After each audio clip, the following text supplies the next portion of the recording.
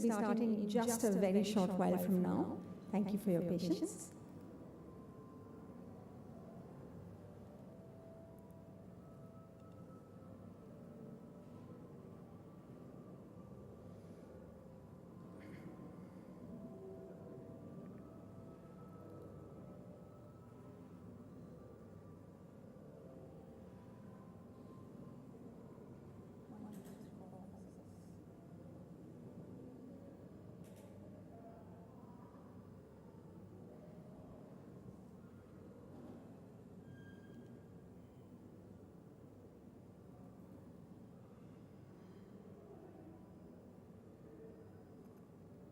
One, two.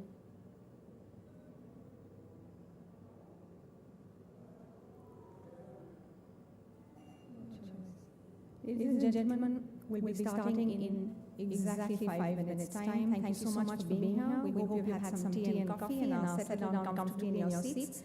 We have a packed day full of visionaries, leaders, policymakers, government representatives and ministers, and we're sure you're going to take a lot away from your time here. So thank you so much for being with us. We'll be starting in just a short while.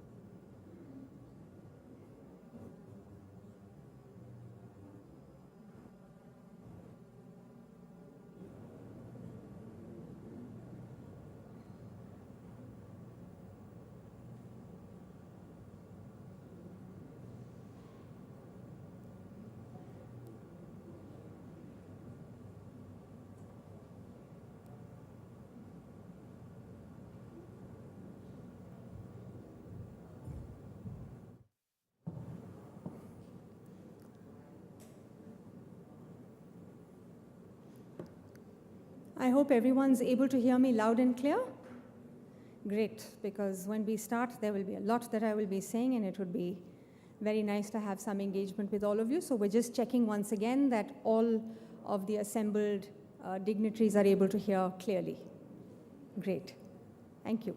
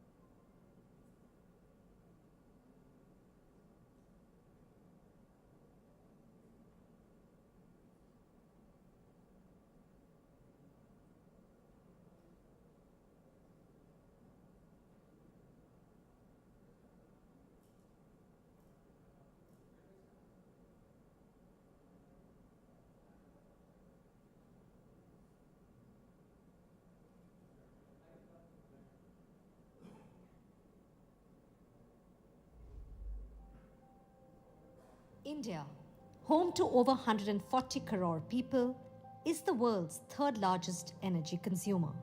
Our growing needs are still largely powered by fossil fuels, and the result? Choking cities, strained ecosystems, a climate on the brink. Sustainable fuels are no longer optional. They are essential for our health, our economy, and our planet. India is turning crisis into opportunity with biofuels and green hydrogen leading the charge. They turn waste into wealth, reduce emissions, and bring energy solutions closer to our farms, villages, and people. This is energy for the people and by the people. This year, India has already met its target of 20% ethanol blending, ahead of schedule. Now we are accelerating towards even bigger goals. 50% non-fossil fuel capacity by 2030. A national push for green hydrogen and sustainable aviation fuel. Rural innovation powering urban transformation. Bharat आज दुनिया के उन गिने चुने देशों में है जो टेक्नोलॉजी के जरिए यूजर एक्सपीरियंस के नए स्टैंडर्ड सेट कर रहा है। हम सेफ्टी, एफिशिएंसी और सस्टेनेबिलिटी पर भी उतना ही फोकस कर रहे हैं। हम सस्टेनेबल एविएशन फ्यूल्स की ओर बढ़ रहे हैं, ग्रीन टेक्नोलॉजीज में निवेश कर रहे हैं, कार्बन फुटप्रिंट्स घटा रहे हैं। हम प्रोग्रेस और प्लेनेट की सुरक्षा दोनों सुनिश्चित कर रहे हैं।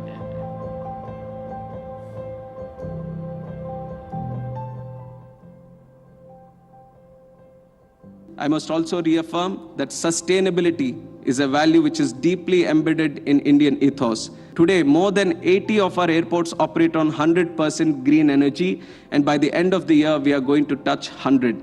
And with over 750 million metric tons of available biomass, India has the capacity to become a global leader in SAF production.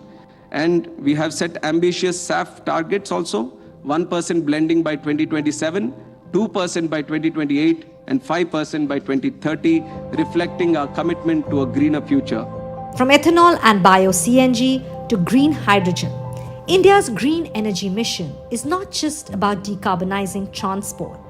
It's about empowering rural economies, securing energy independence, and protecting the future. Welcome to GreenRev 2025, where policymakers, innovators, and change makers come together to shape India's sustainable, net zero future. With leaders like Nitin Gadkari, Ram Mohan Naidu, and Prahlad Joshi, we spotlight the fuel revolution that starts in our fields and transforms our future. It's time to power India sustainably, boldly, and together. GreenRev 2025, revving India's biofuel revolution.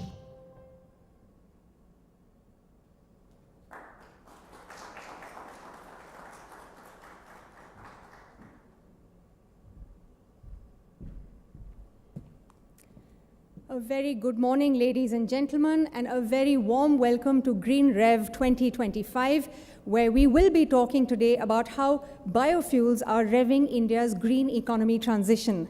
I'd like to start the morning's proceedings by inviting on stage Dr. Murgesh Nirani, Founder Chairman, MRN Group, Ashwini Srivastav, Joint Secretary, Sugar, Anurag Saragi, Executive Director, BPCL, and from the NDTV, Group Executive Editor, Vishnu Shom, and Senior Managing Editor, Vaishali Sood, for the ceremonial lighting of the lamp.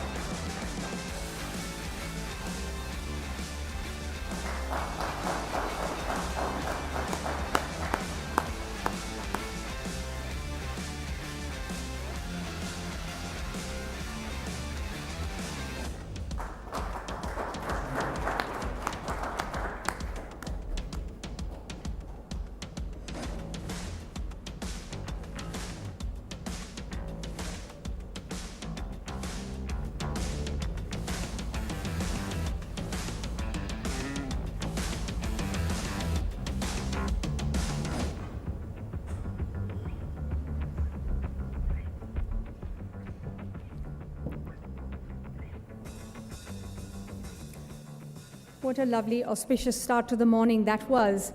Now, as recently as 5 years ago, terms like biofuels, green diesel, ethanol, compressed biogas, and renewable feedstocks might have sounded like futuristic jargon, concepts straight from the pages of an H.G. Wells novel, actually.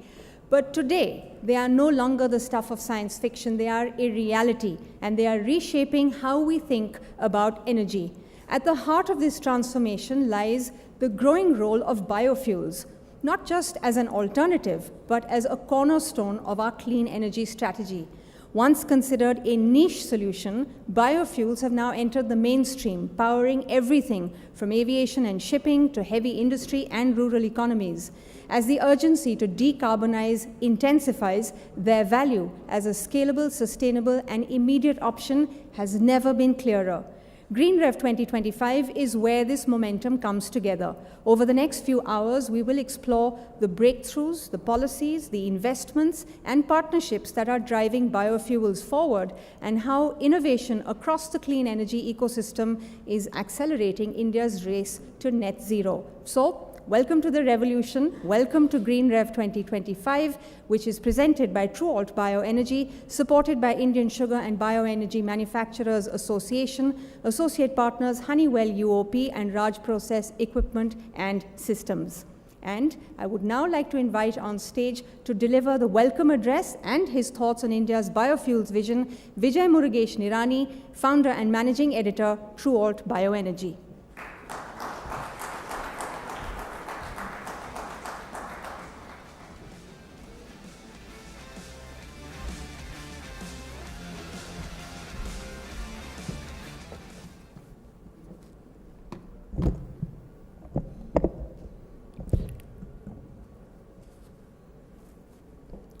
Good morning, ladies and gentlemen, distinguished guests, partners from NDTV, fellow changemakers, friends. It is my absolute pleasure to welcome you to the very first edition of GreenRev, our flagship platform to spark conversations, share solutions, and inspire action in the bioenergy revolution. They say the best time to plant a tree was 20 years ago, and the second best time is now. Well, the best time to switch to clean energy was yesterday, but yet, since we missed yesterday, today doesn't look bad too. Today marks the start of something special, not just for TruAlt Bioenergy, and not just for India, but for the planet we all share. Because what we are beginning here is not just the conference, it's a movement that will define how 1.5 billion of us live and breathe in the decades to come. Let's begin with the big picture. India is one of the fastest booming economy, and we are growing at the speed of light in literal sense. The global energy demand is set to grow by over 25% by 2040. At the same time, to avoid a catastrophic climate change, we need to cut global CO2 emissions nearly in half by 2030. That's like being told, you must eat a lot, and yet at the same time lose 10 kilos of weight. The truth is, fossil fuels still make up over 80% of the world's primary energy supply. And in 2024, global energy-related CO2 emissions hit 37 billion tons, the highest ever recorded yet. And we're breaking our records each year. Now, biofuels alone are not just a magic wand, but they can replace up to 65% of petroleum use in transport by 2050, according to the International Energy Agency. And unlike solar and wind, which are intermittent, bioenergy is a reliable, storable, and transportable fuel. India in 2025 is the story of the world. About 1.5 billion people, the fastest growing major economy, a thriving startup culture, enough entrepreneurial spirit to launch a unicorn before lunch. Now, as we have seen the era of how the fossil or the energy transition has happened, right from your era of coal to crude to renewables, now is the time for bio. And we are all geared to welcoming the bio revolution. We as a country are on our way to becoming a $5 trillion economy. But here's the catch.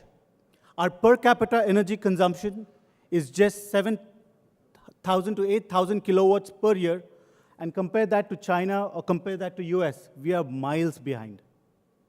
And we have one of the highest population. The growth opportunity in the energy consumption is humongous. The opportunity for energy diversification is humongous.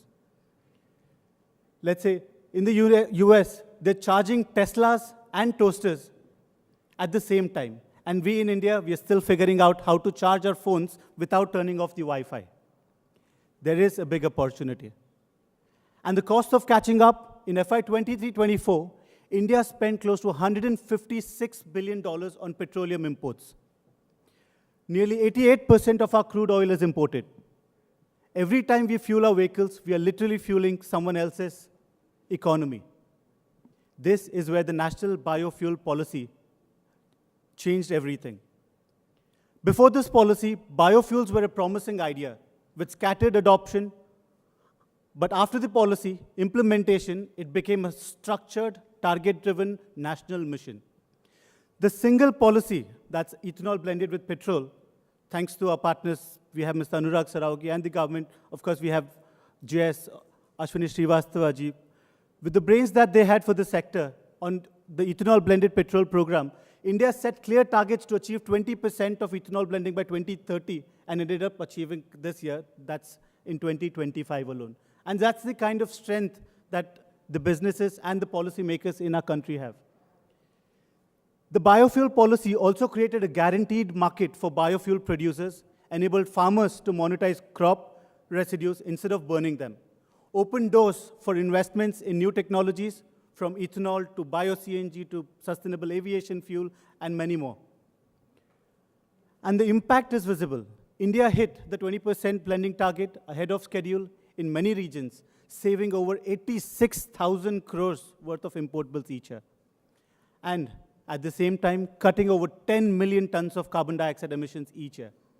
From sugar mills to grain processors, from logistics to engineering companies, the entire value chain is benefiting. And when a farmer earns from selling agri residue instead of burning it, that's a win for both livelihoods and the environment.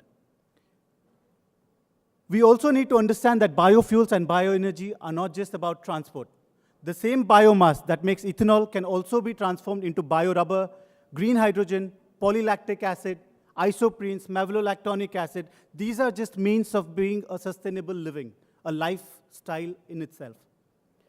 These materials go into everything from biodegradable plastics, medical products, from tires to textiles. And we're not just replacing oil in fuel tanks. We are replacing oil in the chemical plants, factories, and manufacturing lines.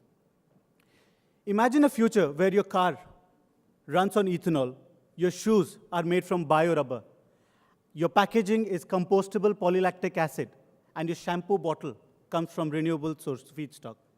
That's the circular bioeconomy that we're talking about. Let's talk about flying.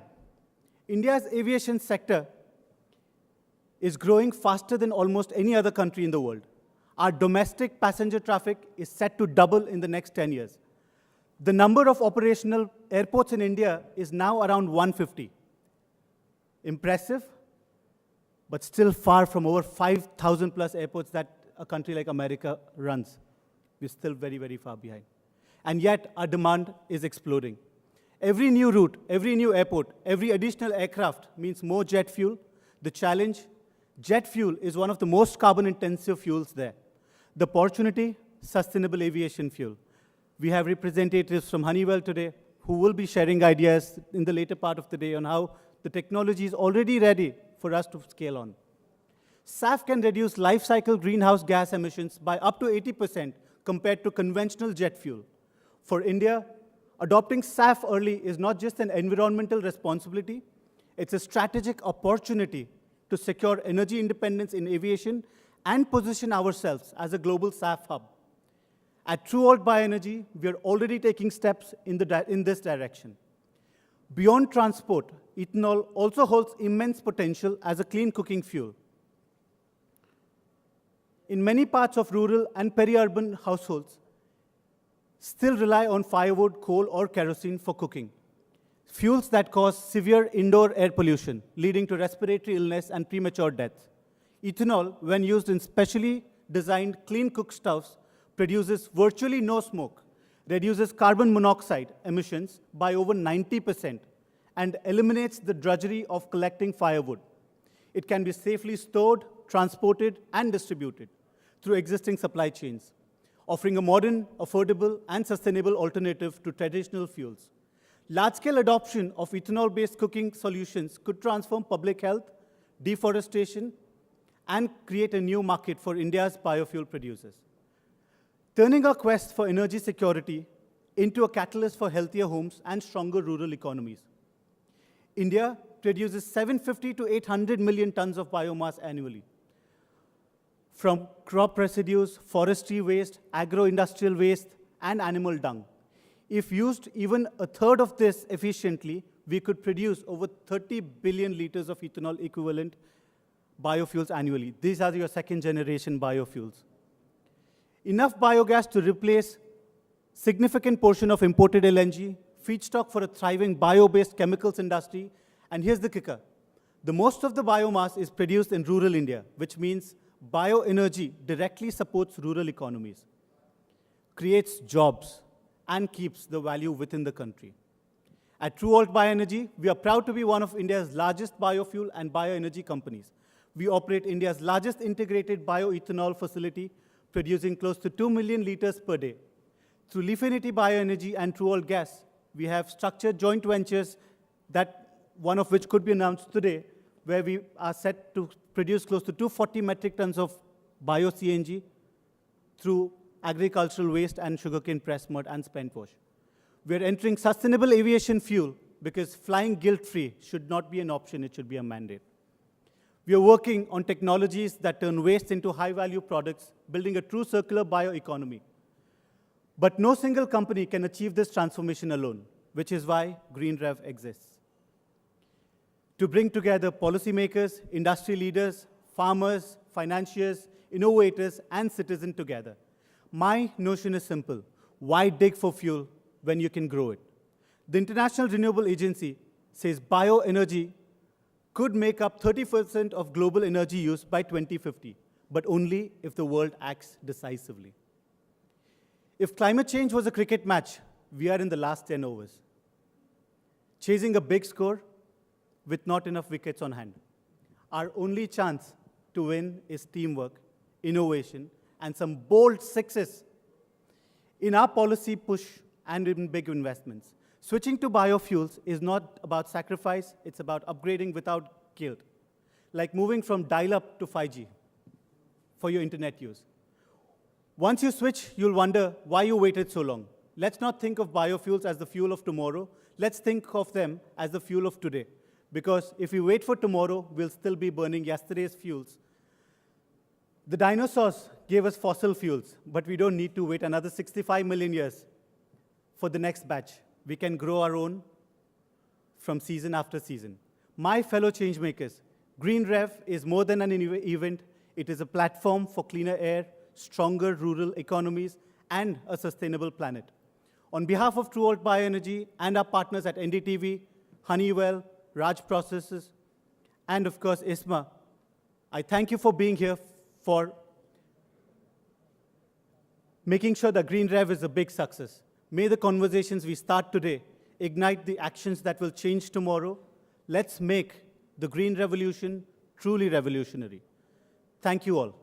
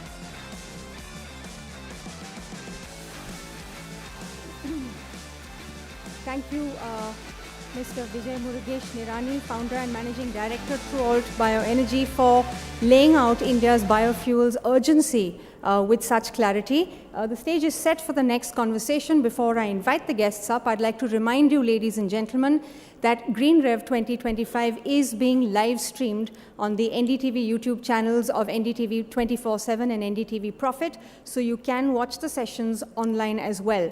Now, on to our first panel discussion for the day. What began as a policy-driven push is rapidly becoming a market-driven movement. From E10 to E20, from sugarcane to stubble, ethanol is no longer on the sidelines. It's front and center in India's clean energy playbook. This panel brings together insightful voices from policy to industry to explore the journey, the challenges, and the breakthroughs in making ethanol a mainstream fuel solution. I'd now like to invite on stage Anurag Saraogi, Executive Director, BPCL, Ashwini Srivastav, Joint Secretary, Sugar, Department of Food and Public Distribution, Deepak Balani, Director General, Indian Sugar and Bioenergy Manufacturers Association, Naveen Soni, former President, Lexus Toyota. They will be in conversation with my colleague, Suchetna Ray.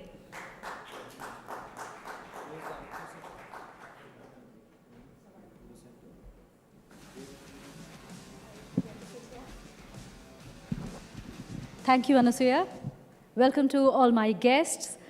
In this panel on ethanol, from mandate to mainstream, that's our topic. We will focus on India's transition in ethanol blending from policy targets to now widespread reality. And in the process of our discussion, we'll focus on a few topics. For example, overcoming barriers in flex fuel vehicle adoption, incentives, retail infrastructure limitations of ethanol, and scaling production sustainably through crop diversification. Joining me for this very interesting discussion today are Anurag Saraogi, Ashwini Srivastav, Deepak Balani, and Naveen Soni. Thank you, all of you, for taking the time out today. I'd like to begin this conversation with a question to Mr. Srivastav. You know, this is the most important question perhaps for the day, which is that ethanol offers opportunity to reduce India's sugar surplus and also benefit farmers. So what efforts are underway to encourage sugarcane growing farmers to participate in ethanol-linked cropping strategies?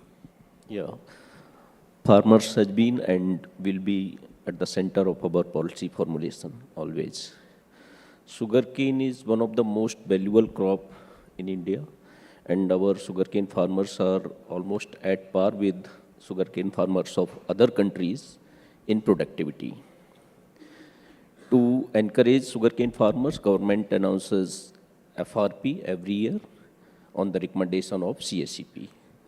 The calculation of FRP is based on imputed cost of sugarcane, including input cost, family labor, then transportation cost, and also an upfront margin of, for this year it's around 81 rupees. Government has already announced FRP for coming sugar season, that is rupees 355 per quintal. Right. Then sugarcane farmers payment. Now we are at historically low level, lowest level. Yeah. And for previous sugar season, 23-24, already 99.9% payments have been made by the sugar mills to sugarcane farmers. In current sugar season, it's 95%. Out of 101 lakh crore rupees, 96,000 rupees have been paid by sugar mills to our sugarcane farmers during current sugar season. Then for sustainability, government is promoting per drop more crop scheme, that is for micro irrigation purpose. At present, coverage of micro irrigation in sugarcane cultivation states, basically Maharashtra, Karnataka and Tamil Nadu, it's about 30%. But in Telangana, it's 70%. So subsidies available under per drop more crop scheme, 55% subsidy for small and marginal farmers, and it's 45% for other farmers. Okay. So adoption of micro irrigation and mechanization use of AI, that is the key for sustainable sugarcane growth. Right. Thank you. This clearly hectic policy action, executive action that's been taken on this front.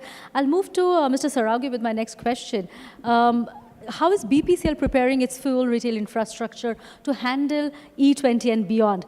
If you could touch upon the main operational challenges that perhaps come in the process of scaling ethanol blended fuel across urban and rural India. So at the outset, let me thank Nirani ji and NDTV for giving this opportunity. Coming to the question, let this not be a reality for only BPCL. I think there are multiple stakeholders in the entire event and the fellow OMCs, both Indian Oil and HPCL. So whatever I would be talking is on behalf of the oil marketing companies. You are already saying E20 and beyond. Right. We are still to settle with E20 because it has just come in the current year. And let me take you back a little, 2-3 years back, when we were having only an availability of about 350 crore liters, Yes. which would not have done where we are today. And in that, the contribution of both, not really from the OMC side, we come a little later than the distillers. So I would like to compliment ISMA and the grain-based distilleries for making it happen. More than we are recipients of the ethanol that they produce. So we only did one good thing over then, that we signed a few long-term agreements to help the industry to develop. So sugar was already there and the grain pitched in with this kind of movement. Today, you will be surprised that in the current year, oil marketing companies, other than the private companies, have contracted 1,132 crore liters already. Right. And in the Niti Aayog report of 2020 to 2025, the figure which was desirable at that moment of time was 1016. Yes. So we have exceeded that number. I think that deserves a big compliment to the distillers who are sitting here and the producers. Of course. Not to undermine any capabilities of Department of Food and Public Distribution, JS sir, we fondly call them mother of all distilleries. So the mother has taken care of the children very, very well. Correct. So coming to the supply chain side of it, they provide ethanol as per the specs that we want, which is good for blending into petrol. There are other qualities also, the industrial alcohol side and the after 8 p.m. side. That is also there. Right. So what we get, we pre-blend it at the terminals. Yes. And then only it goes to the petrol pumps to deliver. So you require a little bit of change in this entire structure. Oil marketing companies, in order to handle the larger volumes of ethanol, have increased the storage capacity, have changed the ethanol pumps at the terminals. We have been handling lorry after lorry. There are large number of lorries, you say, about, I don't know, these guys will tell better because they manage it. So many lorries to come in and to handle. Now, when we talk about going beyond, all this will have to be only improved a bit in the sense that if for 20% you are handling X, for 30% you will handle 1.5X. So oil companies will have to do a little bit of more work both at the terminals and the petrol pumps or the retail outlets to handle the larger ethanol quantity and the larger, the bars. One thing which is going to be very critical in this arrangement would be the consumer side of it, which means when we think beyond E20, we should also think of vehicles which can be like flex fuel vehicles and all. So that would be my summation. Right. And we have become largely impatient because 30 the target has been achieved in 25. But let me only, let's take a pause and say that it will be about 2 years that we can go to the next level because oil companies, distillers, vehicles and all will have to come. The entire ecosystem has to develop to take the next leap. Right. Thank you. Thank you. I mean, while we applaud all stakeholders here for helping India meet its deadlines and at times ahead of target, my next question is to Mr. Balani. Can India's sugar mills sustain ethanol production at E20 levels and beyond without impacting food security? Thank you. Thank you for having me in this program. In fact, congratulations to every stakeholder on the world's biofuel day. I think everyone has come together and achieved this E20 target way beyond its original target. So I think everyone, obviously backed by the government, the conducive policies. Having said that, the sugar industry itself has a capacity of producing 900 crore litre today. And with grain, it becomes almost 1,800 crore litre. And as Mr. Anurag just mentioned, for 20%, we have required almost 1150. So I believe the capacity isn't a problem. Even with 90 to 95% efficiency, sugar industry itself could provide ethanol of almost 750 crore litre, which is way beyond what is required today. In fact, we have requested, having seen, and ISMA has already come out with an estimate for the next year, and looking at the estimate, we expect the government to at least allocate us 600 crore litre from the sugar sector alone. Yeah. Because, and I believe even we go beyond E20, 22, 25, 27 with the flexi-fuel vehicle, and we have estimated by how much is required by 2030. So I don't think the feedstock is a problem. And the second part of your question, whether we can sustain this and whether we will be able to provide ethanol beyond our requirement of the food. Sugar sector, specifically for last 10 years, apart from 1 year in the between, we have been producing more sugar than what we consume. Sugar industry, specifically the consumption of sugar is almost stagnated or maybe only increasing at a very smaller level. And with a lot of AI techniques, a lot of productivity, and also we are looking at a lot of ways how we can enhance the yield of the farmer. We are looking at an enhancement of the productivity, yield, and the production of sugarcane. And I think way beyond, we will be continuously growing more sugarcane than what we require. So I think we can perhaps, in a longer run, divert more for ethanol for petrol blending. Right. At this point, let's get in an automaker's view. Do you think Indian consumers are ready for ethanol-powered vehicles, and what role do you think OEMs can play in this, in educating the market? Sure. Thank you so much for inviting us. I think it's a joint responsibility of all stakeholders sitting here. It's a very well blended panel, I would say. You know, we have the OMC, we have the government, we have sugar makers, and I represent the automakers. If I were to borrow a phrase from what I've been reading Mr. Balani saying, it's a national imperative, I would like to say it's an irreversible national imperative. Right. You know, because we have this commitment that we have to make these vehicles more and more green and more environmental friendly, right? For a consumer point of view, what are the things that you raised the question of food security versus energy security to him? That's something very important which the government also has to consider. And from a consumer point of view, he has to consider whether it's the environmental impact versus the economic impact. So when we are talking about these vehicles, you know, whether it's FFVs or any other class of vehicles which is capable of handling more and more ethanol blends, the important thing is that, you know, there will be cost implications. You know, you're adding something to the vehicle to make it more compliant. Now, the government obviously has many tools available with them, whether it is GSTs or whether it is any other ways. The government also has, you know, tools like CAFE compliance, what is the treatment given to these vehicles. All in all, I think if it is a synchronized effort between all the four stakeholders sitting here, I think it is very much possible the consumer will start seeing the benefit in the long run. Of course, environment is important, but as I said, you know, for him, it is the environmental impact versus the economic impact. Right. So from that point of view, if he is doing a good balance between the two, I think he or she would be definitely committed to, you know, follow this path and go a long way in this road towards a greener future. Right. From here, I'll come to Mr. Saraugi. You did touch upon the angle of the consumers. What would it take for ethanol to become a mainstream alternative, not just in blending, but also, say, in standalone use cases such as flex fuel vehicles? Right. So, I think standalone or only ethanol, I mean, that's one thing. When you hear E100, you should actually see it.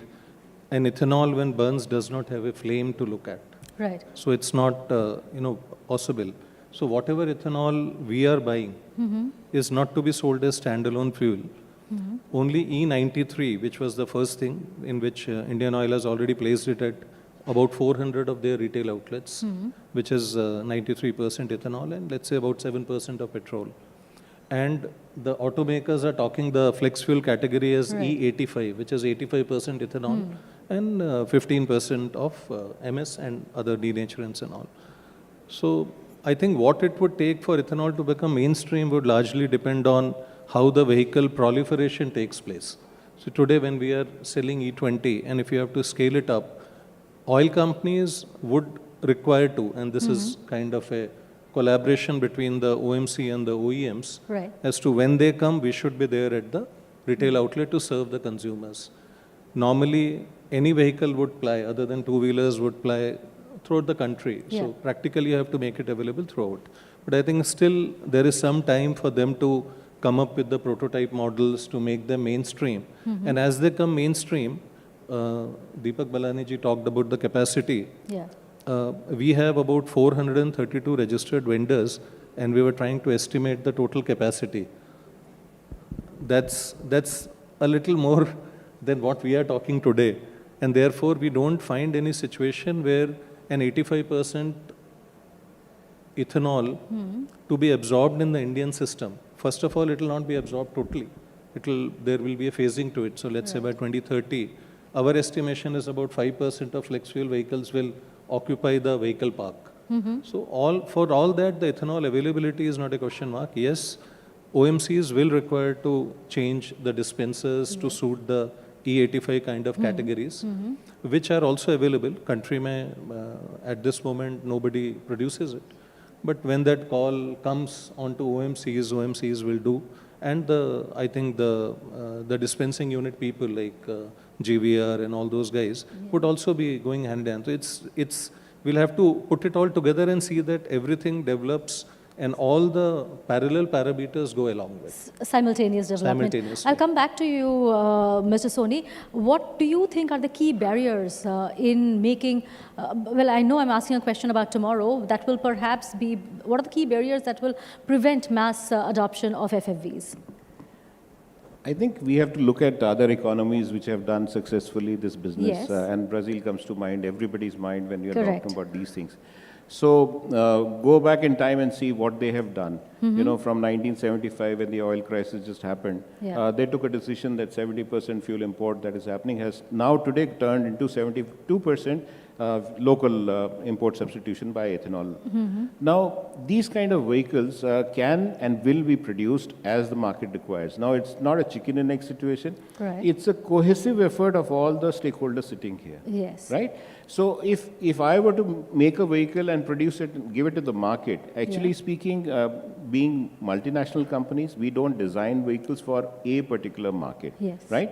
So, from that point of view, even the vehicles that we were selling way back in 2015, if I'm not wrong, were compliant to E20, right? So offering these technologies at to the market without having any adverse impact on the vehicle, it's technically called as over-engineering these vehicles. So it is possible to offer these technologies, but provided there is a clear roadmap which defines what is the guideline, and I think that is what is happening, and that's the success behind E20 pull forward, if I could say, you know, because all the stakeholders in the room have committed themselves to seeing that this program becomes a irreversible, successful program.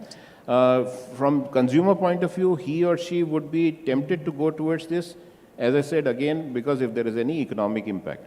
But as the government or the sugar-making companies would be concerned, it is food security versus energy security. Right?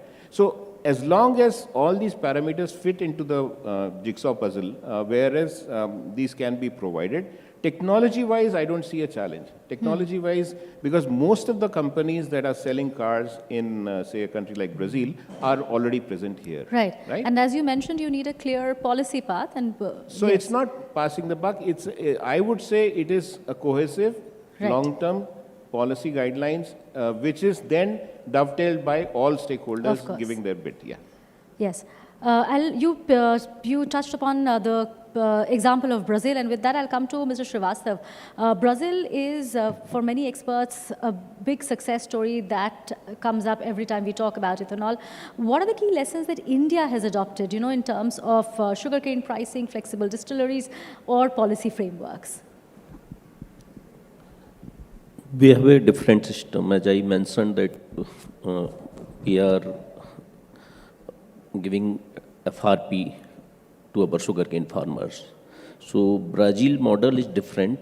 Only lesson we can learn that is adaptability of flex fuel vehicle. Because our model is totally different. So maybe in coming roadmap, we can plan, we can decide about acceptance of flex fuel vehicles, and we can move beyond 20% ethanol blending. But right now, our model is different and unique. Right. Thank you. Mr. Saraugi, are there any lessons from Brazil that can be indigenized for oil marketing companies? As Ashwini sir mentioned that each model is different. Actually, biofuels is something that should suit your country and not copying from any other country. Brazil had or has a lot of sugarcane, and therefore they went into sugarcane. Similarly, US, lot of corn, so they went into corn. I think India is a good blend of sugarcane and maize and other crops. Not to undermine Brazil, I was recently preparing something, so I noticed that Brazil has a 600 crore liter distillation capacity for maize. That was a little bit of surprise. So even the countries are suiting themselves, and that brings you to the question, if sugarcane goes beyond a point, then almost switching over to the other crops. Right. So from the oil company perspective, if you say Brazil has adopted ethanol very, very well, in sense that ethanol today of the total gasoline pool should be about 48-49%. And that doesn't mean that they are blending E48, they are blending E27, and they are also selling hydrous ethanol. Right. Initially, it must be a surprise. It was a surprise to me that ethanol with water can get into the cars and still work. So coming back to India, we need to take those steps. We have taken much faster steps. Need to pause a bit and see how the total ecosystem develops. From a feedstock perspective, sugarcane, rice, maize, which are the normal feedstocks. BPCL is also doing a R&D pilot for sweet sorghum, which is not yet adopted into the mainstream, but as we move forward, it will be adopted. So India will always be unique in terms of its own requirement and suiting it. He mentioned that technology is not an issue. Balaniji mentioned that capacity is not an issue. Overall policy support from JSR, from the government already exists. And therefore, I should also mention that OMCs will not be an issue.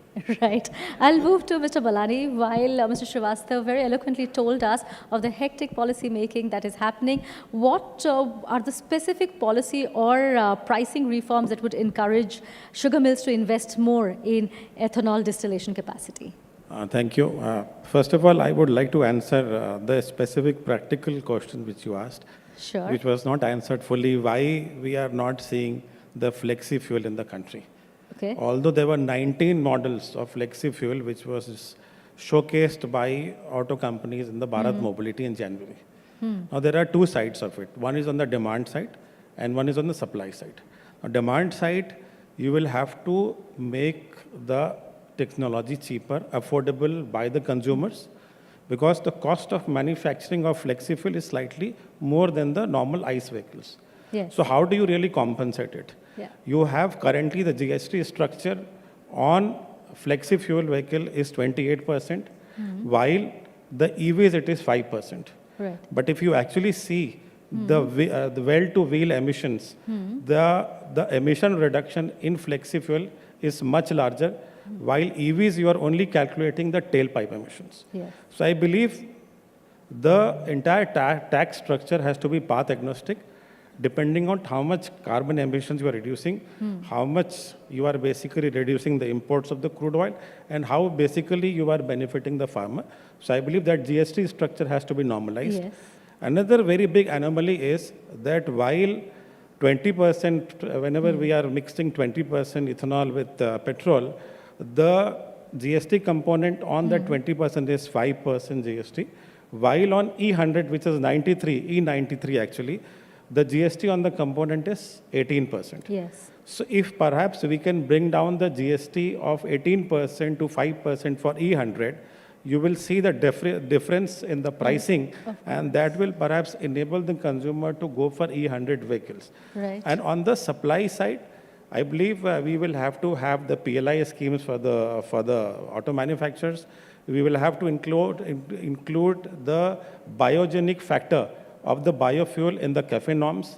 Also have a scheme like EV has, a FAME scheme, which will perhaps bring down the cost of manufacturing incentive for the manufacturers so that they can come out with the flexi-fuel vehicles. So these are some of the things which needs to be done by the government. Then only we'll see the flexi-fuel and smart hybrids on this. On the second part of your question, see, basically, as I said, we have enough capacity. The sugar industry is ready to provide 600, 700 per liter, but it completely depends on the pricing. Right. Since 22-23, every year we have to pay more FRP. FRP is increasing every year. We are completely for it. We want the farmers to benefit. Right. This is a program which has benefited farmer, enhanced the income. But at the same time, my input cost, which is also decided by the government, and my output cost, which is the cost of the ethanol, is also decided by the government. Right. So I believe if the government is increasing my input cost, which is my raw material, there has to be a corresponding increase in the ethanol cost. Right. And even a bare bone cost, if I only take the cost of the sugarcane, the FRP, the difference is still 6 to 7 rupees per liter. Right. So we are expecting this time at least the government, all the stakeholders will come together and make sure that the sugar industry is viable, because if we are viable, we will be able to pay to the farmers on time. So that is something which is very, very important. While Mr. Srivastava, I'm sure, is taking notes from whatever you're saying, but the demand for GST and tax incentives has been a long-standing demand, and we really hope that Ms. Seetharaman, when she starts her budget consultations in December, she will give a patient hearing to that. My next question is to you, Mr. Soni. From an automaker's perspective, what are the specific incentives or regulatory clarity that you will look for?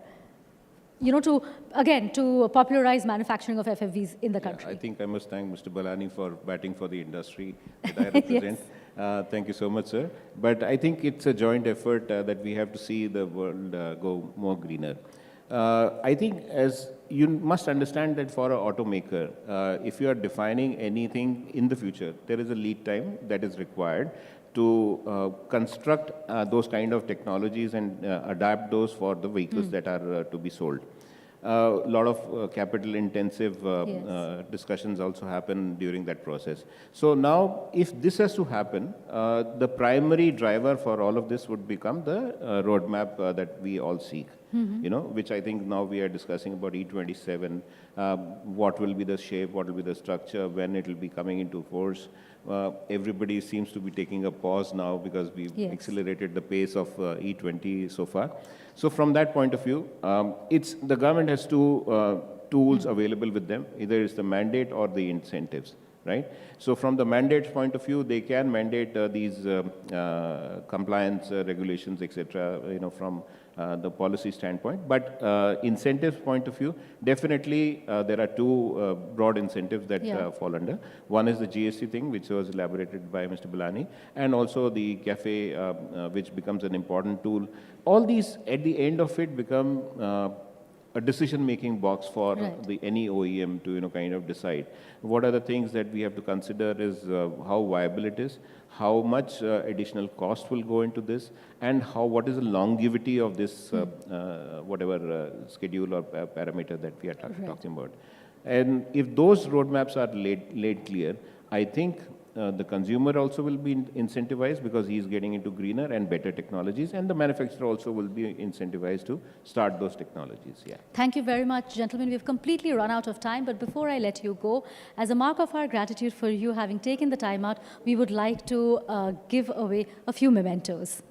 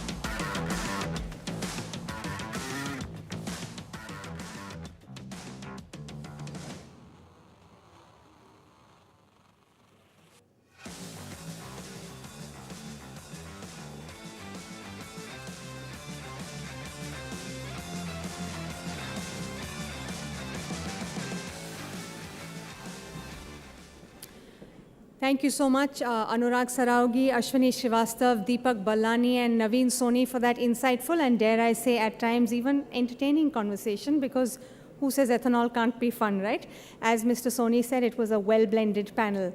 Up next, we turn our focus to compressed biogas, or CBG, a powerful solution at the intersection of waste management, clean fuel, and rural economy.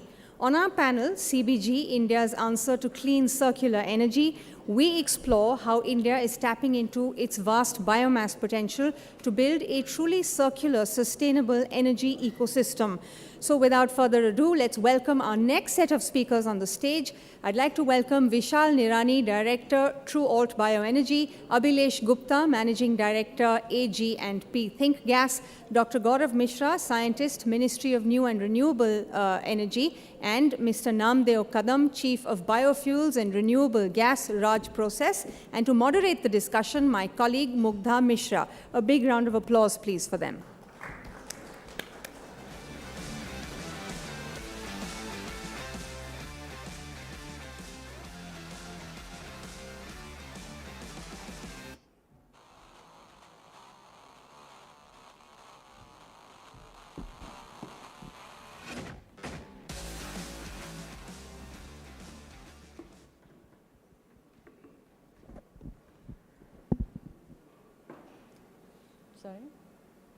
Sorry?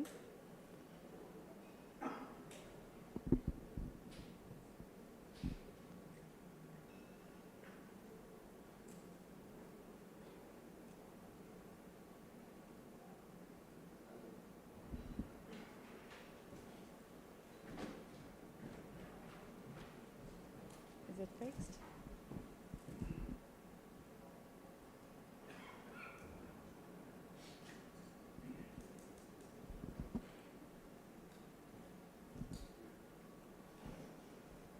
Rolling.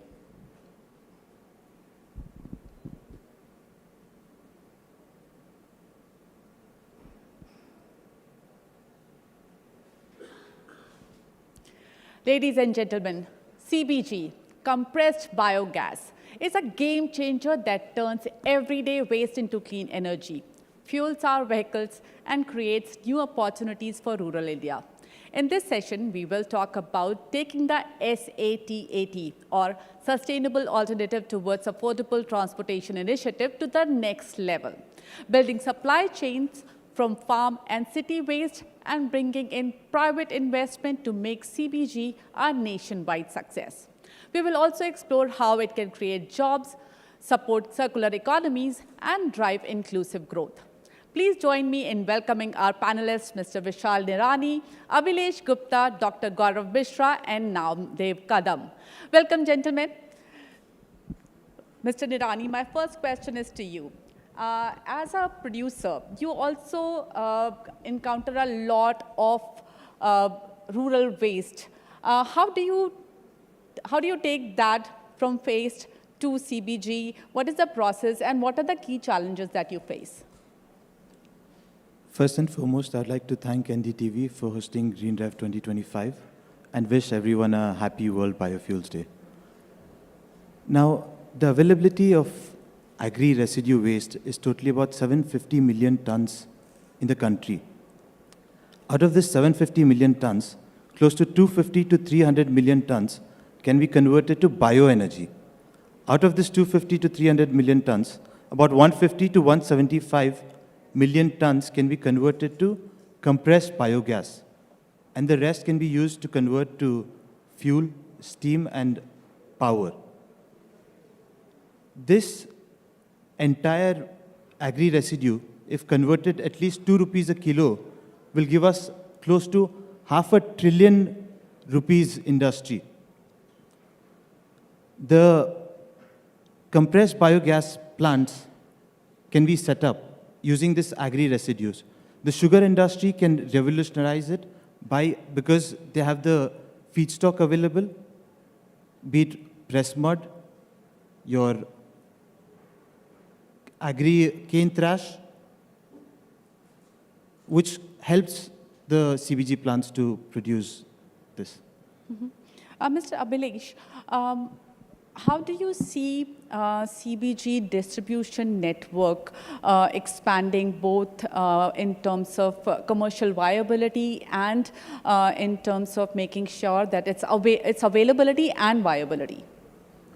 Yeah, thank you, NDTV. And our company is 100% foreign direct investment in city gas distribution. And we are largest CBG buyer in the country today in the CGD industry. So I've seen this industry grow in last 4 or 5 years. And as Mr. Nirani has said, it has a huge potential with respect to converting it to a industry which is basically generating employment as well as providing wealth to the rural economy, and also solving the problem of our import dependence on the natural gas. However, there are certain challenges which we see that which are required to be taken for offtake of CBG. And I am pretty sure that whatever we are producing today in CBG, 100% is not consumed, 100% is not offtaken, because of lot of impediments which are there in off-taking that. So these solutions which are available with respect to how do you ensure that 100% CBG which is produced is off-taken, there are multiple things, multiple policy changes which are required. Problem here is that I have seen that there is no synchronization between different ministries while you are talking about promoting CBG. While there is a huge focus by Ministry of Petroleum and Natural Gas, mandate is also there. But I don't see that there is a sync with respect to Ministry of Finance. Because unless and until these tax challenges are adhered to and CBG is not injected in the pipelines, it is not going to ensure that 100% CBG can be offtaken. So somehow we have to ensure that CBG, once it is produced, or biogas in the biogas, it has to be injected in the pipeline network, and then you can remove certain difficulties which otherwise people are facing.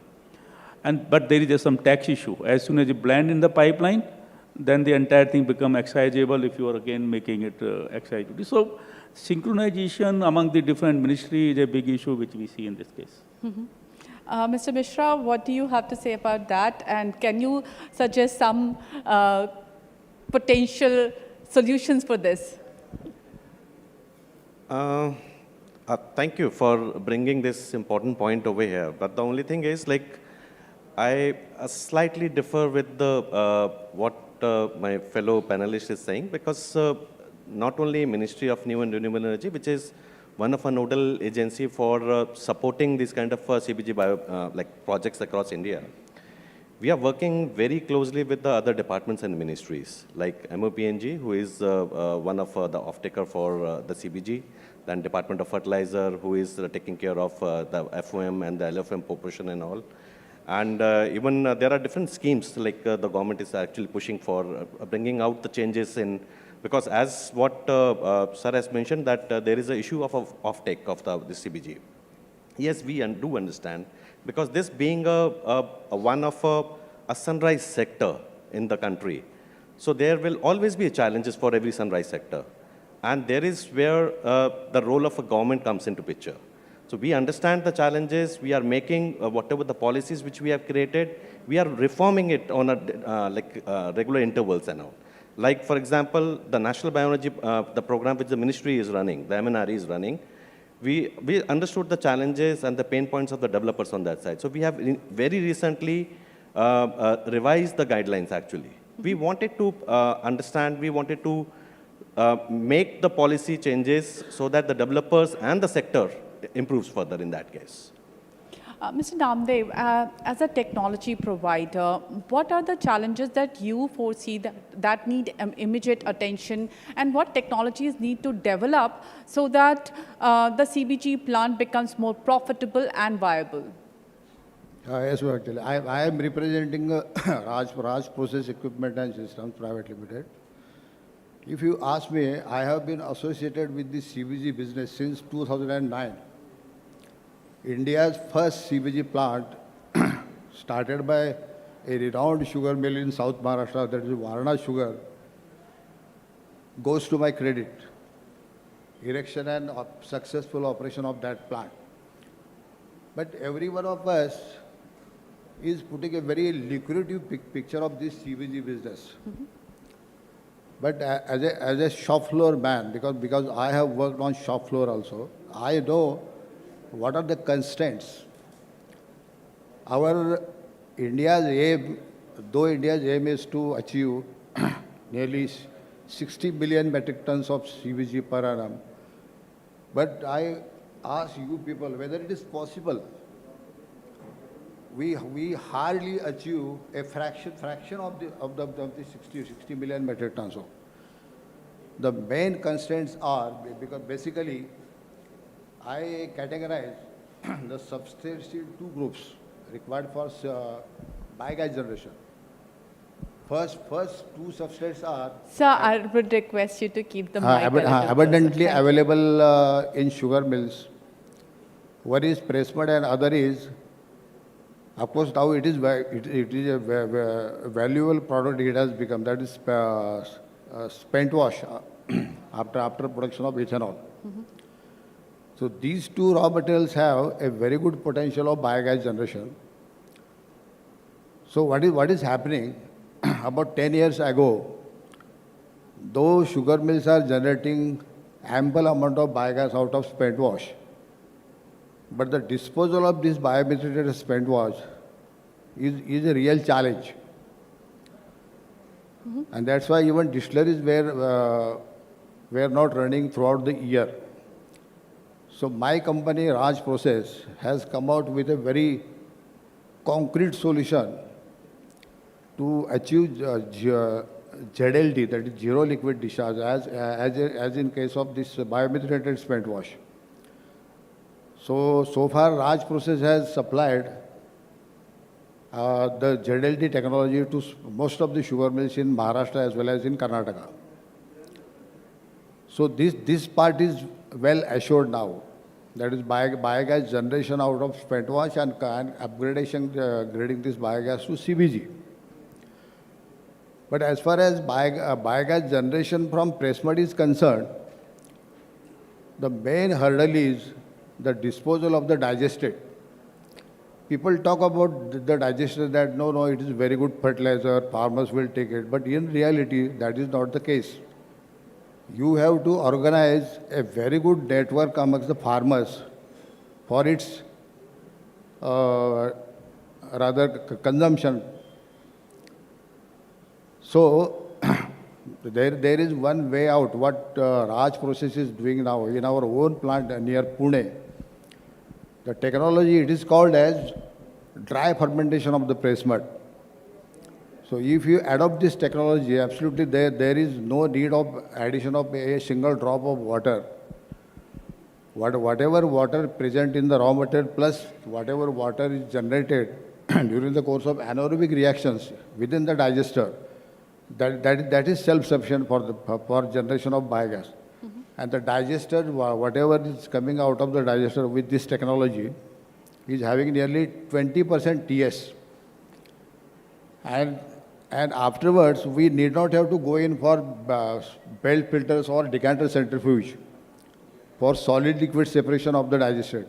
It will directly go to a blender where some additional organic matter having nearly 80 to 90% TS will be blended, and eventually the FOM, that is fermented organic manure, will be directly given to the farmers. Since another area where Raj Process has an expertise, that is drying technology. So we are thinking to go one step ahead. How to dry this FOM, which can be bagged. So this is one part. Now, another substrate for biogas generation is agricultural residues. And top of that is the paddy straw. So that way paddy straw has a very good potential of biogas generation, but it is a Herculean task to take it out. To first of all prepare the raw material. Last month, actually, I had an opportunity to visit, I don't want to name those plants, in Gorakhpur and Prayagraj. The capacity of the plant based on paddy straw is 20 TPD, but they are hardly producing 5 to 6 metric tons of CBG. This is pathetic. And the investment, they have done huge investment. We definitely need to improve lots of processes. Actually, per ton of paddy straw, if it is very well prepared, then you can get about 450 nm³ of biogas. But this is very tough task now, because these plants are crying now. Okay. So we at Raj Process I would like to bring in Mr. Hirani here. Do you think one of the solutions for a better processing of rural waste, agri-waste, and making sure that they get converted into CBG faster, can that be a solution of maybe a CBG complex, which can maybe generate more jobs as well for rural economies? My father's vision has always been to improve rural development. And so this also has been our mission. The sugar industry can play a vital role in setting up these CBG plants. Major reasons is because we have the availability of feedstock. Pressed mud, spent wash, cane thrash is already available. And a typical 10,000 TCD sugar plant will produce close to 4.5 tons of methane gas, which is being let out in the air. This can easily be captured and be generated into compressed biogas plants. So the availability of feedstock is there. Now comes the infrastructure side of it. We have access to land, the sugar complexes or the ethanol complexes. There is access to water. There is access to power connectivity. So the utility is already there. So to invest into the capex is much more lesser in the sugar complex or the ethanol complex. Then we can look after the connectivity with the farmers. The connectivity with the farmers is also well established in the industry. Then comes the skilled manpower to operate these plants. The skilled manpower is also already there. The target that the government of India has to have established 5,000 CBG plants by 2030, the sugar industry will play a major role in establishing this, is what I have to say. Mr. Mishra, do you think we need to have a more deeper public-private partnership to make sure that this vision of having 5,000 CBG plants gets materialized? And also the technological challenges that we are talking about, can government step in and find solutions for those? Yeah, what you mentioned is, yes, for any success of any new sector as such, the public-private partnership is very essential in that case, wherein the support from the government becomes a very, the baseline for providing the kind of the complete support to all this kind of an activity. But at the same time, this public-private partnership plays a very important role in that case. So, and when you talk about the technology per se, yes, there are challenges with the different feedstock as such. For example, if we talk about the paddy straw as such, because in northern area we have a huge issue of the paddy straw, stubble burning and all. But there are successful plants which are working at the grassroots. I'll not name those plants, but in the Punjab and Haryana, there are successful plants which are working on 100% of a paddy straw. So the important part is, if suppose to make any project economically viable, we need to first benchmark the cost of the technology as such. The technology is available, the zeal is available, and the kind of a push from the government is available. It's just like we need to connect the dots for all be it from the offtake side, be it from the raw material providing side, and the technology side, and the kind of the financial push or the support from the government, from the different departments I'm talking about. Be it from for setting up the plants from the capital subsidy form, or as the CBG, if we are talking about, there is a cost which is being provided from, if it is offtaken by any oil and gas marketing companies and all. And the FOM and LFOM, the government is providing the market development assistance on that part as well. So there are, and not only for this, there is the financial support for the biomass aggregation machinery as well.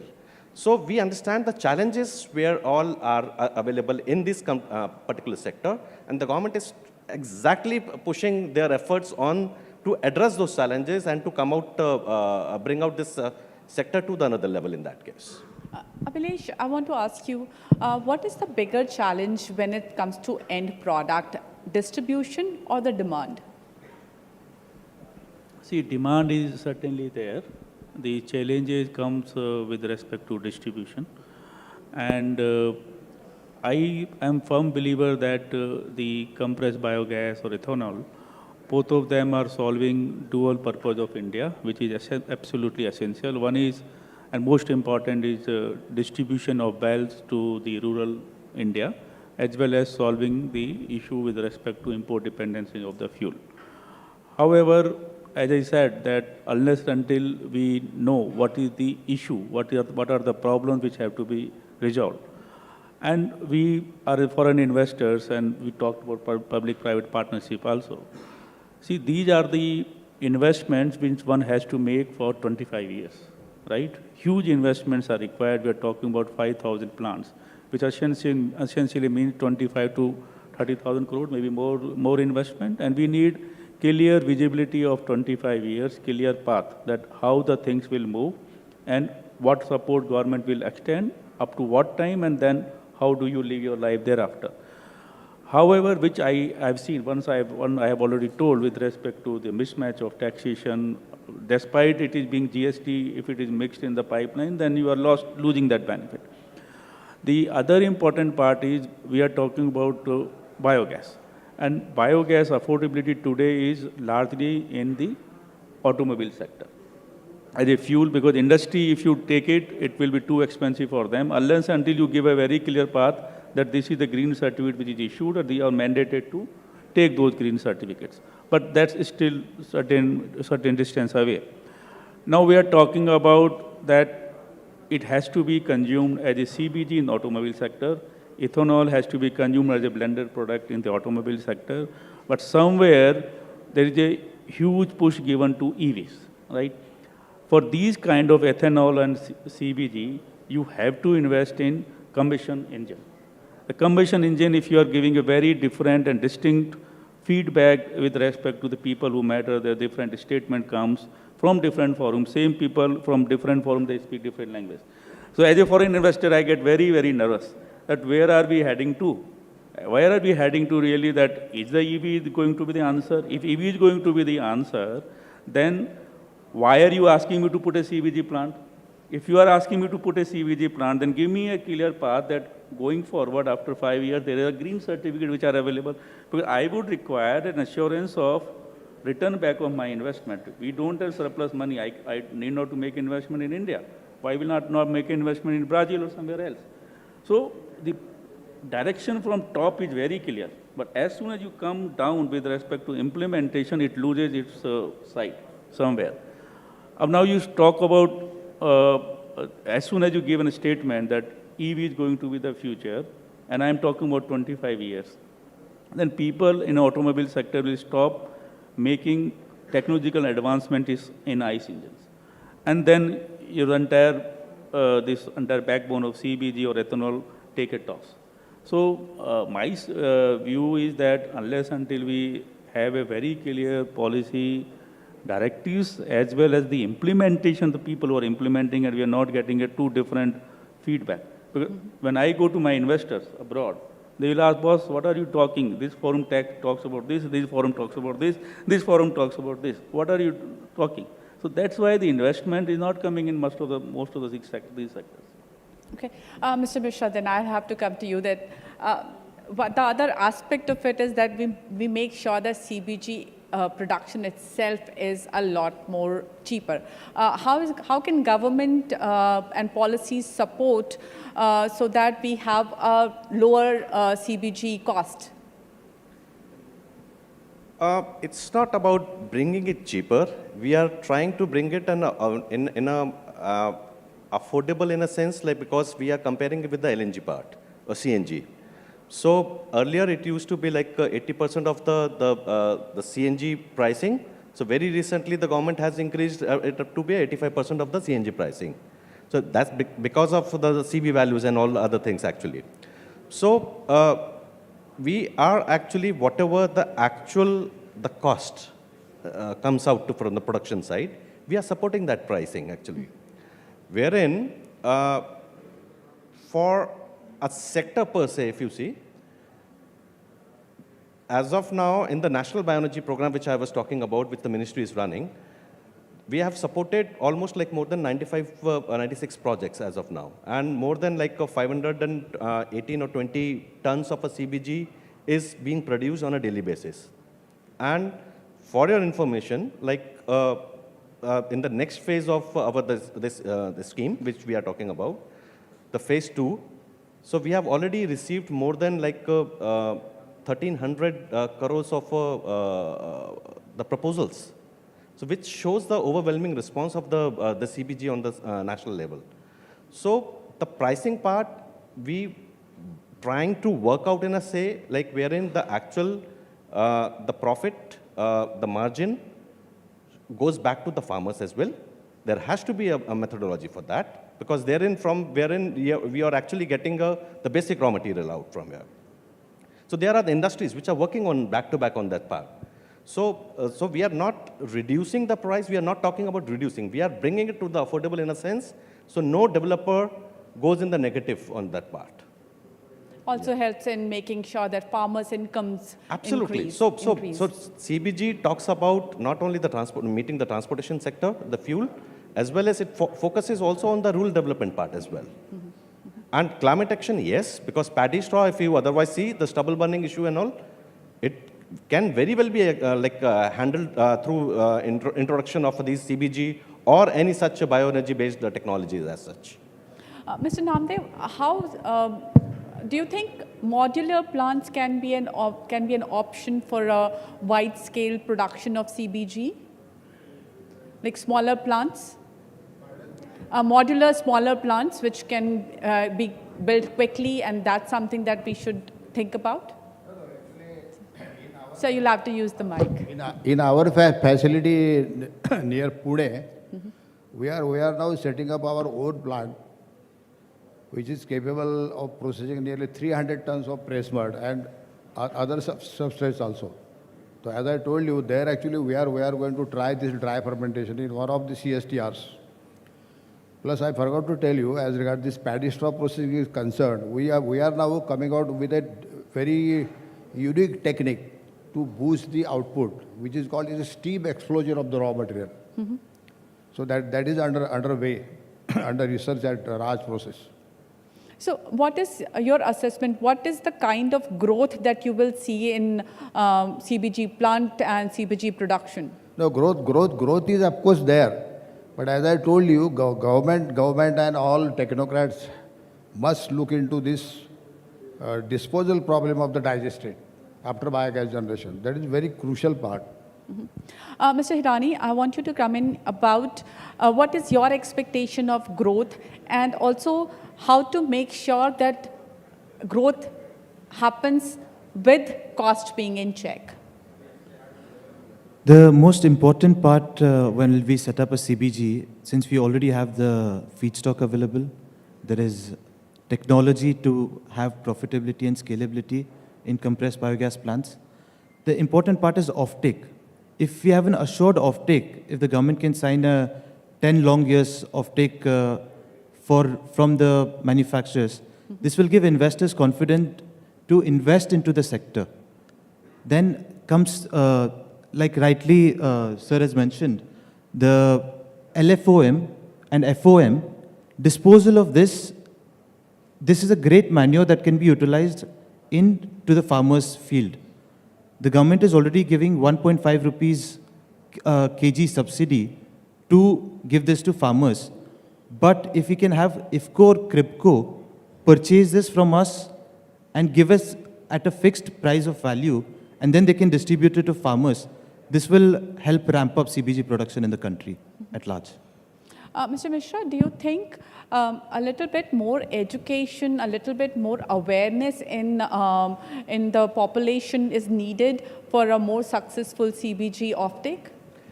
Yes, I do agree with this part, because for this, not only with the developer side, our ministry has actually initiated on a monthly meeting with all the developers, the stakeholders, in particular CBG sector as such. So we are addressing their all kind of challenges and taking it head on hand. If they are having any kind of a issue, so we always request them to bring it on table so that we can address it and take it and can resolve it as soon as possible. This is with the stakeholder part. Wherein, yes, we are reaching out to, through different research organizations, through different, like we have state nodal agencies. So we are reaching out to different the parts of a country through state nodal agencies as well to address what is the benefits of the CBG, which can be passed on to the society, which is at the grassroots level. So for the ministry point of view, if you see, the actual growth is whether I have touched upon the lives of people, have made it some positive delta change in the lives of those society, that's one. Whether through CBG, whether we have addressed the climate action, the pollution level, that is the kind of a growth we are talking about. Of course, we see the success of the bioenergy and specifically on the CBG, yes, it is on the cards for sure. And the government, very clearly I can say, will not leave any stone unturned to make this happen for sure. All right, thank you so much, gentlemen, and I would request you to just stay on, because as a token of our gratitude, we would like to give you a little memento. Thank you so much for joining us today.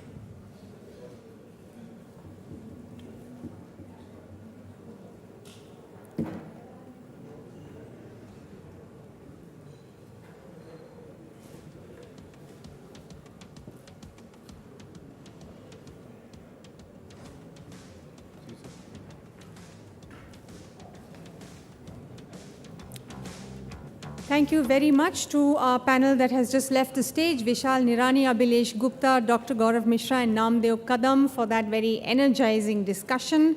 We now move to a conversation that now looks beyond fuels and into the broader potential of India's circular bioeconomy. From advanced biofuels to bio-based products, our next panel is going to dive into innovations that turn waste into wealth and build a more sustainable, self-reliant future. So please join me in welcoming our panelists for our next panel, Unlocking India's Circular Bioeconomy, Advanced Biofuels and Bio-Based Products. Nikhil Moghe, Partner KPMG, Priyanka Dhingra, Lead SBI Mutual Fund, Vibha Dhawan, Director General TERI, Ravi Gupta, Executive Director Sri Renuka Sugars Limited, and Shishir Priyadarshi, President Chintan Research Foundation Adani. And to moderate the conversation, my colleague Suchetna Ray. Please put your hands together for all of them.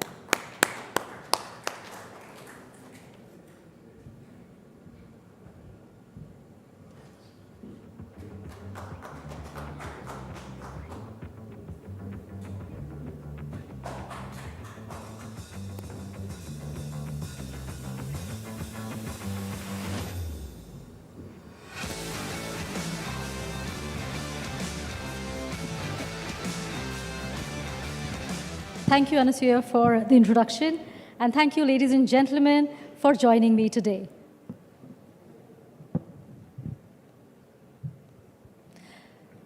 India generates over 500 million tons of agricultural residue and municipal waste every year.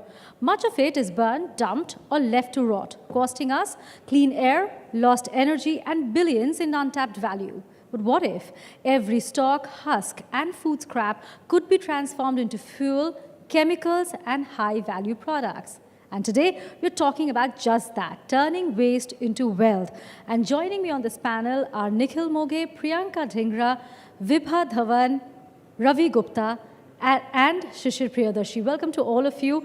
I'll begin this by I'll start this conversation by talking about financing, which in my experience always contextualizes our discussion. So therefore, my first question to Priyanka Dhingra, how do institutional investors like SBI MF currently view the advanced biofuel sector? Is it high growth opportunity or a high risk bet? So first of all, thank you so much for having me on this panel. And I represent the capital markets. And for us, bioeconomy, the whole circular bioeconomy is not only a high risk bet, but also a very high opportunity, high growth bet if the ecosystem develops in the right manner.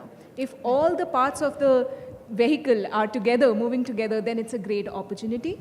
So whether it comes to policy frameworks, whether it comes to offtake agreements, whether it is right pricing of the biomaterials, the ways to collect it, supply chains, and the end user, all of these, and the techno-commercial viability. Right. If all of these are working hand in hand, then definitely it's a huge opportunity. And since this panel is specifically on the biomolecules, I would say that there are so many innovations happening, and I think investors have their eyes on all the innovations. With the right price, I think everything is investable. Okay, I'll move to Mr. Moghe from there. From an advisory standpoint, what business models or financing structures you think can make advanced biofuel projects more bankable for investors? First of all, thank you for having me here. So if you talk of financial structures or business models, see, one of the most important things that any investor would look like is what's the risk and whether that risk is covered or not, right? So there are certain guarantee products which are available in the market, which actually helps the investors to gain confidence. Mm-hmm. And then beyond guarantee products, there are some risk sharing facilities which have been already, defined by some of the global funding institutes for these kind of products, right? Mm-hmm. Which are like in their, I would say, in nascent stages, right? So the products exist. It's just how we dovetail in the Indian ecosystem, yes, right? And to top it up with the Government of India policies, right? So there are already certain policies that are being initiated by MOPNG or MNRE for that matter. Mm-hmm, mm-hmm. And there are certain local policies, right? For example, UPNED has excellent policies. AP has got some excellent biofuel program, right? Mm-hmm. So if all these things can be dovetailed into a single or multiple single products, right? So that can actually work out. That makes the proposition that much more acceptable to investors. I'll move to Mr. Priyadarshi from here.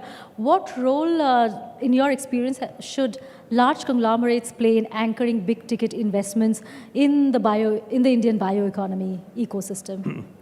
Thank you so much. And like the others, thank you to you and the organizers for getting us here. My answer will probably reflect three different perspectives that I've seen this issue. I think initially more from policy as a civil servant in India.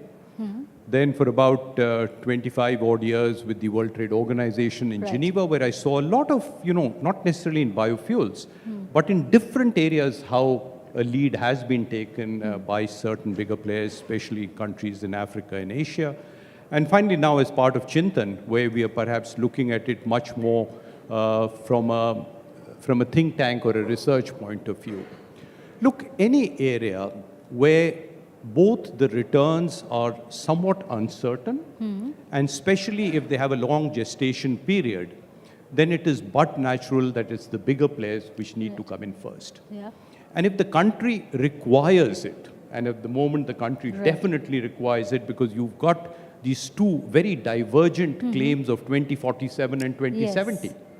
And if you are to match 2047 with 2070, not forgetting that 2047 comes 23 years before, then absolutely biofuels have such a major role to play. But to convert that opportunity, as you were mentioning, into an actual, something on the ground, look, the bigger players will definitely have to be the one off the ground. Because they have the liquidity, they have the capacity to take risk. They also have the capacity, because of their previous experience, for far better and efficient project management. So really, they've got to hold the countries and the biofuel flag high. So validation in the sector will perhaps come from them. 100%. We'll move to talking about innovation as a solution to scale and reduce risk. And there, this is for Ms. Dhawan. Which next-gen biofuel technology holds the most promise for India in terms of scalability and carbon reduction?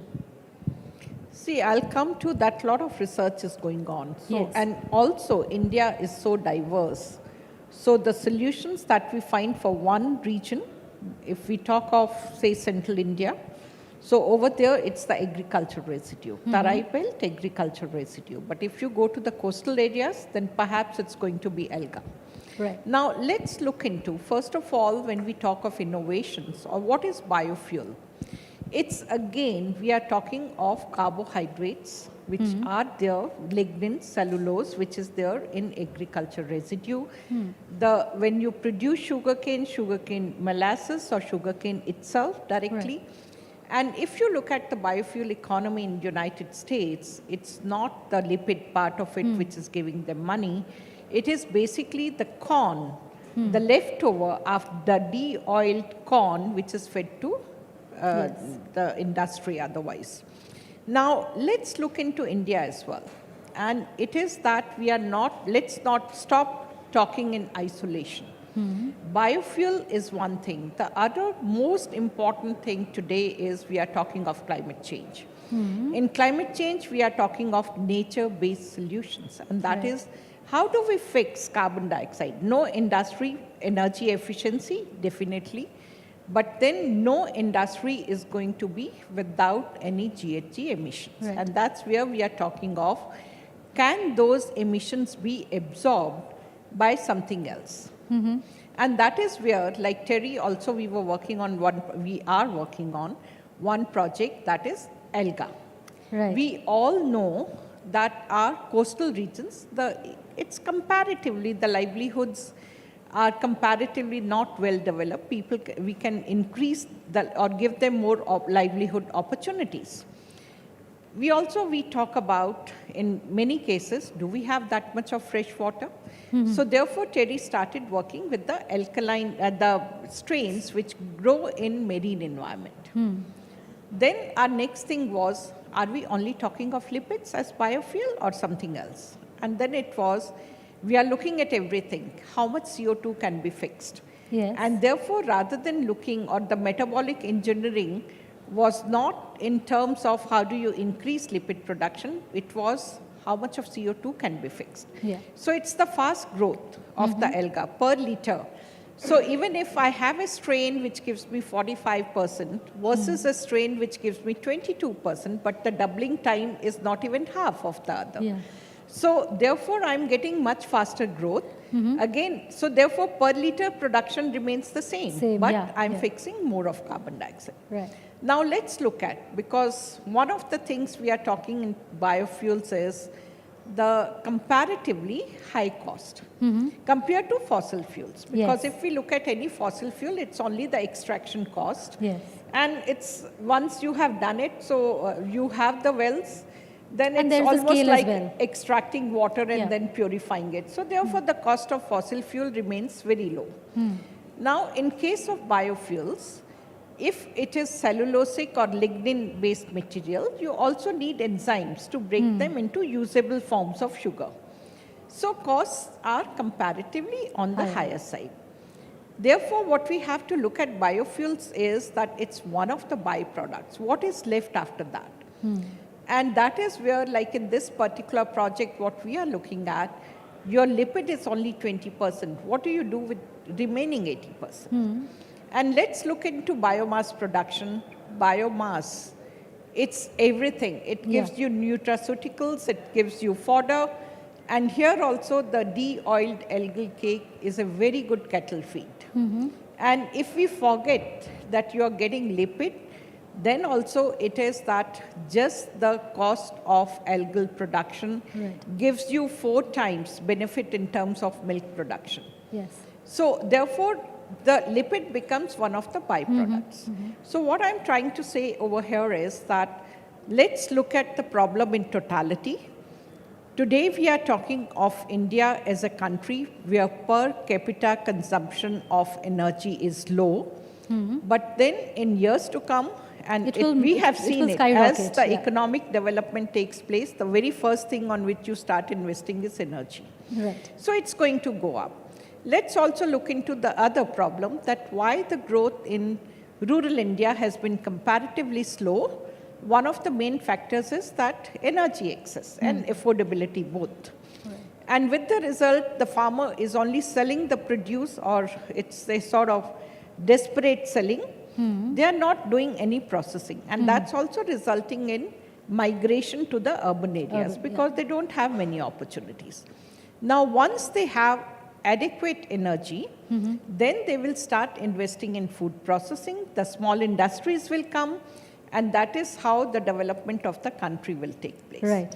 So therefore, when you asked which, I'll say it's going to vary where you are.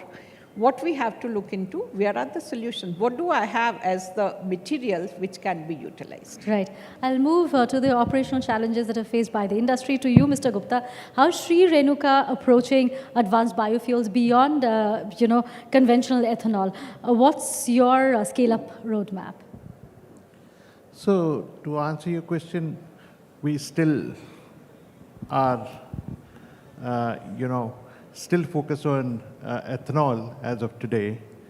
And, but having said that, we always keep on looking at the opportunities ahead. I think India provides tremendous opportunity on the advanced biofuels. It always provided actually, but now it is being talked much more because India has seen the successful execution of ethanol program in India. Right from a 35 crore liter program 7 years back, we are today talking about 1,000 crore liters. So that confidence from this program has come that we can take the next steps. As far as advanced biofuels are concerned, I think India is the right place. And I will go one by one. Take, for example, the agriculture residues. Today we have more or less 550 million ton of agriculture residues. And not that everything is available because a lot of it is used. So we have a surplus of around 140 million tons of agriculture residues. And you will be surprised, around 92 million tons get burned. Right. And all of this can be converted into CBG, and that's what the focus is going on. And then you come to the municipal solid waste. We are not even recycling 50% of it. I give you an example of Delhi. I think Delhi produces around 11,000 tons of municipal waste every day. Yes. And we recycle only 7,000. So imagine the impact which the biofuels can make. Similarly, a lot of research in parallel also going on, like for example, seaweed. Yeah. It's a big new thing which is coming up. A seaweed per ton of seaweed can give you around 200 to 300 liter of ethanol. That's another low-hanging fruit which is there. Having said that, most important to me today is that we have to have a holistical green energy policy. It's not ethanol or liquid fuels fighting against electrical vehicles. It's not electric vehicle fighting against the gas. We have to have a comprehensive policy because we are a country where 85% of transported fuel is imported. Yeah. Everybody has a place. And so, for example, one of the speakers in the morning was saying that, and he's a foreign investor, I need the clarity that in your policy, are you promoting electrical vehicles? Then the innovation in the liquid fuels will not be there. And he is right in saying that. We have to, as a nation, we have to declare what is our energy policy in totality, how much we are wanting from electric fuel, how much we are wanting from liquid fuels, how much from CBG, and we have to work accordingly. I think the biggest thing in India which will happen, that all these advanced fuel which we are talking about from municipal waste as well as from the agricultural residues, it will bring a tremendous supply chain opportunity for all our agripreneurs as well as the rural folk, because as you said that the players who will be distributing CBG will be the large players. Yes. They will be the large oil marketing companies. But the people who will be collecting the biomass, maybe agriculture waste, parali and everything, they will be the small people who will accumulating and sending it to your plant. And that infrastructure for people like Vijay Nairani, who has taken a lead in this field, should also think that along with thinking about producing CBG and distributing CBG, you must go backwards, because the biggest challenge which I see in the coming days will be the collection of agriculture residues rather than producing CBG or distributing CBG, because that can be overcome in so many manners. But for the collection, made with the new startups, maybe with the small entrepreneurs, you will have to consider that. Right. Since I come from the sugar industry, I can draw you the parallels that today the most successful model of sugarcane industry is when the farmer supplies you cane at the field. If you start accumulating that sugarcane yourself, I think it's unviable. Yeah. Similar thing will happen in CBG, and that's where we need to focus from the industry point of view. Right. When you talk of challenges, mostly there are global lessons that we can learn from. So this question is for Mr. Moghe as well as for Mr. Priyadarshi.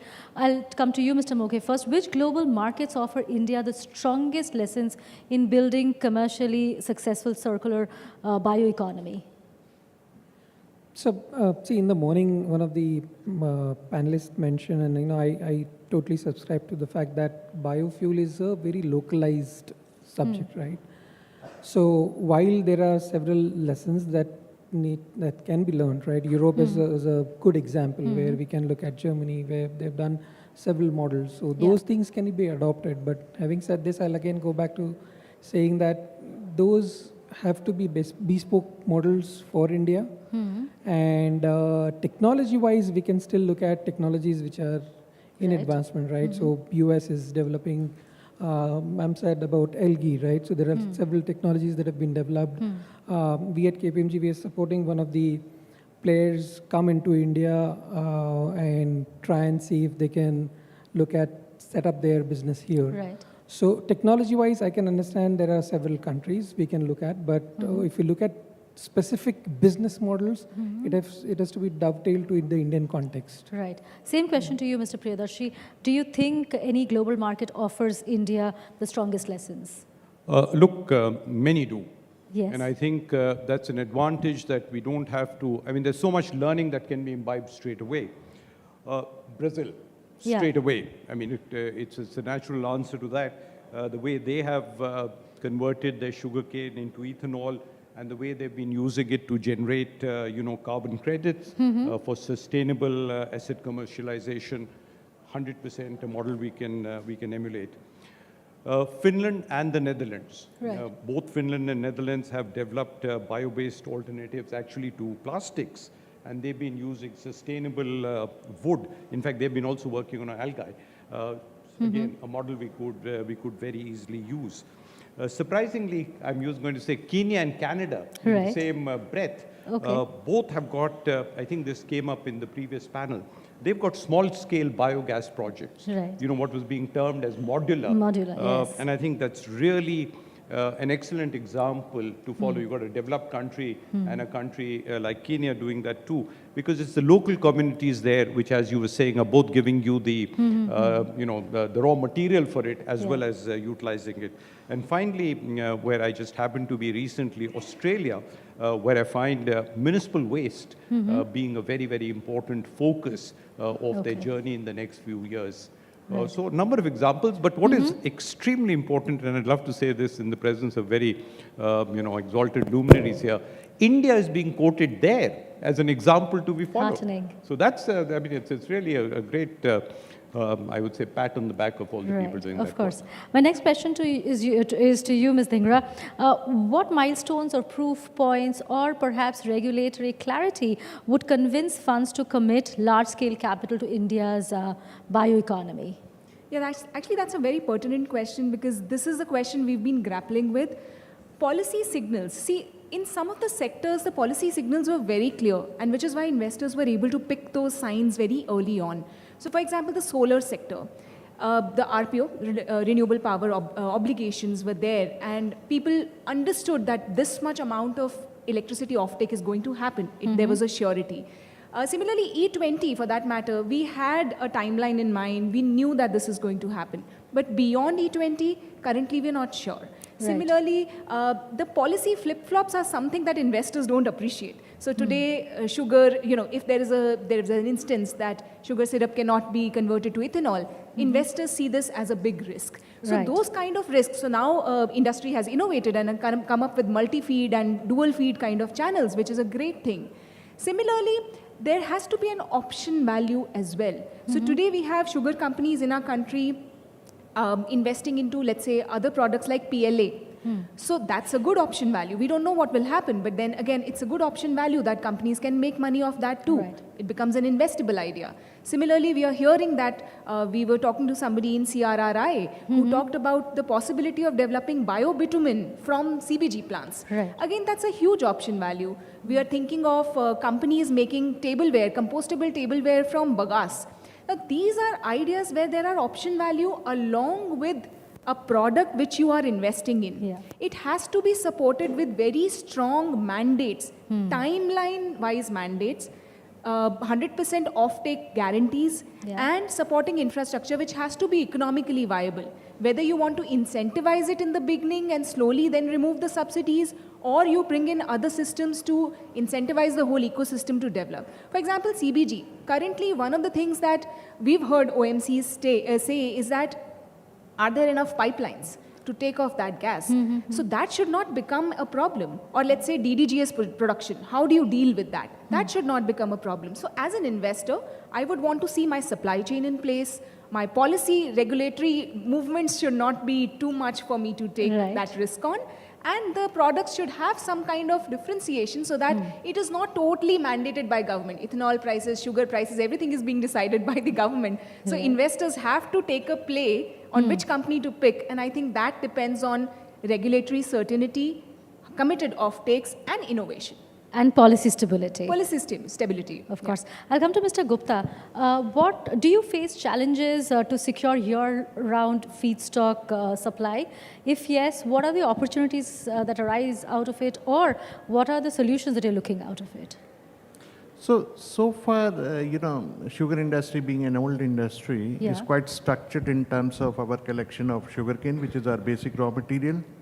So in places like UP, we have a 15 kilometers of catchment area. From there, the sugarcane is collected. In other places, the zoning is not there, but there is a contours in which. So far, the collection has not been the problem for the sugar industry. But going forward, again, I'm repeating the same thing, that going forward, if sugar industry has to become big in CBG, for example, then the collection of agricultural residues will become a task for thing. My bigger goal is that sugar industry, or any industry for that matter, should not look at producing CBG only from press mud or the spent wash. They have to have multiple raw materials so that they can scale the production. And once you scale the production, that the delivery infrastructure can match with that. So going forward, the biggest challenge for the sugar industry will be to collect the agriculture residues to be converted to CBG.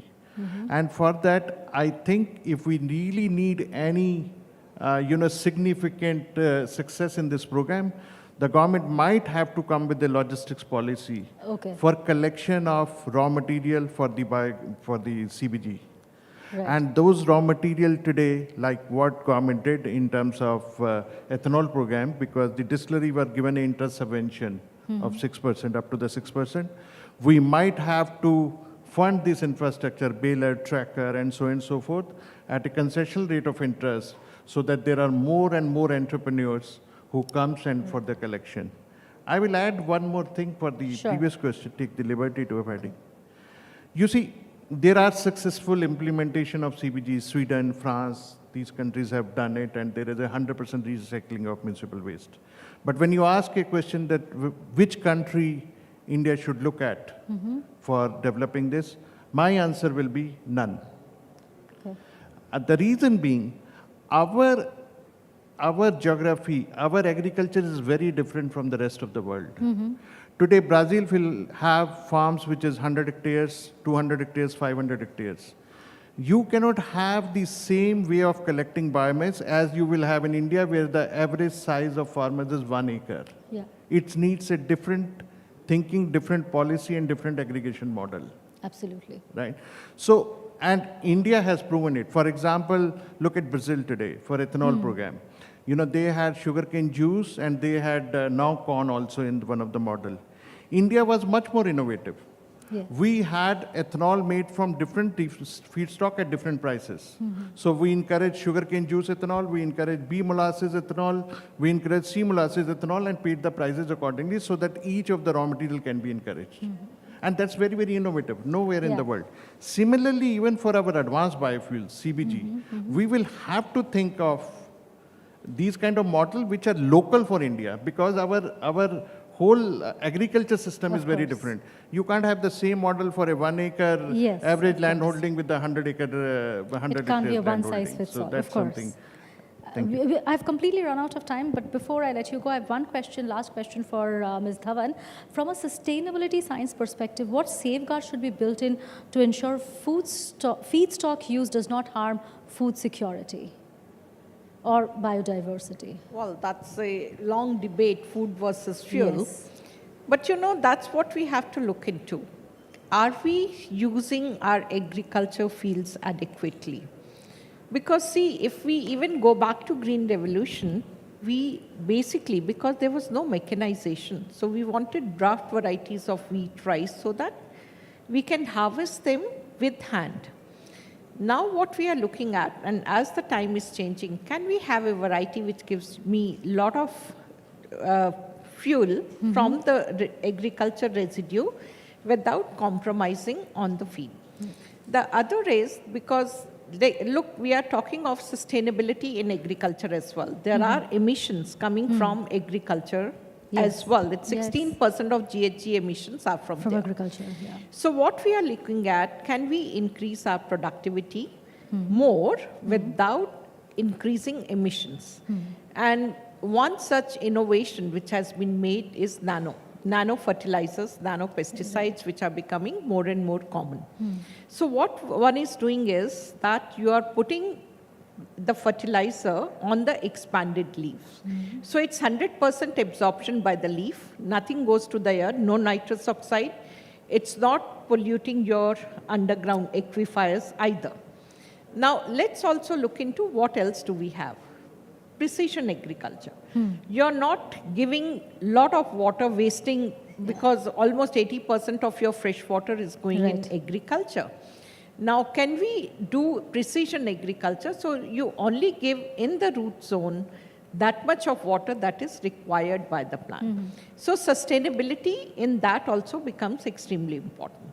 So, and there are large areas of so-called wasted lands. It's not wastelands. You can still cultivate there if you do properly. And again, it's a complete cycle.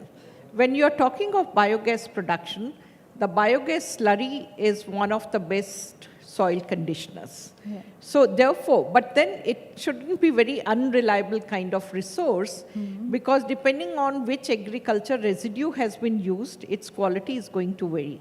So somewhere you have to control that, okay, whatever it's lacking, we'll add that so it meets minimum standards. In any case, it will increase soil carbon as well. And we can also use other symbiotic organisms like mycorrhizae, so which is again going to increase soil carbon. So with that, there is ample scope to increase crop productivity.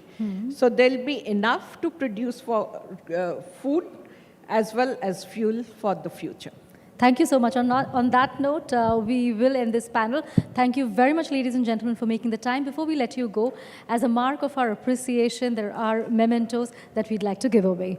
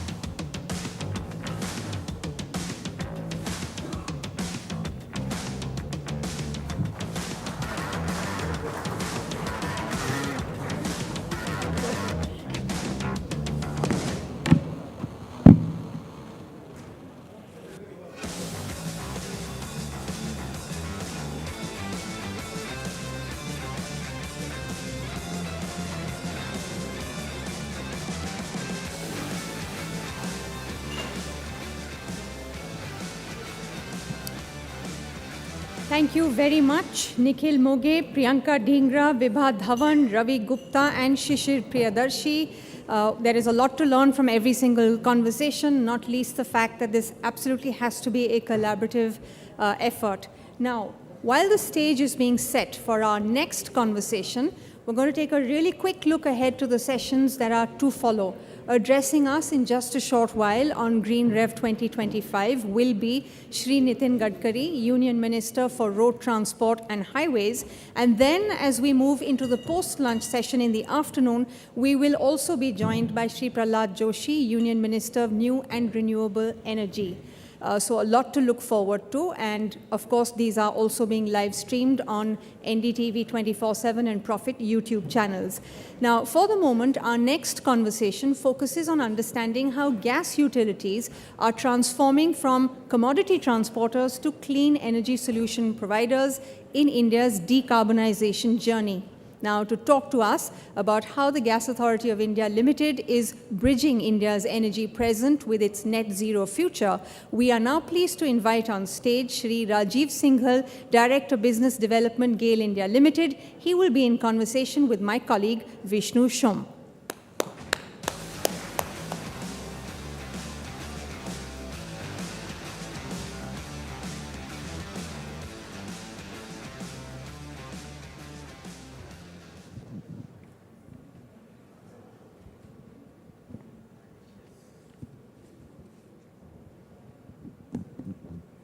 Good afternoon, everyone. Thank you very much for being with us today. This entire session, and indeed this entire conclave, has been in the works for several months, and it's great that to see it really coming together today.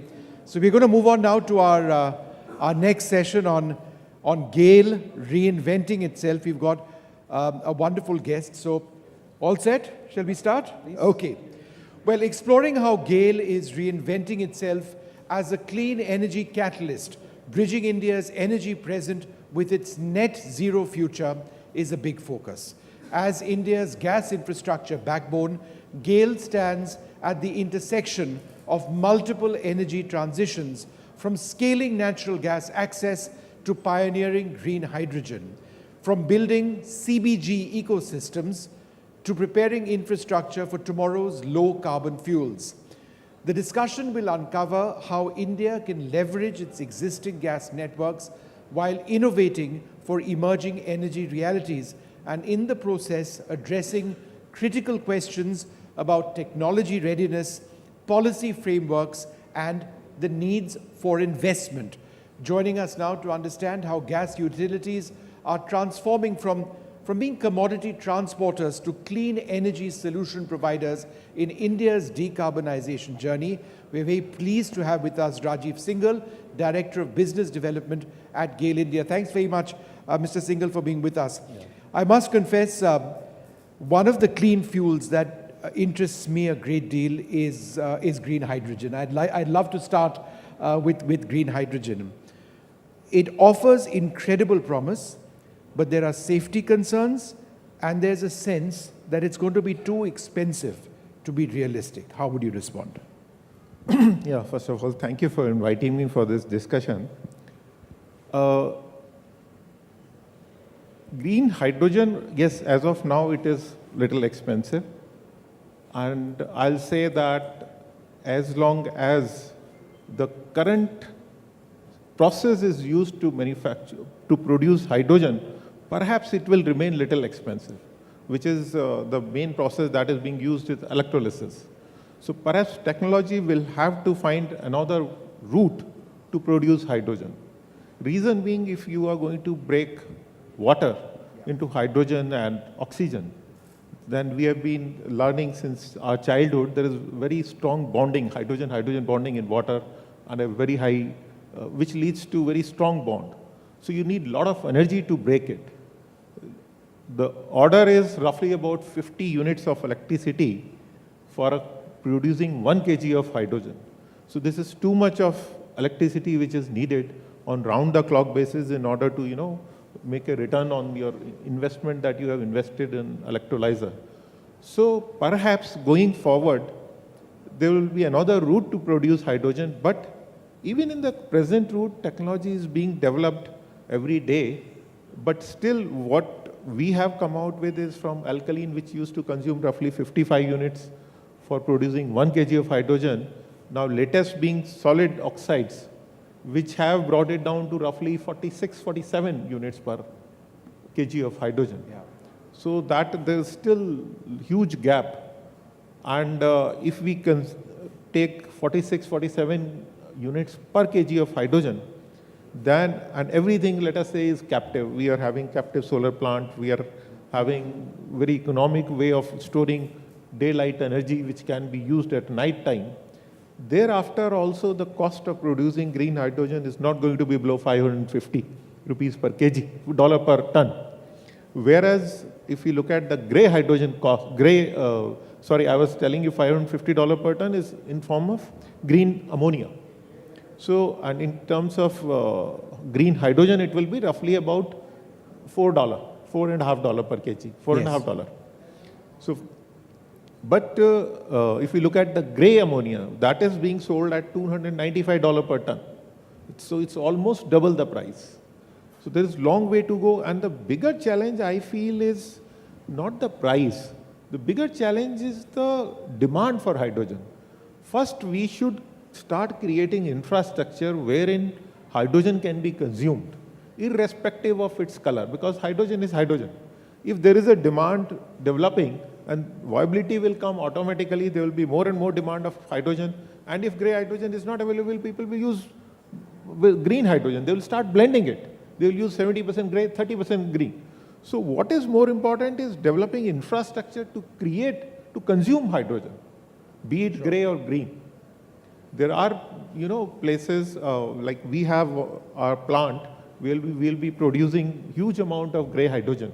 New processes are coming up, which will lead to high amount of gray hydrogen production, but there will not be enough buyers as of now. That's fascinating. So, you know, we need to be realistic about our expectations. But to me, it's just fascinating that the effluent from a car will be water in the future if it is to actually work out that way. But let's see, I take your point entirely. Let's say about 15 years ago, when, or more actually, when we moved, much more, when we moved to CNG for public transportation in Delhi, it was a huge step. I used to live in East Delhi, and you couldn't look across the Yamuna when I left for work very early in the morning because of pollution. And then all of a sudden, for a period of a few years, it all cleared up when we moved to CNG for buses, taxis, autos, etc., etc. Of course, unfortunately, pollution has caught up with us. But we need to, in our thinking, go beyond CNG to look at compressed biogas as well. How would CBG work in conjunction with CNG, and how is it essential in a way for our decarbonization goals? I think to achieve decarbonization or our net zero emissions of 2070, CBG is going to produce a major role. Without CBG, it will be kind of very expensive to achieve it. Reason being, first, we all know that I think the kind of animal waste, solid waste, and municipal waste which we are generating of the order of 7,500 million ton, there is potential of about 40 to 60 million ton per annum of natural gas, of CBG.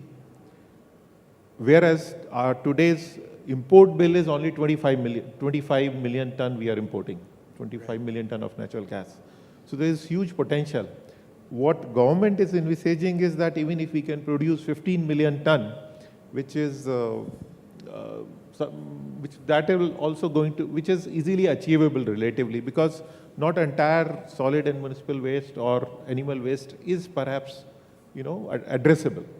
Even the addressable resource can produce, at least should be able to produce 15 million ton of CBG. And thereafter, all kind of incentives that government is giving, from say from setting up the plant to transporting the plant, for agriculture machinery, and then for even selling the CBG, then transporting CBG, then even selling the biofertilizer. So intent is there. I see no reason why it will not succeed. What are some of the challenges towards implementation or greater implementation of compressed biogas? What are some of the solutions? Sorry, please? What are some of the challenges to sort of in the way of actual implementation? So, challenges remains, you know, once any investor has invested in plant, then the basic challenge is first getting the resource. You should be able to keep getting feedstock undisturbed. So logistics in a sense. Logistic is another part. First is, you know, feedstock itself, because this being seasonal in nature, you can't have the agriculture waste round the clock, round the year. So you'll have to have a lot of storage. That comes the logistic part, that a lot of land is needed to have storage for round the year operation of the plant. But otherwise, the first is like, for example, seasonal in case of it is agriculture waste.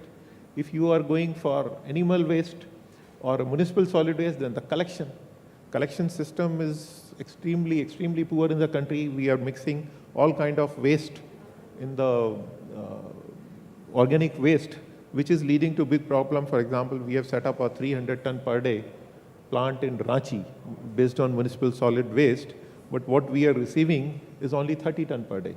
Reason being, the municipality has committed to give us segregated waste of the order of this, but they are not able to get that much of collection happen in segregated manner.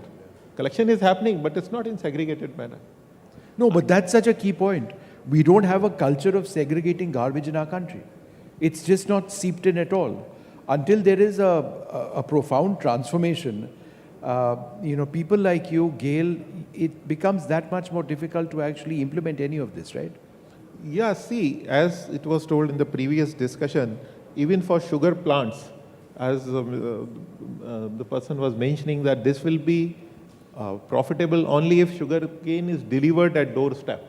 So similarly, even for municipal solid waste based biogas plant, you will have to have anyway delivered segregated waste at the plant. in order to achieve it, it's not just that you have to train the, households and housewives to collect this distribute it, give it away in the segregated form. But even the logistic part which comes here, like the middle agencies who are actually aggregating this, they should also be strictly monitored to provide it. Because I'll tell you, I was staying in a complex in Bangalore in 2010, 15 years ago I'm talking about. And in those years also, we were not allowed to give entire waste in one. There were 3 polythene for giving away the waste in different forms. Solid waste should be separate, organic waste should be separate, metallic waste should be separate. But the moment it was going out of the complex, everything was mixing into it. So the idea is people still get educated, but the agencies, the middleman, which is used to functioning in a particular manner, changing that entire model, because they are perhaps having that kind of economic model. If it is separated, things will have to be worked out. What about government initiatives, policy incentives? What exists presently, and what would you like to see in terms of potentially more incentives to allow this transition to take place? No, I think government has never ever given so many incentives to any other industry as has been given. As I was mentioning, I'll just mention, see, in order to, if you are setting up a plant, then MNRE is providing you a subsidy. Based on, I think it's about 4 crore rupees for every 5-ton plant. If you are setting up any kind of CBG that you get from MNRE, if you are setting up a MSW-based biogas plant, then Mahua is providing you subsidy, which is limited to, I think, 18 crore and is likely to be announced to 24 crore per plant. So that is, again, this is also just a capital subsidy. Then if it is your plant is based on agriculture waste, then government is having a scheme to fund agriculture machinery, wherein 90 lakh rupees per set subsidy is being provided. Then if you have, once you have set up the plant, taken the machinery, and now you are producing CBG and you want to transmit it to, let us say, the nearby CGD company's pipeline, then government is again giving subsidy up to 75 lakh rupees for steel pipeline per kilometer, and then 50 lakh rupees, I think, per kilometer for steel pipe, and 7.5 lakh rupees per kilometer for MDPE pipe. This subjected to an upper limit of, I think, 29 crore. So this is again subsidy. Then thereafter, transmission, government is also ensuring that this is off-taken at the very good price. The kind of price which we are getting, 1478 is the latest, 1,478 rupees per MMBTU. It is extremely good price for selling this. Then FOM is also being assured to be sold off. Then thereafter, CGDs are being mandated to must buy it, so that if they are not buying it, they will have to buy the certificate, and government will shortly come out with green attributes which will be given to these CBG plants, and companies will be allowed to do it. So there's a series of incentives. There can't be more. And then, as if it's not enough, we are even coming out with another scheme wherein, because the country's geography is such that, and the quantum of gas is such that every plant, if tries to connect it to the nearby CGD area, and if it is in rural, then there may not be any CGD functioning properly or having that kind of infrastructure. So they are going to come out with a cluster scheme wherein CBG plants in the nearby areas will be connected with pipelines, and that pipeline will have a gathering station. And in fact, that was my next question to you. GAIL's network of pipelines across India is awesome. It must be looked at as an incredible opportunity, but at one level, an incredible headache to maintain it. How do you see the integration of the CBG sector and the flow of CBG into your existing network of pipelines? Could you explain that process? Does that represent any new challenges? No, I see the only way we can this can be done is by laying more and more pipelines, right? So, and for laying pipelines to connect these plants, you will need permissions. This cannot be laid, these kind of pipelines cannot be laid in, through the fields. some of these, because then you will be end up, occupying a lot of right-of-way, a lot of land will be wasted. So effort should be to lay these pipelines along the roads, road corridors, and these will be very low-pressure pipelines, MTP pipelines. Only after the gathering station, there will have to be a steel pipe, but otherwise, most of it is going to be MTP pipelines. So that permission process from local administration, from state governments, that has to be simplified and expedited so that this network can be created fast. That is the major thing. All right, the speed of creating that network. But what a wonderful opportunity going forward, towards our decarbonization goals.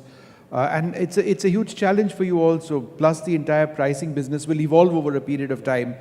Mr. Singhal, great speaking to you. Thank you so much for telling us a little bit about GAIL and your look ahead at this sector. Thank you so much indeed. Thank you. Thank you. Thank you. Thank you.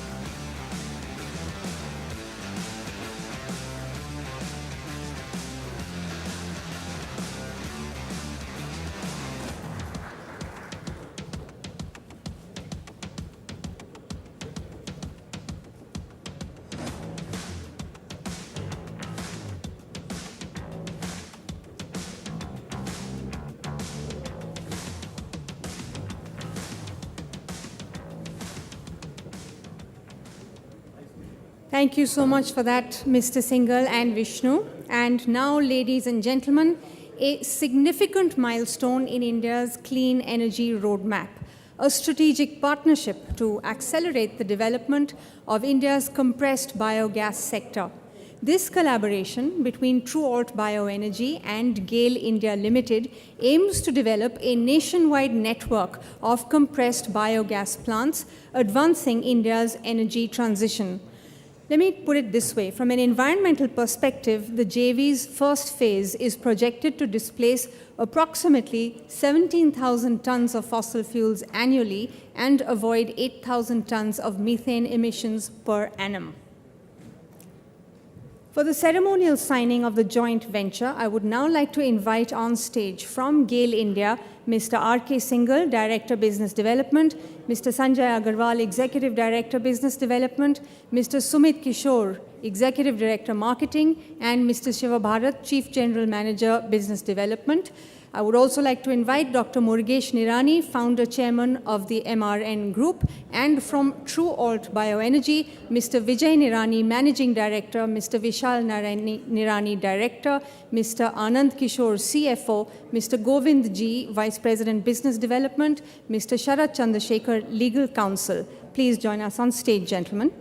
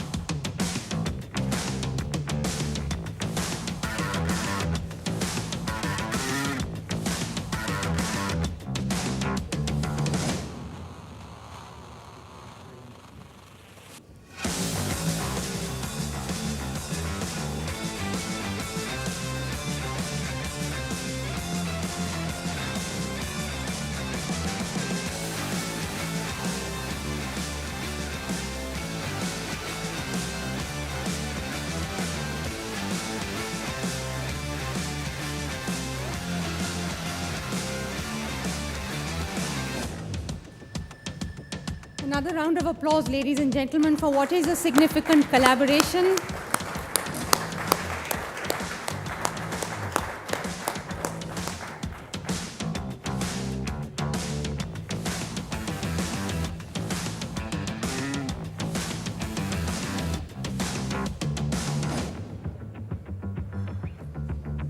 And when people ask you where you were when history was being made, you can say you were right there at GreenRev 2025. Okay, now ladies and gentlemen, we are expecting to be joined by Shri Nitin Gadkari in just a short while. Our team is with his office in Nagpur, which is where he will be joining us from. We're waiting for the minister to arrive at the location. So do allow us a very brief pause of about 5 to 10 minutes. It will take that long for Shri Gadkari to join the setup. But don't go anywhere because this promises to be a really interesting address.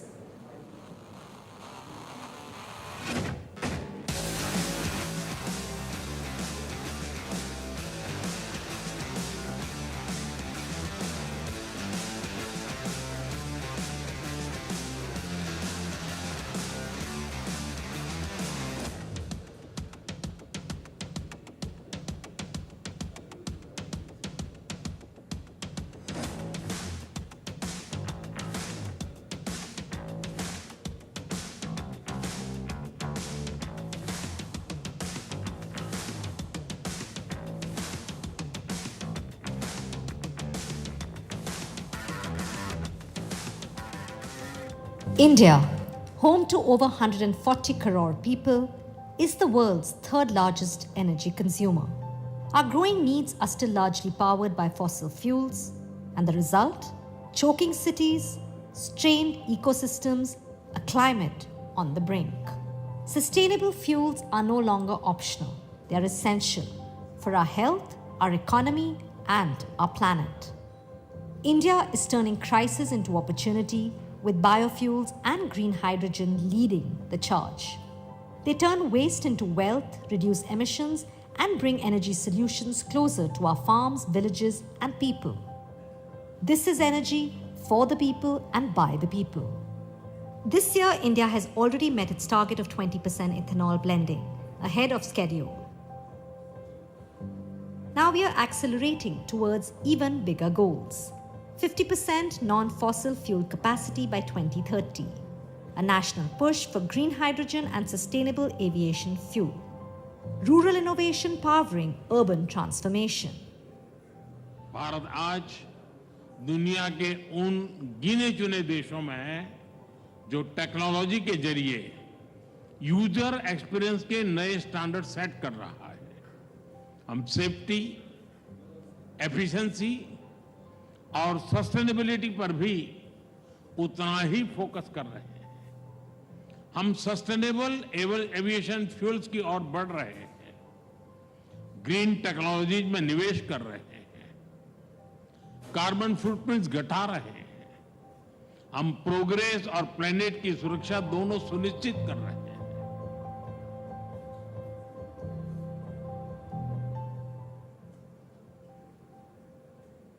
I must also reaffirm that sustainability is a value which is deeply embedded in Indian ethos. Today, more than 80 of our airports operate on 100% green energy, and by the end of the year, we are going to touch 100.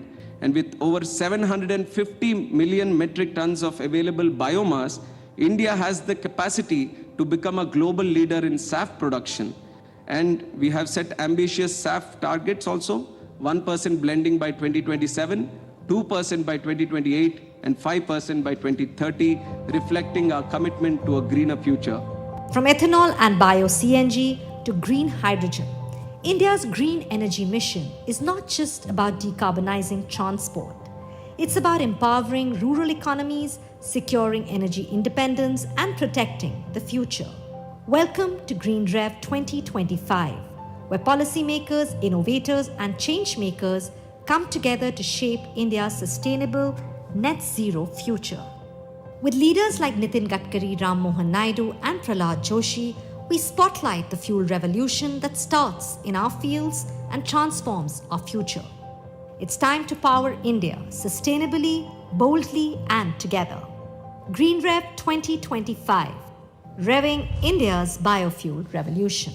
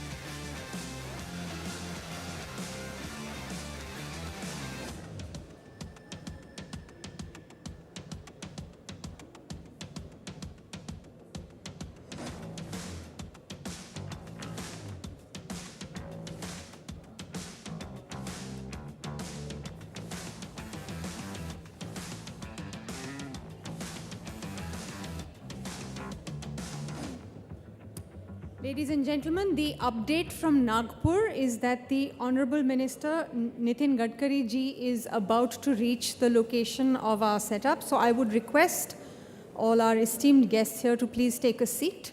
The Minister will be joining us in exactly 2 minutes and will be ready to get the show back on the road in about 5 minutes' time. I would like your cooperation in everyone being seated, please, so that we're completely ready when Gadkari ji joins us. Thank you so much.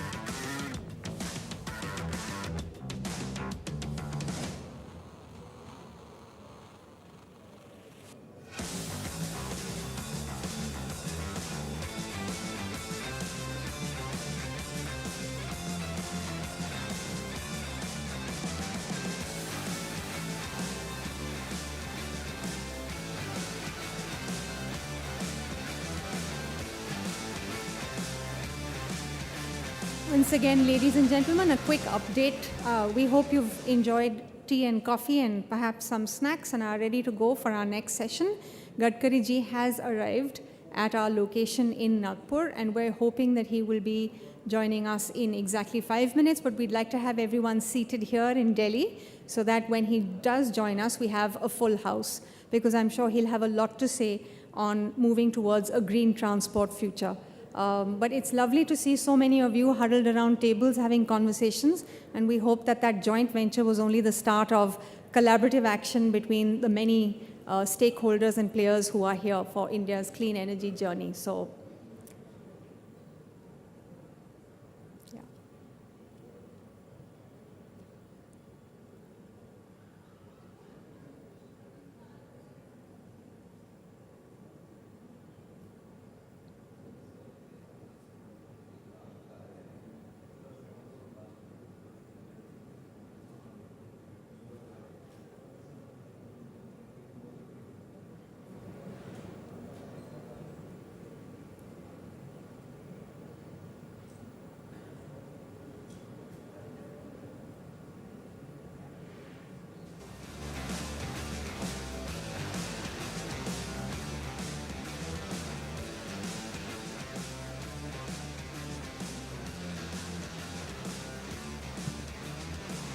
Okay, once again, ladies and gentlemen, Gadkari ji has arrived. He is now being mic'd up and so on. And so I would request all of you to please take your seats ahead.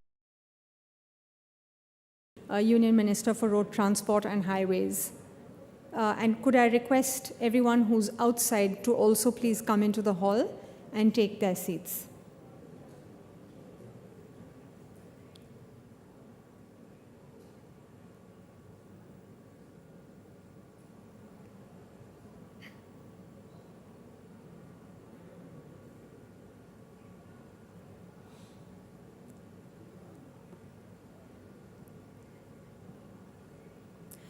And now, ladies and gentlemen, we are very honored to be joined virtually by someone who has always been a firm believer in the benefits of using green fuel and who has often been quoted as saying that alternative fuel is the future. Ladies and gentlemen, please put your hands together for Shri Nitin Gadkari, the Honorable Union Minister for Road Transport and Highways, who will now address us on moving towards a green transport future. Shri Nitin Gadkari. Thank you very much. Sri Vijay Nirani, MD, True Alt Bioenergy.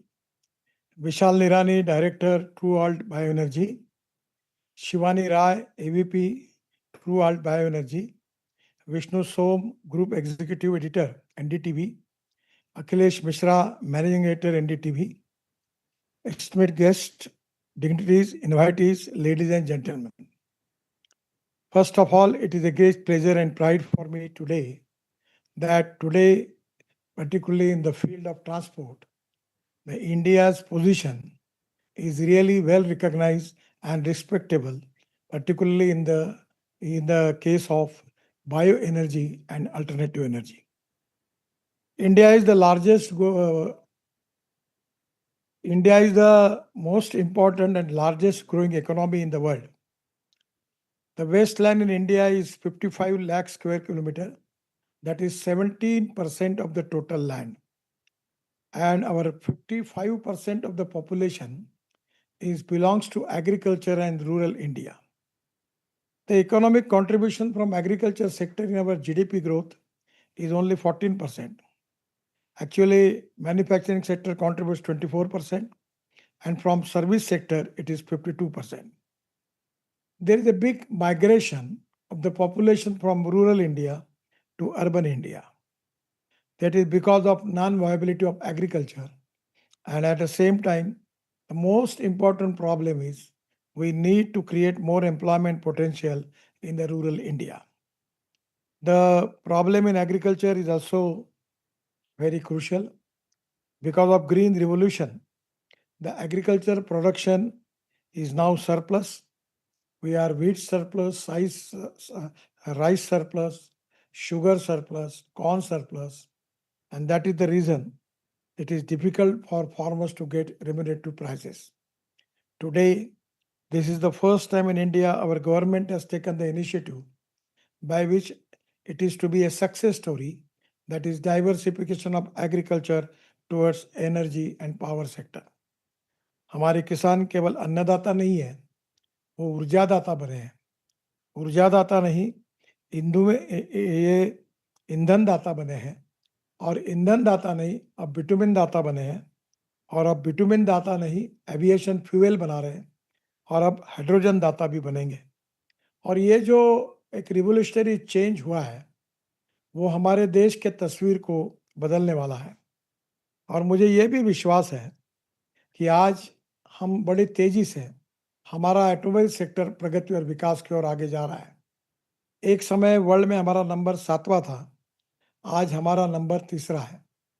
अभी 4-5 महीने पहले हमने Japan को पीछे डालकर अब हम 3रे number पर आए हैं.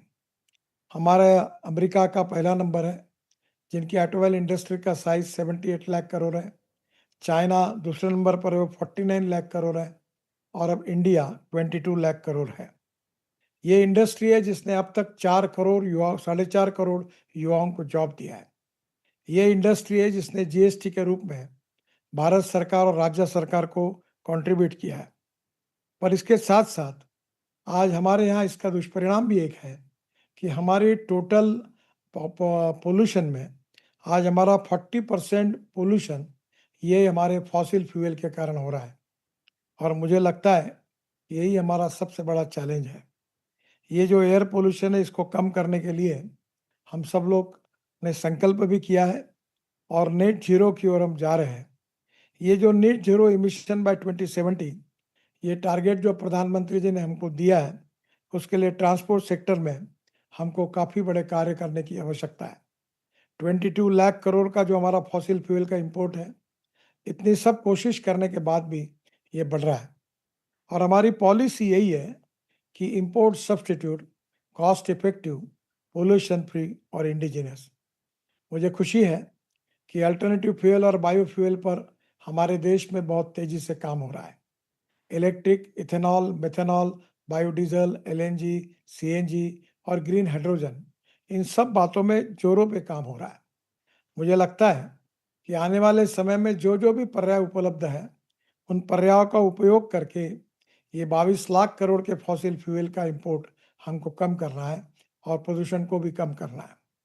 मुझे इस बात की खुशी है कि आज हम आत्मनिर्भर भारत बनने की कोशिश कर रहे हैं. हमारे किसानों ने इथेनॉल की शुरुआत की, शुगर केन जूस, मोलाइसिस से. फिर कॉर्न से इथेनॉल बन रहा है, स्पोकन राइस से बन रहा है, बाम्बू से बन रहा है और परली से भी बन रहा है। आने वाले समय में निश्चित रूप से फ्लेक्स इंजन की ओर हम जा रहे हैं, जिसमें हमारी बड़ी बड़ी ऑटोमोबाइल कंपनियां अब फ्लेक्स इंजन लॉन्च कर रहे हैं, जिसके कारण हम 100% बायो इथेनॉल का उपयोग करेंगे। दूसरी ओर पेट्रोल में भी 20% तक इथेनॉल अभी तक आया है। अभी ट्रायल चल रही है, क्योंकि ब्राज़ील में 27% इथेनॉल जो है वो डाला जाता है, और यही हमारे यहाँ जो ऑटोमोबाइल ब्रांड्स हैं वही ब्राज़ील में उपलब्ध है। हमारे देश में ये ट्रायल चल रही है ARAI में। उनके बाद ये ट्रायल सक्सेस होने के बाद वो पेट्रोलियम मिनिस्ट्री को रिकमेंड करेंगे, इसके स्टैंडर्ड्स भी निश्चित होंगे और उसके बाद भी उसका निर्णय भारत सरकार करेगी। पर मुझे इस बारे में खुशी है कि आज 20% इथेनॉल जो डाला जा रहा है, इसके बारे में जानबूझकर कोई लॉबीज है जो पॉलिटिकली और पेट्रोलियम लॉबी को सपोर्ट करने के लिए दुष्प्रचार करती है। यह कहा गया कि इथेनॉल के कारण व्हीकल में प्रॉब्लम आ रहा है, जबकि इसकी एक भी कंप्लेंट कोई आई नहीं है। आज हमारे इथेनॉल यूज़ करने के बाद ऐसी कोई कंप्लेंट नहीं, उल्टा उससे पोल्यूशन भी कम हुआ है। इसके साथ साथ मुझे इस बात की खुशी है कि इसमें काफ़ी संशोधन चल रहा है। आने वाले समय में आइसोब्यूटेनॉल के क्षेत्र में भी संशोधन चल रहा है, उसकी ट्रायल होगी, और अगर वो डीजल में भी डाल सके वो हमारे लिए बहुत बड़ी कामयाबी होगी। हम आइसोब्यूटेनॉल बेस्ड इंजन भी तैयार करने की कोशिश कर रहे हैं।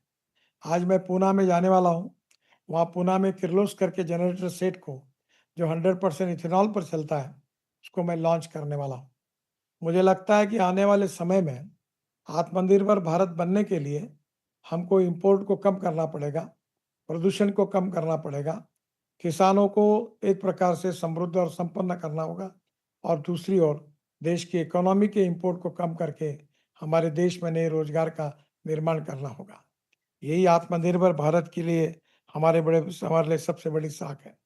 मुझे बहुत खुशी है कि आने वाले समय में राइस स्ट्रॉ, उसके साथ साथ Napier grass, press mud, bamboo, इसका उपयोग करके बायो CNG के भी प्लांट देश में शुरू हो रहे हैं। करीब 90 प्लांट शुरू हो रहे हैं और 350 प्लांट प्रोसेस में हैं। और मैं अक्सर लोगों को ये सुझाता हूँ कि जो 17% हमारी वेस्टलैंड है, उसका उपयोग अगर हम बाम्बू लगाएंगे तो निश्चित रूप से 1 एकड़ में कम से कम 50 टन बाम्बू निकलेगा। और गन्ने के भाव से अगर बाम्बू हम खरीदी करते हैं तो बाम्बू से इथेनॉल भी बन सकता है, CNG भी बन सकता है, और बाम्बू से अनेक प्रोडक्ट तैयार होते हैं। मुझे लगता है कि इससे जो बाम्बू का पेड़ बड़ा होगा, उसके कारण CO2 का एमिशन भी होगा, और ये गांव में एक नए रोजगार का निर्माण भी होगा। मैं आने वाले समय में ये जो नए बायोफ्यूल के लिए, बायो एनर्जी के लिए जो हमारी अलग अलग प्रकार के जो इंसेंटिव्स हैं, वो इंसेंटिव्स हमको लोगों तक पहुंचाना होगा। मैं और आपको एक बात कहना चाहूँगा कि बायो एनर्जी 1.6 लाख करोड़ की इकोनॉमी बन गई है, 10 लाख लोगों को जॉब मिला है, और 50% से ज़्यादा इंडिया फॉसिल फ्यूल का भी कंजम्पशन है। तो भी हमको बहुत दूर जाना है और बड़े प्रमाण पर इसका उपयोग करना है, और ये करने के लिए ऑटोमोबाइल सेक्टर भी आगे आया है। अभी हाइड्रोजन भी हमारा भविष्य है, और हाइड्रोजन में फ्यूचरिस्टिक टेक्नोलॉजी और फ्यूचरिस्टिक विजन के साथ हमको हाइड्रोजन का भी विचार करना होगा। हमारा ग्रीन हाइड्रोजन, ये हमारा मिशन है। मुझे खुशी है कि हमारे डिपार्टमेंट ने पहली बार वर्ल्ड का first large scale hydrogen truck trial हमने शुरू की है, along with 3 hydrogen powered vehicles जो टाटा मोटर्स के थे, उसको लॉन्च करने का सौभाग्य मुझे मिला। इसमें से 2 हाइड्रोजन फ्यूल सेल पर है, 1 हाइड्रोजन फ्यूल सेल पर है, और 2 ऐसे व्हीकल हैं जो IC इंजन है, जिसको हम हाइड्रोजन दे सकते हैं। हमारे बजट में 500 करोड़ हमने अलॉट किए हैं, और करीब इसमें 37 व्हीकल्स 10 रूट पर चलने वाले हैं। ये प्रोजेक्ट जो जॉइंट वेंचर है Tata Motors, IOCL, Reliance, NTPC, Ashok Leyland, HPCL, BPCL, Volvo and अनर्ट, ये 3 कंपनियां हैं, और जल्दी ही ये प्रोजेक्ट शुरू हो रहा है। 9 हाइड्रोजन फिलिंग स्टेशन भी हम बना रहे हैं। नेशनल ग्रीन हाइड्रोजन मिशन की तरफ से 5 मिलियन मेट्रिक टन हम 2030 तक ये टारगेट हमने रखा है, जिसमें 1 लाख करोड़ के फॉसिल फ्यूल की बचत होगी। ये सब करने के बाद भी जो 22 लाख करोड़ का इंपोर्ट है, बहुत दूर है। हमें अल्टरनेटिव बायोफ्यूल पे बहुत काम करना पड़ेगा। सबके लिए पोटेंशियल है। अभी इलेक्ट्रिक में लिथियम आयन बैटरी, जब हमने इलेक्ट्रिक कार, इलेक्ट्रिक बसेस शुरू की थी, तब उसकी कीमत $150 पर किलोवाट पर आवर थी, जो $55 पर आई है। और मुझे विश्वास है कि अब कंस्ट्रक्शन इक्विपमेंट में भी इलेक्ट्रिक का, अल्टरनेटिव फ्यूल का, बायोफ्यूल का उपयोग कर रहे हैं। हमारे एग्रीकल्चर इक्विपमेंट में हार्वेस्टर, ट्रैक्टर्स, इसमें भी मैंने उनको आग्रह किया है कि इसमें किस प्रकार से हम लोग हमारी बायोफ्यूल का उपयोग कर सकते हैं। मुझे लगता है कि हमारे ये प्रयासों से हम कार्बन न्यूट्रल देश 2070 तक हमको बनना है। सोलर एनर्जी में हमने रिकॉर्ड तोड़ दिए हैं और मुझे लगता है कि आज हमारा देश एनर्जी को इंपोर्ट करने वाला देश है, पर आप सबके सहयोग से हम एनर्जी को एक्सपोर्ट करने वाला देश बनेंगे। और इसीलिए आने वाले समय में काफ़ी बड़े बदलाव हो रहे हैं। जैसे मैंने आपको कहा था कि जो 10 रूट हमने सिलेक्ट किए हुए हैं, उसमें greater Noida to Delhi Agra filling station Noida में है। भुवनेश्वर कोणार्क पुरी, ये भुवनेश्वर में इसका फिलिंग स्टेशन है। अहमदाबाद वडोदरा सूरत, इसका वडोदरा में फिलिंग स्टेशन है। शाहीबाद फरीदाबाद दिल्ली, इसका फरीदाबाद में है। पुणे मुंबई, ये भी हमारा पुणे मुंबई एक्सप्रेसवे पे है। जमशेदपुर कलिंगानगर, ये हमारा बालसोर उड़ीसा में है। तिरुवनंतपुरम कोची, ये त्रिवेंद्रम में है। कोची इडापल्ली, ये कोची में है। जामनगर अहमदाबाद, ये राजकोट में है। और विशाखापट्टनम बयावरम, ये बयावरम में है। तो मुझे खुशी है कि बड़े प्रमाण पर अल्टरनेटिव फ्यूल और बायोफ्यूल में जोरों से काम चल रहा है। एक तरफ इथेनॉल का भी विकास हो रहा है और दूसरी तरफ ग्रीन हाइड्रोजन की निर्माण करने की प्रक्रिया भी तेजी से चल रही है। इसके साथ साथ हमारे किसान हमारे बायोमास से बायो सीएनजी का भी उत्पादन कर रहे हैं और मुझे लगता है ये सब प्रयास जो है अभी पर्याप्त नहीं है और बड़े प्रमाण पर इससे 10 गुना हमको काम करने की आवश्यकता है। सब प्रकार की अल्टरनेटिव और बायोफ्यूल को हम निर्माण करेंगे, देश के इंपोर्ट को कम करेंगे और एनर्जी को इंपोर्ट करने वाले नहीं तो एनर्जी को निर्यात करने वाला हम देश बने, यही हम सबका उद्देश्य है। मुझे लगता है ये कठिन है पर असंभव नहीं है। आप जिस प्रकार से सब लोग काम कर रहे हैं और जिस प्रकार का प्रयास कर रहे हैं और भारत सरकार भी जिस प्रकार का काम कर रही है, एक दिन हम होंगे कामयाब। इसी प्रकार से हमारा उद्देश्य निश्चित रूप से पूरा होगा। मैं विशेष रूप से आज के इस कार्यक्रम में बायोफ्यूल का ये हमारा महत्वपूर्ण दिन है और इसमें मैं आप सबको हृदय से बहुत बहुत शुभकामनाएं, शुभेच्छाएं देता हूं। आज मुझे नागपुर आना पड़ा, इसलिए मैं व्यक्तिगत रूप से वहाँ फिजिकली उपस्थित नहीं रह सका, पर मैं फिर से एक बार आप सबके उपक्रमों में, आप सबके प्रयासों में, आप सबके दिक्कतों में मैं आपके साथ हूँ। भारत सरकार, हमारे पेट्रोलियम मंत्री, हमारे प्रहलाद जोशी जी और इसके साथ साथ आदरणीय मोदी जी के नेतृत्व में हमारी सरकार इस मिशन को आगे लेकर जाएगी और निश्चित रूप से हम सब लोग यशस्वी होंगे। इसी विश्वास के साथ मैं आप सबको बहुत बहुत बधाई और शुभकामनाएं देता हूं। बहुत बहुत धन्यवाद। नमस्कार।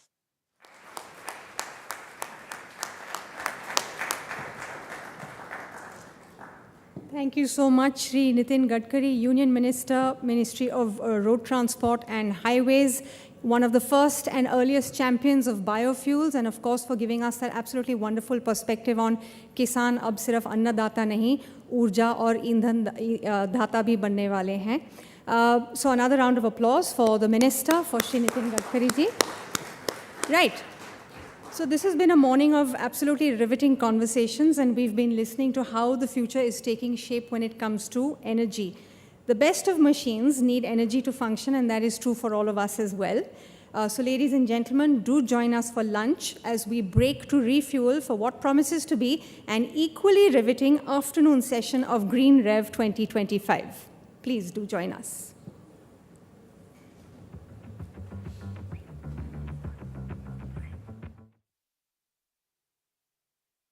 हाँ, यस, ठीक है। Thank you.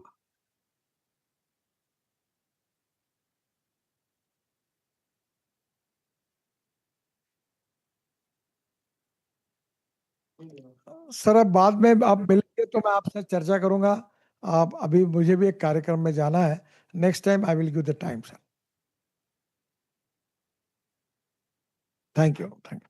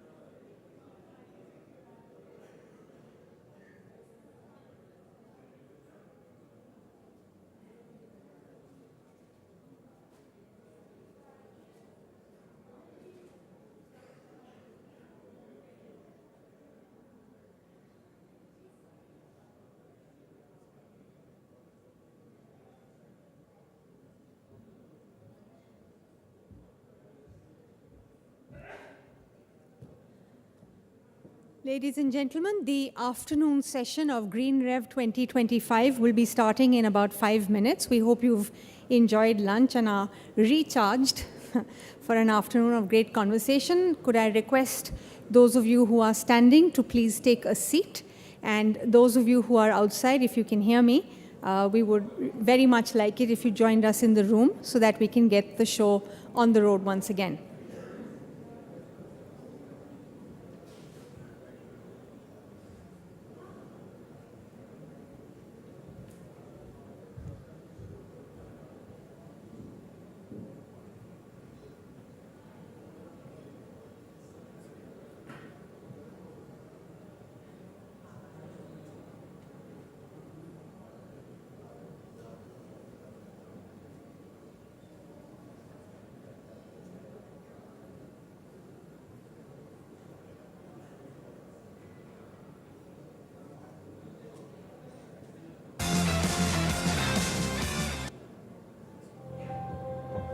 India, home to over 140 crore people, is the world's third largest energy consumer. Our growing needs are still largely powered by fossil fuels, and the result? Choking cities, strained ecosystems, a climate on the brink. Sustainable fuels are no longer optional. They are essential for our health, our economy, and our planet. India is turning crisis into opportunity, with biofuels and green hydrogen leading the charge. They turn waste into wealth, reduce emissions, and bring energy solutions closer to our farms, villages, and people. This is energy for the people and by the people. This year, India has already met its target of 20% ethanol blending, ahead of schedule. Now we are accelerating towards even bigger goals. 50% non-fossil fuel capacity by 2030, a national push for green hydrogen and sustainable aviation fuel, rural innovation powering urban transformation. Bharat आज दुनिया के उन गिने चुने देशों में है जो टेक्नोलॉजी के जरिए यूजर एक्सपीरियंस के नए स्टैंडर्ड सेट कर रहा है। हम सेफ्टी, एफिशिएंसी और सस्टेनेबिलिटी पर भी उतना ही फोकस कर रहे हैं। हम सस्टेनेबल एविएशन फ्यूल्स की ओर बढ़ रहे हैं, ग्रीन टेक्नोलॉजीज में निवेश कर रहे हैं, कार्बन फुटप्रिंट्स घटा रहे हैं। हम प्रोग्रेस और प्लेनेट की सुरक्षा दोनों सुनिश्चित कर रहे हैं।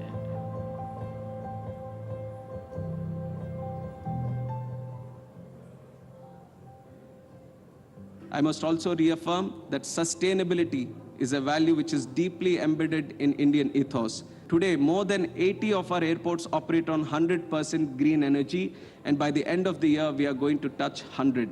And with over 750 million metric tons of available biomass, India has the capacity to become a global leader in SAF production. And we have set ambitious SAF targets also, 1% blending by 2027, 2% by 2028, and 5% by 2030, reflecting our commitment to a greener future. From ethanol and bio-CNG to green hydrogen, India's green energy mission is not just about decarbonizing transport.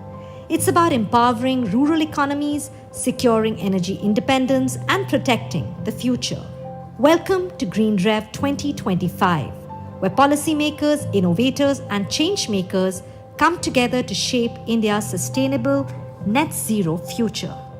With leaders like Nitin Gadkari, Ram Mohan Naidu, and Prahlad Joshi, we spotlight the fuel revolution that starts in our fields and transforms our future. It's time to power India sustainably, boldly, and together. GreenRev 2025, revving India's biofuel revolution.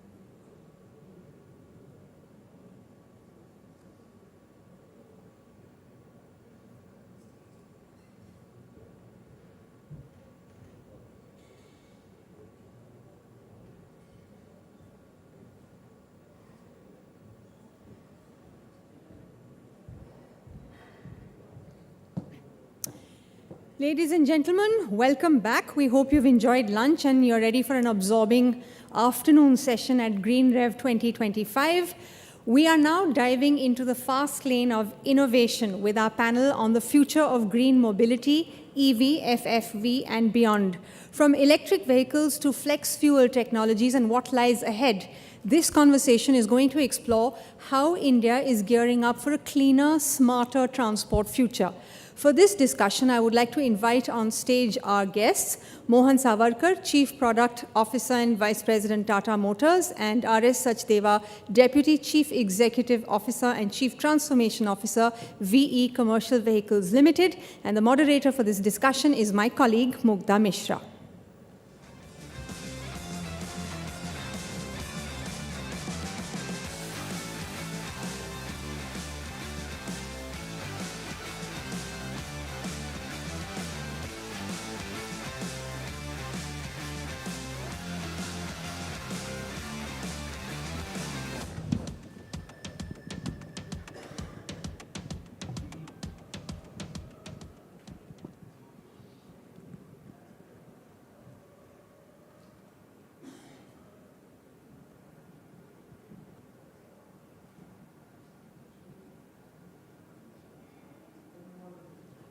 I'll just request you, when you speak, you have to take the mic and speak.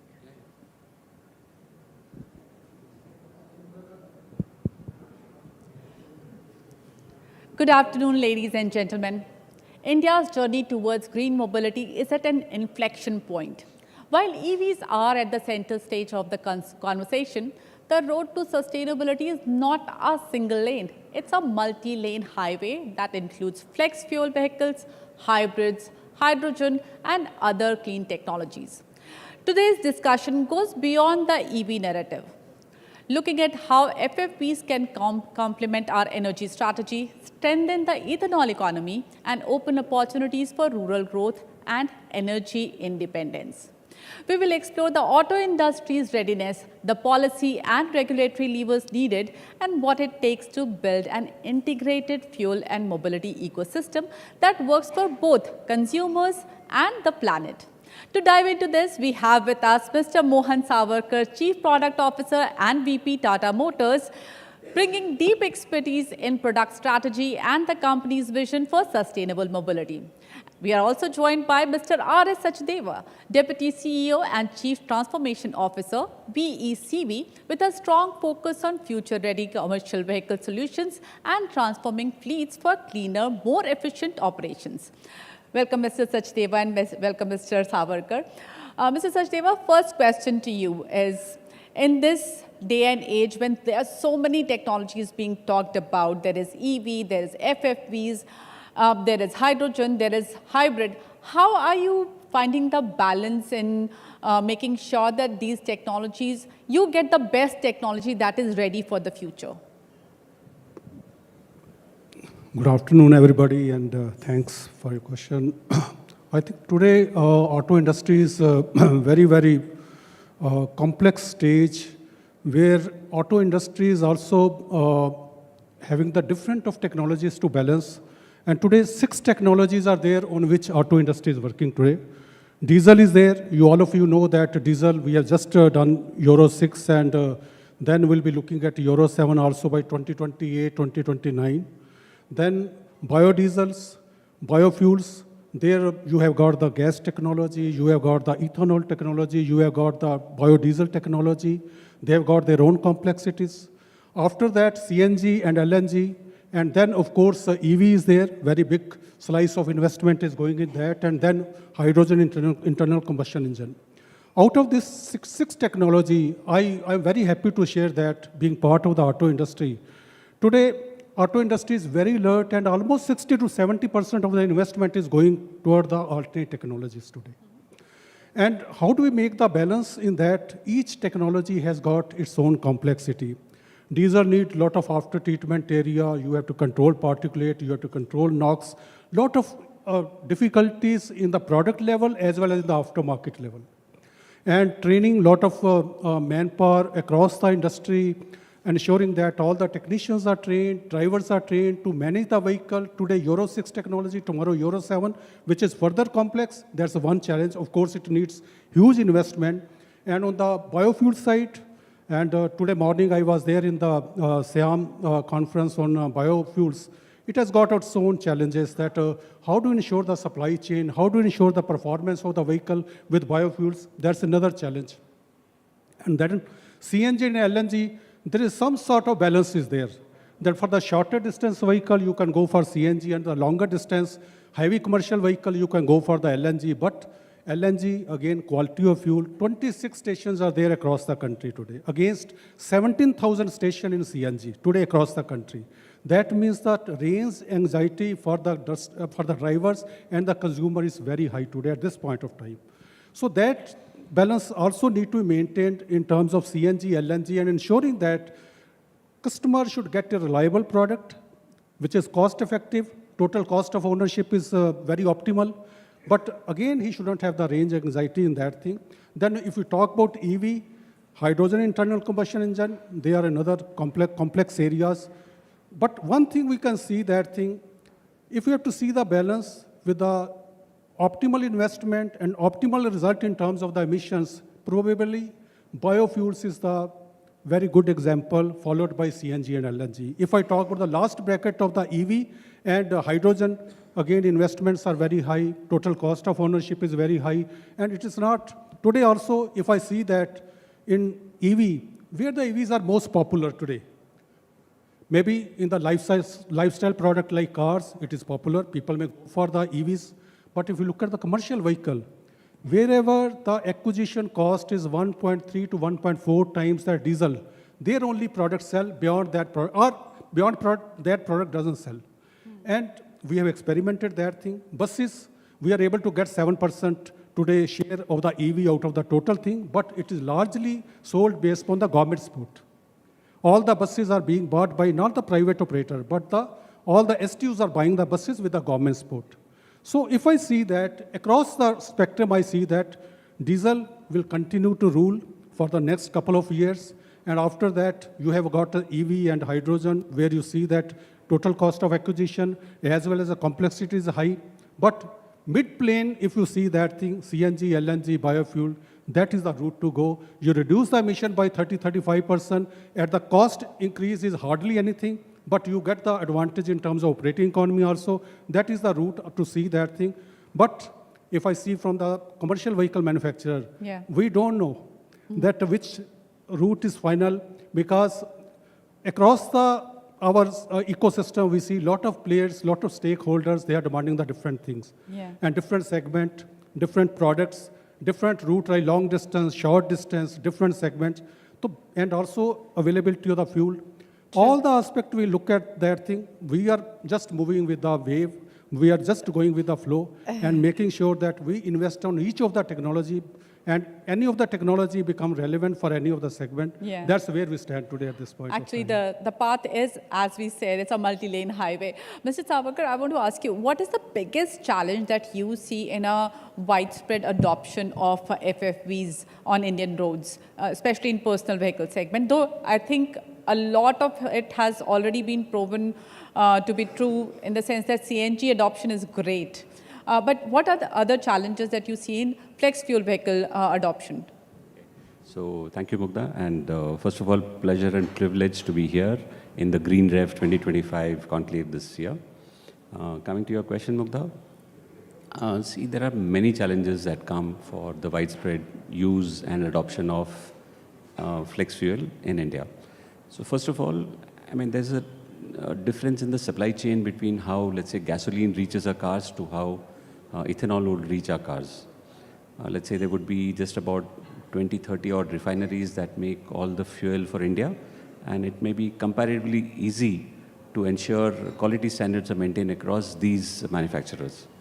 When it comes to alcohol, or ethanol, it is going to be spread all over India in every area that produces raw material or feedstock that can get converted to ethanol. So this itself is going to be a big challenge to make sure that quality of fuel is maintained. Then, of course, there are challenges of supply chain to make sure that the fuel reaches consumers in time. There's a challenge as to what mix of fuel will be available at any point of time at the fuel pump nearest to you. So in that sense, there's a challenge for the automakers to make sure that cars and vehicles can run with multiple fuel mixes. So there needs to be a way for the car to adjust to whatever fuel is available at that point of time, right from maybe E20 to E93, which is under discussion. And this has a lot of challenges for the technology that is used in cars. One of the things that matters is that the vapor pressure of ethanol is much less than gasoline. So what it means is that it doesn't catch fire so easily. So in many places, we may have to go in for heated fuel rails just to ensure that fuel reaches inside the cylinders at the right temperature for it to burn efficiently. Then ethanol by nature is corrosive for aluminum and for all the plastic and rubber parts.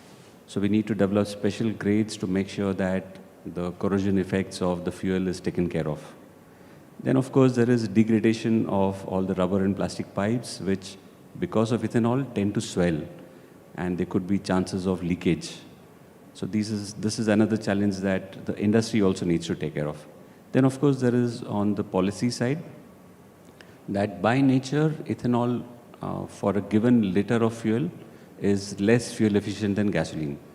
So if we want ethanol adoption to move in the right direction, there needs to be a policy support to ensure that the fuel is available at an appropriate cost.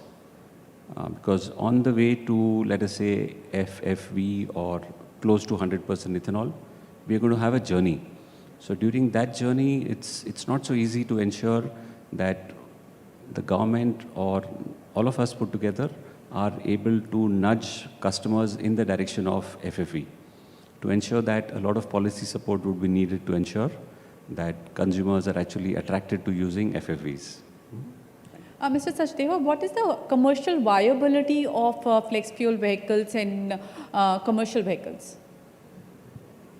On the flex fuel, if I see that, as I was talking about that, in commercial vehicle, if I see the ethanol, that is very nascent stage today.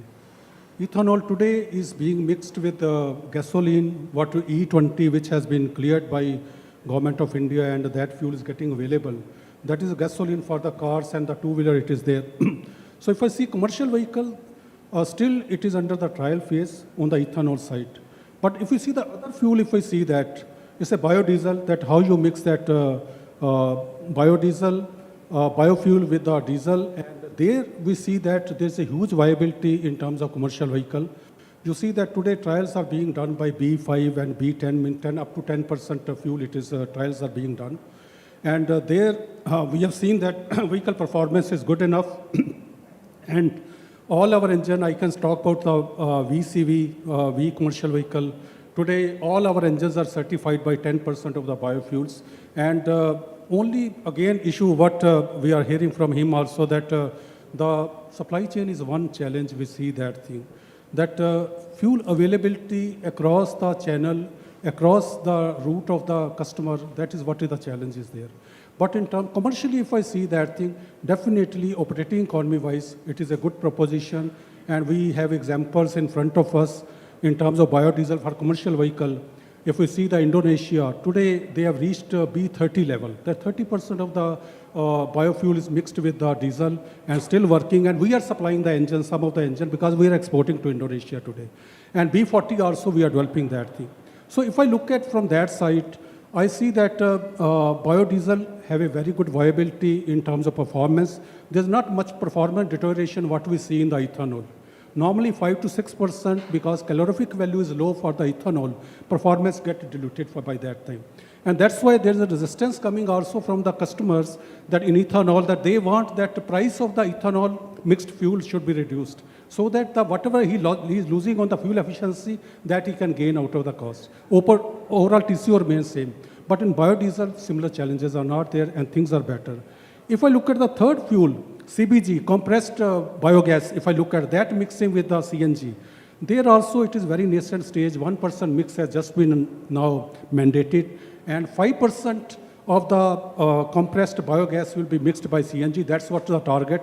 And Indraprasth gas that they were talking today morning, they are going to take this target to 10%. So that gas will be available, but it's the early days. But in terms of performance, in terms of the efficiency, in terms of the TCO, those challenges are not there. But in terms of the availability on the supply chain, that's one challenge. Across fuels will be there. That's what has to be overcome. So I see that overall, if I have to see that for the flex fuel, I see that potentially they can be very useful. And well to wheel, there's almost 35% emission reduction is there. And if we can manage this small teething trouble, what we are getting initially, if we can manage that thing, it's a very good way to go about and good for the country and us also for the consumers. Mr. Savarkar, we have seen that CNG distribution has now become quite widespread. Do you foresee that such a situation will also happen with the CBG? And also, do you think government will have to intervene to allay some of the fears of general population where they are skeptical about losing their mileage? The question is specific for CBG or flex in general?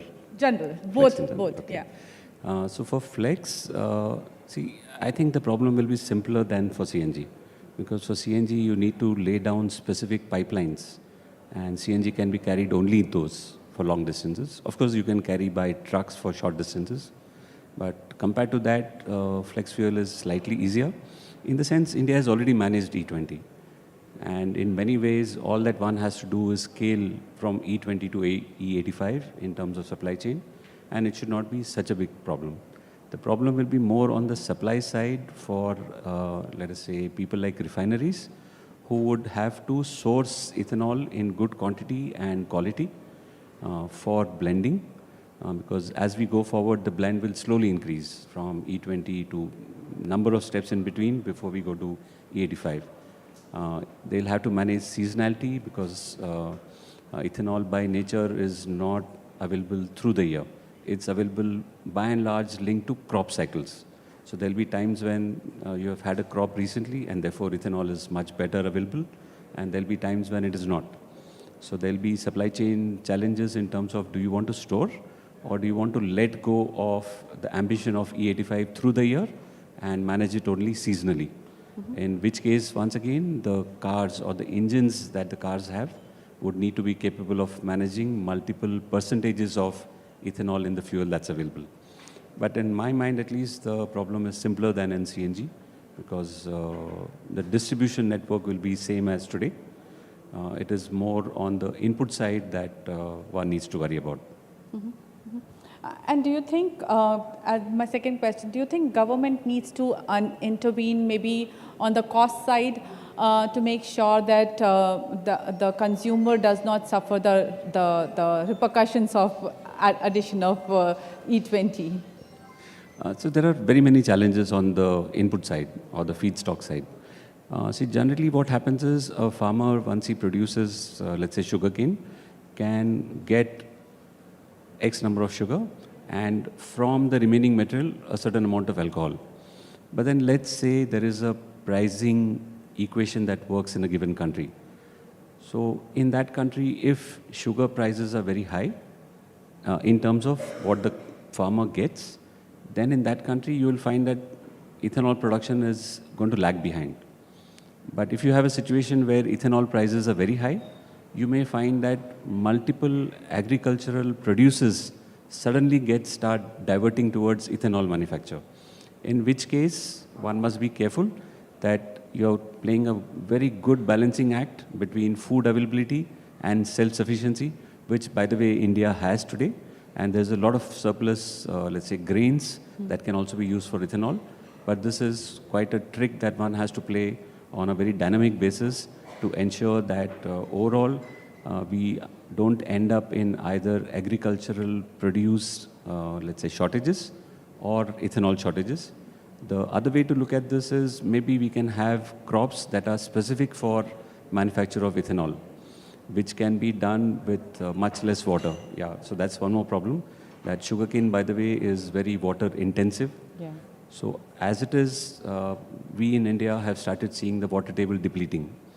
So the more we start depending on ethanol, it's likely that, let's say, water gets overused and we have problems of water availability also. So we'll need to shift ethanol manufacturing to less water-intensive crops. And all these things that I spoke about are not easily done by a single individual. So it needs government support at central level as well as state level, and a consistent one over, let's say, a decade or two before we are able to make this transition in a very healthy way towards E85. And we have seen that even countries like Brazil have taken, like 25, 30 years to make this transition work for them. And similar something is going to happen in India also. So it's surely a very good thing to happen, but one needs to have patience in terms of how this transition works out for us. Mr. Sachdeva, in our journey towards greener mobility, do you think FFVs offer a solution which can result in a more greener environment and also a viable environment, a profitable environment for commercial fleet operators and all the participants? As I earlier mentioned that, yes, FFV, it's make sense for the overall economy as well as the consumers. It makes sense. And if I see the balance, like reducing 35% of well-to-wheel emissions and also ensuring that performance, there should not be any deterioration. And it's an easy step, relatively much easier step. Like I was talking with the EV, lot of has been talked about EV. But today also, if we see that 67% today migration for three-wheeler is there in EV. What is the reason? If we just want to understand from what is the reason why it has happened? It has happened only because there's a diesel to EV acquisition cost is only 1.15 to 1.2 times. Unlike in buses, it is almost 2 times. That means you have to incur double the cost, acquisition cost as compared to. If we learn from this equation, similarly, if I see that CNG experience, if I see that thing, what has made that CNG successful in India? It is the 17,000 pump, government focus, green tax in NCR, and price difference between the CNG and the diesel. There's almost 20% price difference has been there. And if I see that every month, if I have to plan my production in VCV, where we do almost 30% of our production is CNG vehicles. If we look at, we plan based on what is the difference between CNG and diesel. If the price difference is reduced, demand will be reduced. If the price difference is higher. So Indian consumer, which asks for even mileage of a space shuttle also, we are very, very frugal mindset economy. And there, everything boiled down to the TCO. So coming back to your question, emission reduction, definitely it is the government responsibility and OEM responsibility, but consumer looks at products should perform, it should be reliable, it should be at the cost, competitive cost, and the TCO should be there, and he shouldn't have any disruption to his business. I want to share one example that yesterday, one of the LNG vehicles of ours, there's only 26 stations are there. He goes to one station, instead of minus 160 degrees centigrade temperature, it is available only at minus 110. That means gas which has been actually stored in the tank, it is half of what it should be. It's not the fully liquid. That means after 400 kilometers, instead of 1,000 kilometers, vehicle is now out of gas. So those type of situations, and the driver is stranded, he has to remove the trailer, and 2 days are lost because that LNG is not available in 400 kilometer radius. So those type of situation, coming back to your question, that we have to ensure that range anxiety is not there, fuel is available. For FFEs, performance is good, reliability is good, total cost of ownership is good, operating cost, there's no disruption. I think we are there to go.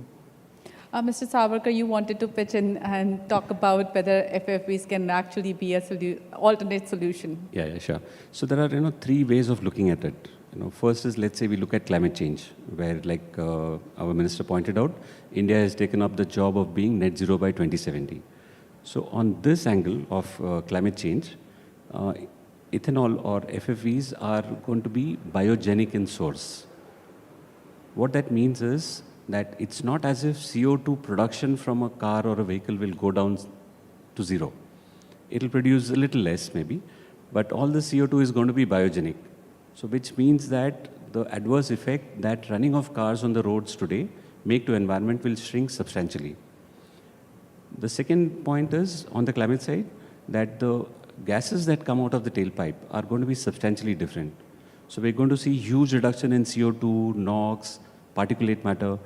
For example, even just a movement to E20 from E0 has reduced particle matter of 2.5 microns by more than 14%. So once the industry goes to 85, 90%, it is going to be much, much better. So we're going to see cleaner air in cities like Delhi and so on. So from that point of view, transition to FFVs is going to be great. Then coming to economy, for example, in the rural economy is going to make a really big impact.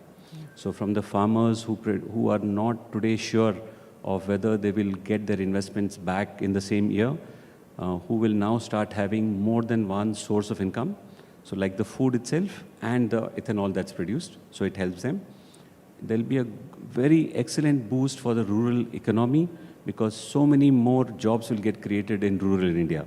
So when agriculture goes up, production of ethanol goes up, so there's going to be a huge gain that side. Ethanol industry, for example, from wherever it is today is going to see a 40, 50x kind of jump. So that's going to be a huge boost to Indian economy in general.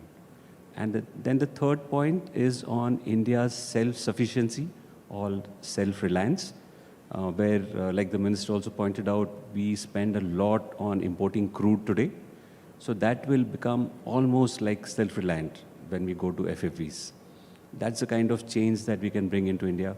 And if you see India today standing strong, it'll be much stronger by then. So it's an excellent move that should be done by us. All right, Mr. Sachdeva and Mr. Savarkar, thank you so much for taking time out for us today and joining us today in GreenRev 2025. I would just request you to stay with us for a minute because we want to express our gratitude with a memento for you.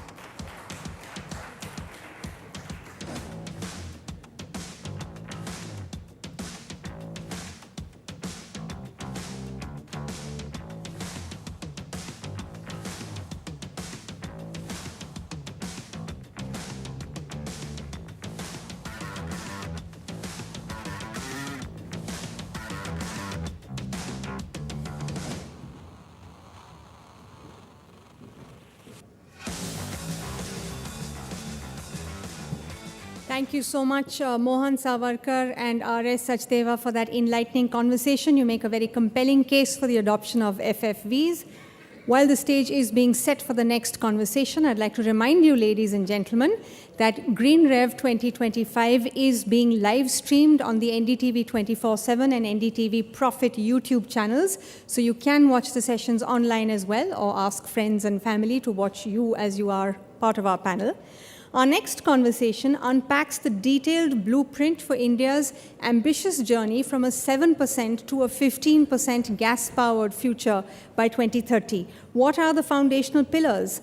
What are the necessary partnerships and investments, and where are the challenges? For all of this and more, please welcome on stage Suresh Manglani, CEO, Adani Total Gas, and my colleague, Gargi Rawat.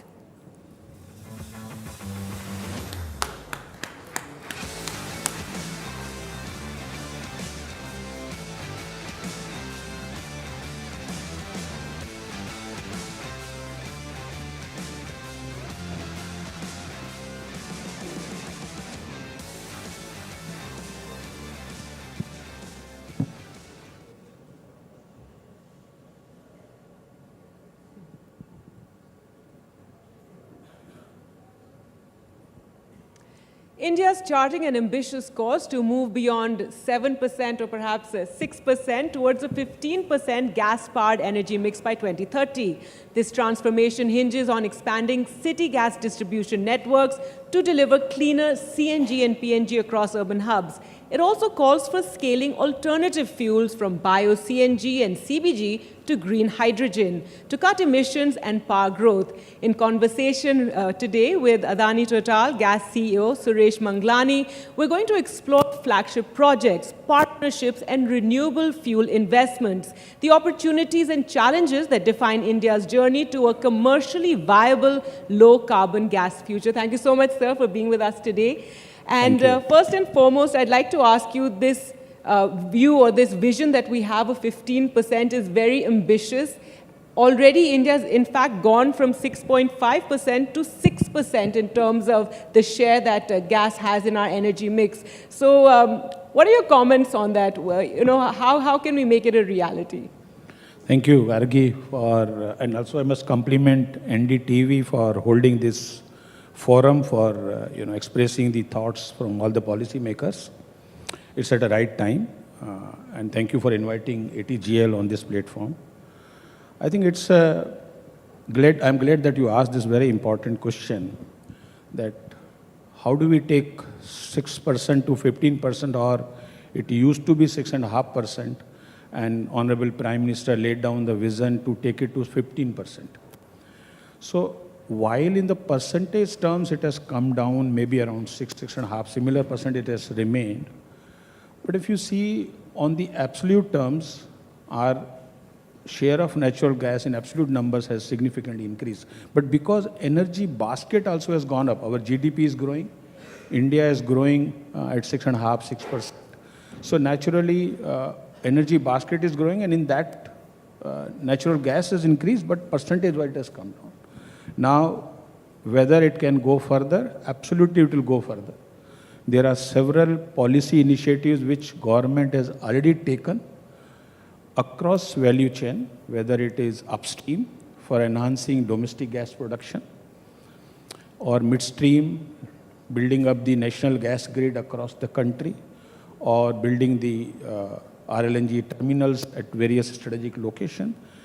And the last, on the downstream side, again, if you see, barring one or two islands, maybe Lakshadweep or something, entire India, regulator has now already given the authorizations. So at the moment when I'm speaking to you, large number of CGDs companies are building city gas distribution network across pan-India basis. Similarly, national gas grid is expanding, almost becoming double. RNG terminals are getting constructed or commissioned. So I think we are on a right path to move from a 6.5% to 15% by 2030. Right, sir. Now, NDTV has, very strongly campaigned for cleaner air, and especially when it comes to our cities, when it comes to our national capital. So to explain this to people who are watching who may not understand our energy needs as as much as what we're explaining, as detailed as it is, what this means for cleaner emissions and air quality in our cities, in our industrial areas. So as compared to other fuels which is being used today, whether in the industrial units they use liquid fuels or solid fuels. At homes we use LPG. Likewise, commercial establishments are also using LPG and several other fuels. So as compared to those fuels, natural gas is far cleaner. Almost 30 to 40% you save on carbon dioxide. Then similarly you save on sulfur dioxide and many other NOx levels. So naturally, natural gas is far cleaner, and it is the government policy. The government has been promoting usage of natural gas, and you have seen in NCR itself, when there was a lot of pollution was happening, this Honorable Supreme Court itself took the PIL and they started promoting CNG as a fuel even for a transport. So it is an undisputed fact that adoption of a natural gas will bring relief for the all the cities, urban areas, and also the rural areas for breathing the fresh air and clean air. Absolutely. So let's hope this adoption happens, as fast as it can. Sir, so you spoke about, this ambitious target that we have. And what role do you think each of the stakeholders in this, if we talk about the policy makers, industry, financial institutions, consumers, what role can they play in achieving this target? So that's the question, everybody asks that once we came down from 6.5 to 6%, how do we take it to 15%, and who all could play the role? So while, it is an admitted fact that government has been taking several initiatives, and the good part in India is that we have a listening government, listening regulator, listening authorities. They are continuously engaging with industries, whether it is upstream, midstream, or downstream, and regular basis their policies are being evolved around it so that it facilitate larger investment, it facilitate acceleration of the project execution. Now, as I said in the beginning, that several initiatives have been taken, including giving license for pan-India city gas distribution development. Couple of things which, in our view, if it could be further pushed, we would be moving on the right direction. So, for example, if I give you few initiatives, Har Ghar PNG is one initiative which Honorable Prime Minister has stated even from Red Fort during Independence speech that he would like to see that like a water, he wants to see PNG also coming on the tap in every home. So if you are able to push Har Ghar PNG, today we have around 33 crore homes having LPG connection, and only 1.5 crore homes has PNG connections. So there is a significant scope now to move from LPG towards the PNG as a choice of a fuel. So if you are able to push, like there is an Ujjwala in the LPG side, if you are able to push Prajwala or some sort of a scheme where similar level playing field comes, that customer also can take a PNG and there is a direct benefit transfer happening for connection cost, so that CGD's companies are able to continuously accelerate provision of the PNG connection. So that is one Har Ghar PNG. Second, and this would enhance almost 20 to 30 million standard cubic meter further from what we are doing today. The second would be, we have this micro, small and medium enterprises. Now, almost it contributes 25% to GDP. It also has 25 to 30% employment. It's a growth engine for the country.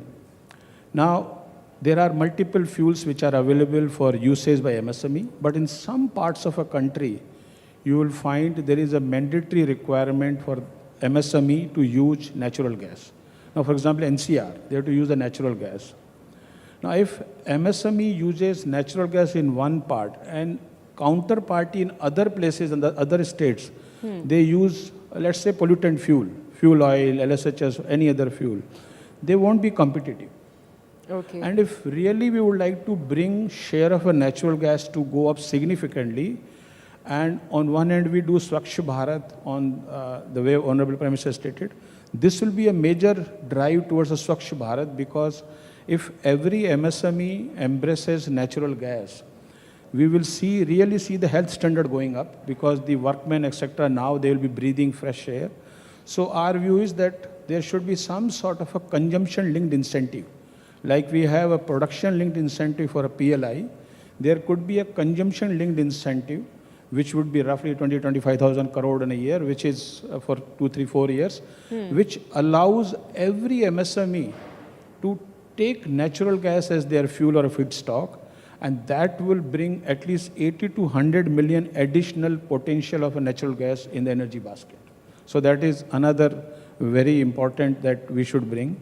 The third, which is very important, is today, of course, government has been stating in several forums that they are working to bring natural gas under GST. If the natural gas can be brought under GST, this will be a real game-changing and initiative for the natural gas industry, because then there will be one India, one market. Today, on a natural gas, what we sell, we have to still levy value-added tax, because natural gas is outside the applicability of a GST. So and it varies from state to state. And vary from state to state. And when a consumer is buying natural gas, this becomes a cost to it for the industrial consumer. Whereas if he buys alternate fuel, that becomes actually passed through. So initiatives like this, if these are taken, there will be a significant increase on the share of a natural gas. Another one initiative which is important is which we are proposing, that Now, almost 1.4 billion Indians are covered under city gas distribution. Now, if that is the case, we need to see that should we not now consider to bring in some sort of a uniform CGD code or a CGD act, which then clearly spell out the role of each stakeholder, as you said. What is the role of a state government? What is the role of various authorities? So that they will be able to get some sort of a directional reference document. Today, what happens is every municipality is developing its own policy of how to grant permission, how to charge on a restatement charges. So that's, for example, Adani Total Gas has today 95 districts. So it means 95 municipalities, 95 authorities, various levels. Now we need to deal with that, and various different policies will be there. So if we want to accelerate the project execution, we need to have some sort of a unified code on permissions and the charges. In fact, our view is that now India should move from permit and dig to intimate and dig. We should simply notify, let's say 5-6 months in advance, what is the digging plan. Each utility can notify, and then once you notify, if there is no objection coming, utility should be permitted to dig under a particular code of a conduct how we should dig it. Today, for every digging, we need to make a application for a permission. So while permissions are coming, but it takes time. So it is very important that you allow a smooth execution of project by moving from permit and dig to intimate and dig. So initiatives like this, if we can take, this will bring more investment in the sector. This will accelerate execution. Last point I would also bring, that if you want to really see the development of a city gas distribution across the country, we should also look at what is the definition of a true natural national gas grid. Today, we all have bidded for the licenses, but the gas pipeline, which is being laid, transmission pipeline, are at a large distances from the city gas distribution point of connectivity. So there are distances maybe 100 kilometer, 150, 200 kilometers. So if you want to really accelerate execution, our view is that there should be a redefinition of national gas grid in the sense that every district should have access to national gas grid. If every district gets an access to national gas grid, and from that point, from a district point, city gas distribution company will start developing. So this synchronization will help execution facilitation, as well as also the definition of a role. My role is downstream, we'll do a downstream development. Right. The transmission company will do the development of a national gas grid. In fact, that leads into my next question, which was in fact just about this, that what sort of challenges are being faced by the industry when it comes to the kind of infrastructure that you require so that we promote natural gas? So if you can elaborate further. Gargi, I think I covered in my previous question the challenges, of course, is that while there is a good amount of infrastructure is getting developed, almost, as I'm speaking to you, roughly 80,000 crore rupees already have been invested in city gas distribution alone, and the massive investment is taking place in pipeline, RLNG terminal development and upstream. So huge investment is coming. Government is continuously developing various positive policy framework. One of the critical things which, challenges which all of us sometimes face is the permission issue, related issue. So as I said, if we have one unified policy where we know if we are able to either move from permit to dig, to intimate to dig, or there is a time-bound permission. Now, some of the states have already formulated very good policies. Recently, we saw Rajasthan has come out with a policy. Karnataka has come out with a good policy. Assam has come out with very good policy, where they say if you don't get permission in 30 days' time, it will be deemed to have been permitted. So some sort of a similar initiatives, if can be taken on pan-India basis, where there is a uniform policy on grant of a permission, and the charges which are going to be levied by municipalities or authorities, that will significantly help authority. Plus, as I said, the large challenge comes from the taxation-related issues, where we are still levying value-added taxes. If the gas could come under the GST, that will really help industry to have a smooth transactions on the natural gas. All right, so that's one big demand of the industry. And of course, as you said, creating awareness, the Har Ghar PNG slogan was extremely catchy. And events like this one, GreenRev, is something to create more awareness as far as consumers go. Sir, there's so many fuels now available in the country. Coming back to, awareness about the issue, you have diesel, petrol, natural gas, EV, biofuels, green hydrogen. So how can policymakers, how do they prioritize this in terms of which ones to push more, which ones to, in terms of taxes and subsidies? What would your take be on that? Glad that you asked this question. Actually, our view would be that, India is a very large country. All the fuels which you stated are going to coexist. But in order to ensure that there are level playing field, our view would be that we should think through developing a national fuel policy or national transport fuel policy at least. So let me explain to you what I meant actually, is that now there are various fuels as you stated. We have, as you said, petrol, diesel, we have CNG, we have CBG, we have LNG. So, and we also see different policies coming for different fuels. We have a very encouraging policy for adoption of a CNG, and now we see a lot of policies coming for adoption of an EV. Yes. You adopt EV, you get incentive on demand side, you get incentive on supply side, you get a very moderated GST. There is a 5% GST on EV vehicle. But if you buy CNG vehicle today, it is a 28% GST. So what it should be done is that our view that we should categorize fuels into green fuel, cleaner fuel, and the rest of the fuel. So if you have a green fuel, for example, you said there's hydrogen. Green and greener. Would you tell us what is green and what would you consider as greener? That's what I'm explaining. So there could be various parameter, could be emission, could be import content, could be decarbonization vision. So the policy maker could take a view of, on some basis, we should bring fuel under a green fuel category. Let's say hydrogen is clearly a green fuel.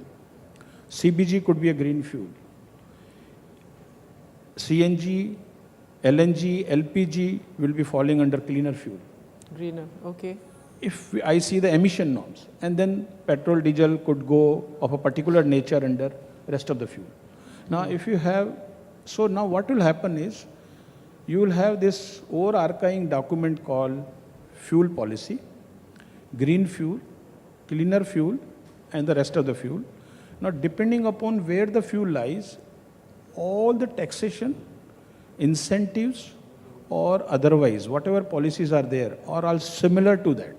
Let's say if tomorrow we are developing cleaner fuel, CNG, LNG, then we know that whosoever is investing, they get same GST, similar type of incentive. And if somebody is now selling hydrogen, hydrogen will get much better taxation.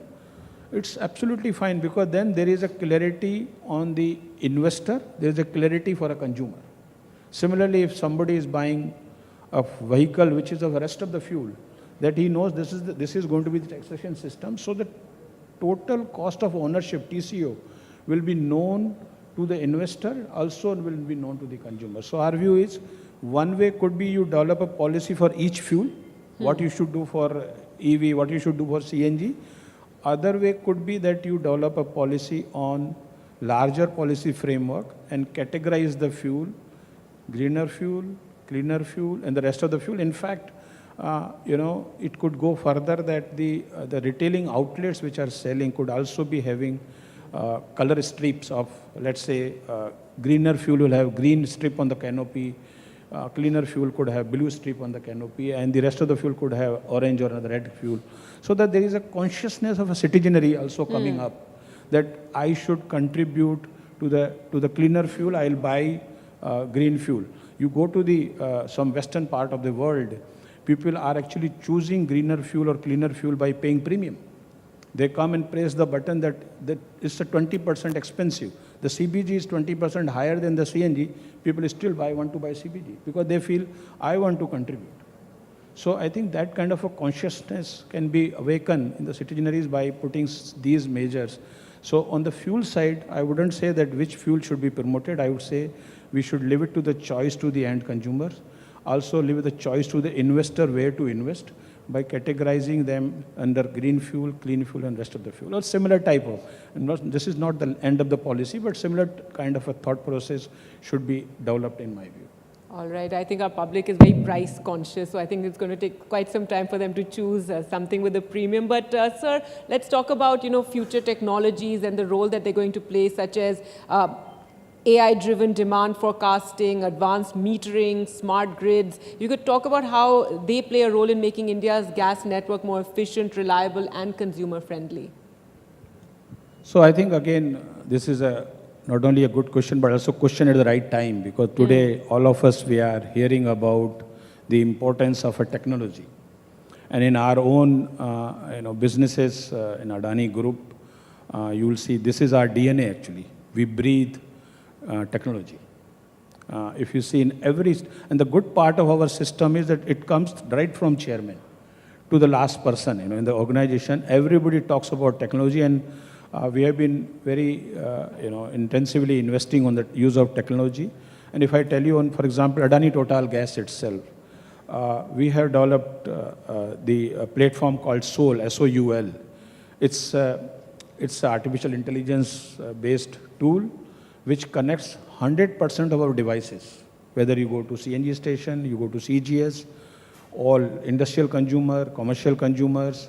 Only the domestic consumer still has a mechanical meter. So once we connect all devices and we have how much gas we are getting, how much we are gas selling, thousands of lakhs of meters, real-time connectivity is there, and that itself has significantly contributed on our measuring of loss and unaccounted gas on a real time. And it has come down significant because now we are able to send the message to each of our geographical areas on a real-time basis on the platform and the mobile app that this particular station is having higher LUAG, we call it, and they immediately will take a step and they will reduce it. So I think use of a technology... Which means wastage, LUA. What is LUAG? Loss and unaccounted gas. Okay, yes. LUAG is a term which we use in the gas industry. Yes. So this is one. I'm saying similarly on smart metering, for example. Good part is that while we are using mechanical meter currently for our homes, on the industrial commercial side, we use the AMR, etc. technologies, and we take the real-time consumption details.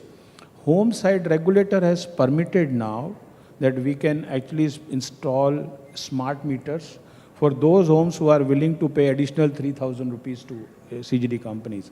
So our view is that now time has come on the energy side. Now a smart meter has become almost mandatory to put when you are giving an energy connection. Similarly, our view is that now time has come that policymakers should start looking at to mandate a mandatory installation of a smart meter for homes so that we move from a physical India to digital India. Because we see one other thing where India is far ahead is the digitalization or technological usage. And our Honorable Prime Minister himself has so much passion on pursuing the technology across every aspect of our life.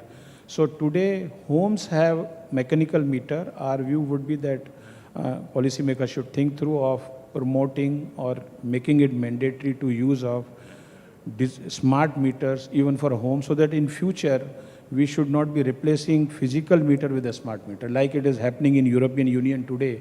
European Union has been asking now to replace mandatorily the physical meter with a smart meter. So we should get this opportunity today to actually install a smart meter instead of physical meter. Right, so now, given recent world events and how we've realized that, not allies and friends are as trustworthy as we would like them to be, if you could tell us what role is ATGL playing in terms of our self-sufficiency and, getting to that goal as well as decarbonization? good that you asked this question, because I thought if I give any answer, but you know, some brief on ATGL, you will think that I'm promoting ATGL from this platform. But let me now give you a little bit of detail about what Adani Total Gas is doing in India actually. So Adani Total Gas is a city gas distribution company to the core. We have a license for 34 geographical areas. Geographical area could be multiple districts. So if I translate this geographical area into districts, we have 95 districts where we got licenses to develop city gas distribution. We also have a 50-50 JV with Indian Oil Corporation, and that JV, Indian Oil Adani Gas Private Limited, IOGPL, has again 19 geographical area. If I translate in districts, that will be 30. So put together 95 districts with ATGL, 30 districts with IOGPL, we are developing city gas distribution in 125 districts. And as I'm speaking to you, we'll have around, put together, if I add IOGPL and ATGL, we'll have roughly 1.2 million homes connected on piped gas. We'll have roughly 12,000 industrial commercial consumers. We'll have more than 1,000 CNG stations operating currently in India. And all these segments are being accelerated in for a future. We'll have target of at least giving PNG to 3 to 4 million homes. Similarly, we'll be developing large number of additional CNG stations. We already have 25,000 inch kilometer of a pipeline, and we are going to be tripling it in the next few years. So I think there is a massive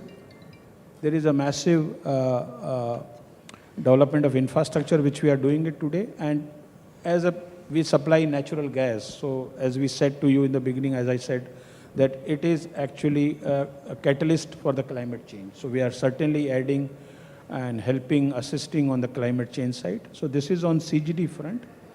On the second part is that we are also developing EV charging stations. So today we have roughly 4,000 charge points already set up across the country, B2C and B2B as well. Almost 230 cities we have today presence on EV side. And then we have gas plant. We have one in Barsana, which is already operating now, and it is getting stabilized. We also have one plant in Varanasi, which has been developed by our Adani Foundation on CSR basis. So on all the front, and we also have LNG stations operating in a couple of states. We want to enhance LNG station further, as well as EV charging points are being accelerated across the country. All right. Well, thank you so much, Mr. Suresh Manglani, for joining us and talking about this very important, aim or vision that we have of increasing the dependency on gas in our energy mix. Thank you so much. A round of applause. Thank you, Gargi. Thank you very much. Thank you. And we'd like to give you a little memento, sir, before you leave.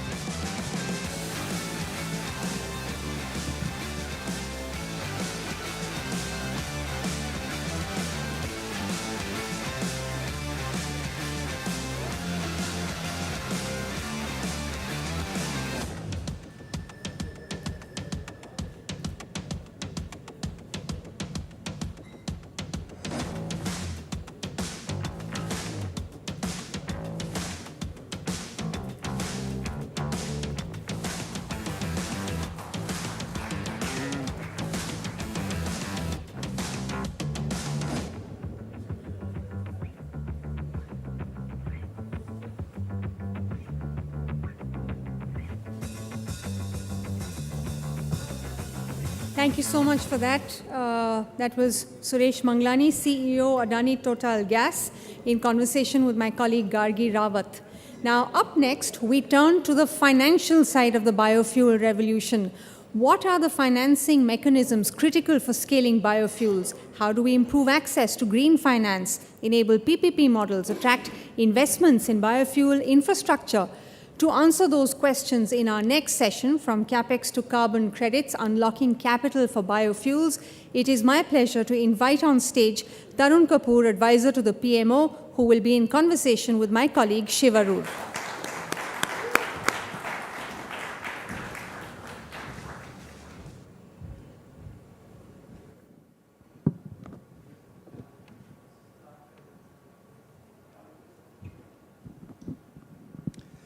Welcome, Mr. Kapoor. Good to have you here. A very, very important session, especially at a time like this when there is global volatility in the energy markets. Energy security is a huge headline for us. So, ladies and gentlemen, I want to tell you about the person we have on stage today.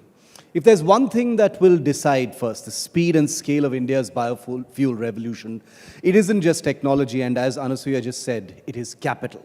From the massive capex required to build advanced biofuel plants to the evolving carbon credit markets that can turn emission savings into bankable returns, finance is the fuel for the fuel of the future.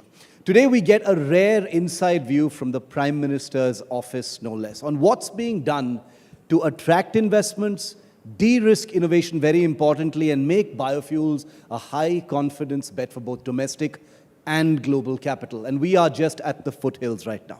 Please join me in welcoming Tarun Kapoor, advisor to the Prime Minister's office. He's been part of Delhi's power corridors and an architect more than once of the biofuel movement during his time at the Ministry of Petroleum and natural gas as well. Welcome, Tarunji. Thank you very much for being on this NDTV platform. There is a huge amount of curiosity and a huge amount of anticipation and positive energy about the biofuel space here in India right now. We've seen ethanol doing the rounds of the headlines for quite a while. So I'd like to throw it to you for your opening comments. Give us a brief overview of where things are at right now as far as India's journey on biofuel is concerned, sir.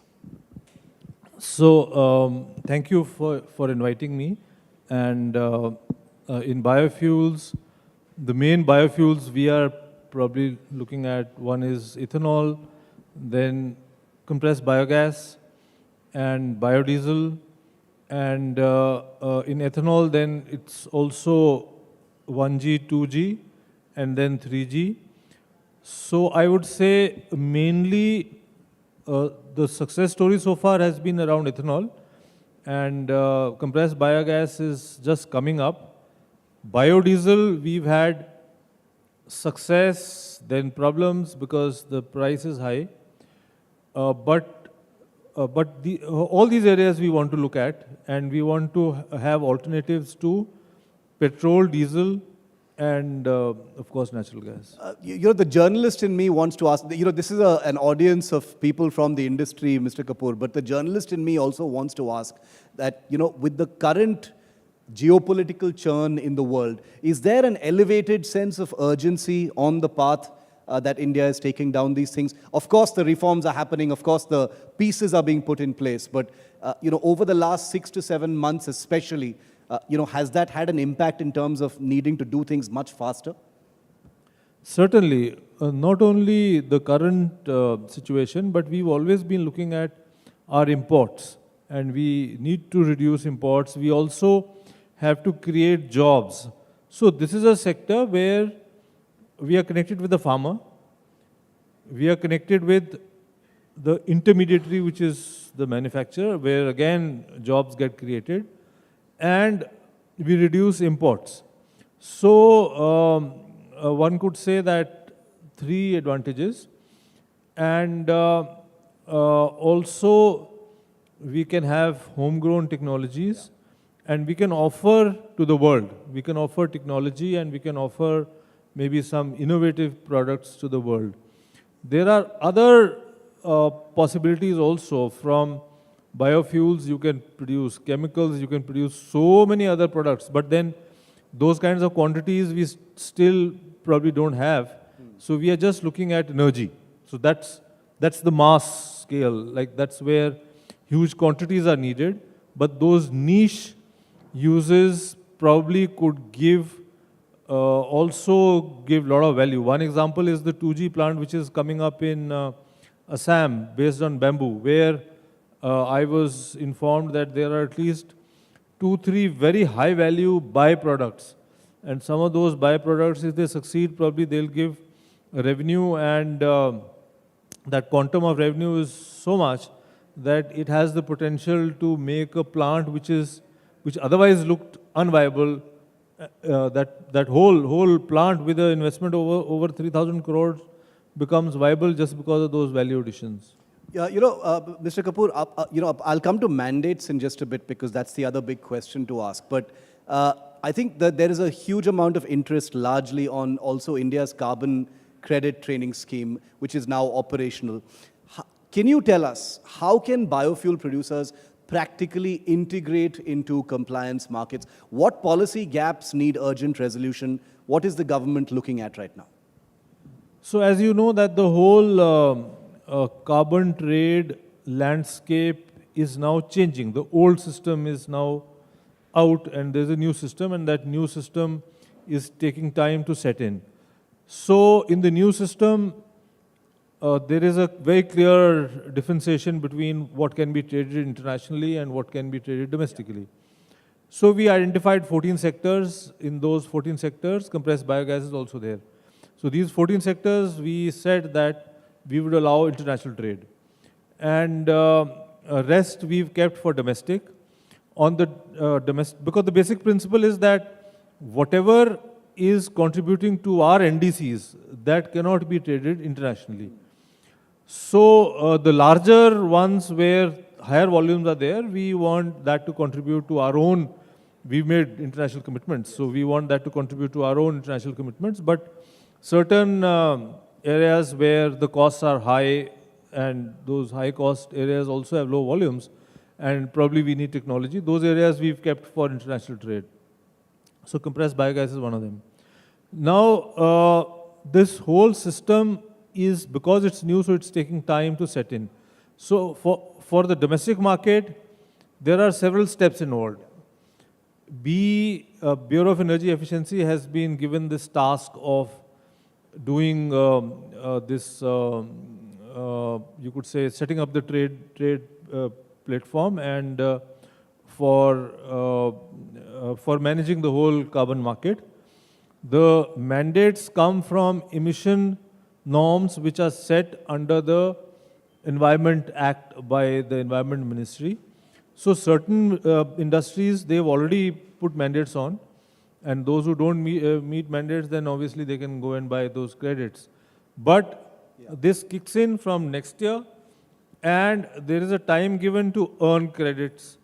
So which means that real trading may start after April next year. And then April next year onwards, we should see a good carbon market develop in India. Again, in the carbon market, you know, there are two types. One is the voluntary, the other is where mandates are there. So we are doing both. So some corporates are already into voluntary, and they are willing to contribute even if they don't have mandates. And then on the international side, recently we've got this approval and signed an agreement with Japan. This is under this section 6.2, where two countries can have a bilateral arrangement. So Japan is the first one who signed with us. We may sign with some other countries also. So that's another window for international carbon markets. So we are looking at all that, but the world, the whole system, the way it has to unfold in the world is taking time. Within certain markets, for example, Europe, their internal market has developed quite well, but then the transfer from one country to another, that whole thing is taking a little more time. I want to explore the aspect of pricing and demand just a little bit more, Mr. Kapoor. Biofuel carbon credits face challenges in both these aspects, pricing and demand.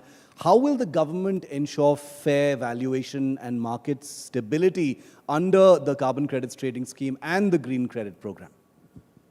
So, as you would know that there is a range. Yeah. So there is a lower limit and there is an upper limit between which the trading takes place. So those limits are set by, in this case, BE will be doing that. And then we have to ensure that there are enough organizations with mandates, and the supply also matches that. So if there is too much supply, obviously price will remain low, and if there is too much demand and no supply, then again you can't enforce mandates.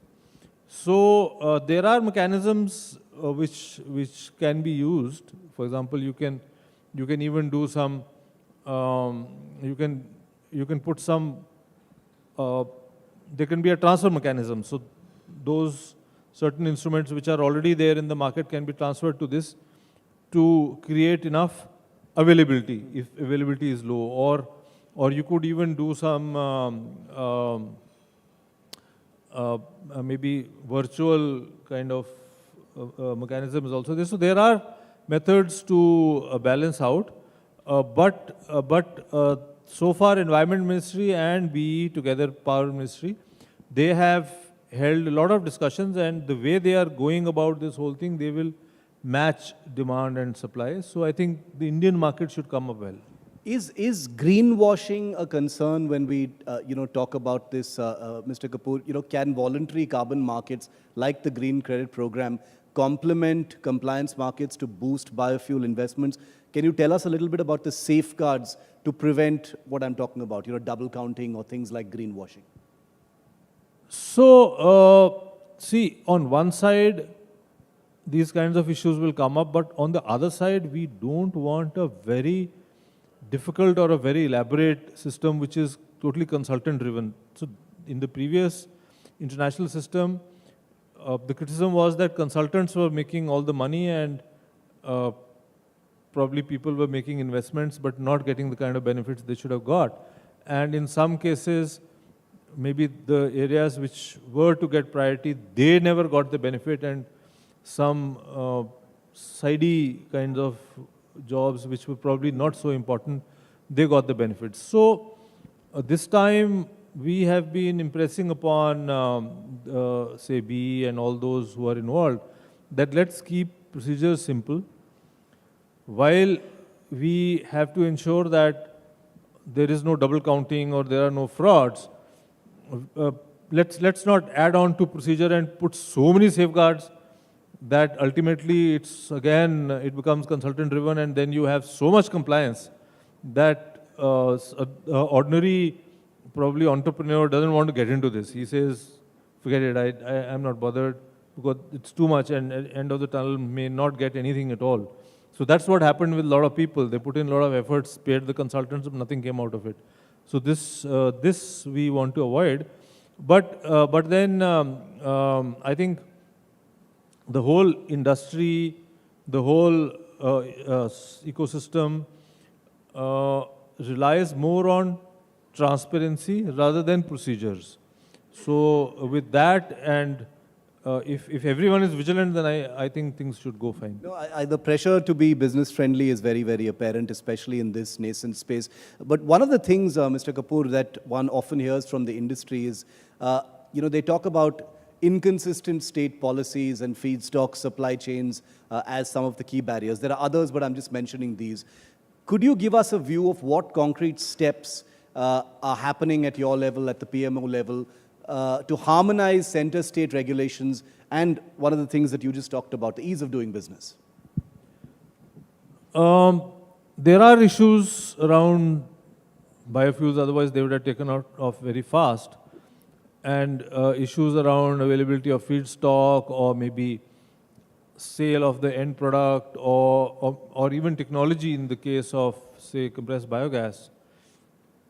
Any emerging sector will have these kinds of issues, and government can address some of these issues, but some issues have to be addressed by the industry. Now, if we just compare, say, ethanol and compressed biogas. So ethanol took up faster because probably it was more, you could say, I wouldn't say more lucrative, but probably more, the viability was more. So ultimately it's all business. So wherever there is money to be made, it will happen faster, and technology was also more stable. In the case of compressed biogas, what we see is that technology may be established in, say, Europe or some other countries, but that technology is not working here. So technology has to evolve, which is happening. But for that, then we need bigger players. We need people with slightly deeper pockets and long-term plans and bigger plans, so that they are able to sustain. From the government side, government has brought out policies, government has, for the compressed biogas, there are 5 schemes running as on today. There is a subsidy on equipment for collection of agriculture residue. There is subsidy on fertilizer, biofertilizer, so that it can be purchased. There is a special price announced for the gas, so that that purchase is not a challenge. Somewhere, if pipelines have to be laid, that is again subsidized, and there is another scheme for aggregating machinery. So government is putting in money, government is trying to facilitate, but sometimes the procedures may come in the way, and I keep hearing from the industry that we are not able to get the benefit, even though the scheme is there, because it becomes a little bit complicated in terms of some papers or some certificates or some other requirements, which again, we try to ease out. In fact, I myself try to hold meetings and ask the industry, and then speak to the concerned ministries to sort out these issues. But still issues remain, and it's a constant fight. We have to keep trying to make things easier. Which brings me to my final question. I actually had 2 more, but we're almost out of time, so I'll ask this as a combined question, Mr. Kapoor, which is that the struggles that startups have in attracting capital and attracting investment is an issue, and also taking forward from your last answer, which is that the government is doing many of these things, but the industry is also expected to address some of those problems that you highlighted. Could you give us a final prescription of what you think the way forward is, and how the industry can, what are the specific things the industry can do? I know you're already talking to the industry, but many of them are here as well. So if you could give us a kind of to-do list or a prescription to end with. Very important for the industry to take this challenge. It's a challenge. It's a challenge where immediately maybe profits may be low, but in the long run, this is a sector which is going to sustain. And those who come into this industry, probably there will be a lot of satisfaction, a lot of opportunity for growth, and a good contribution to the society also. So this is not a business where you come in today and then you make money and you're out, or you just cash out and then you're gone. Here, this is a business where you are connected with the farmer, you are connected directly with maybe very basic kind of people who are working at the grassroots level, and therefore try to sustain. Like, I've seen people just coming in, then getting discouraged and trying to run away.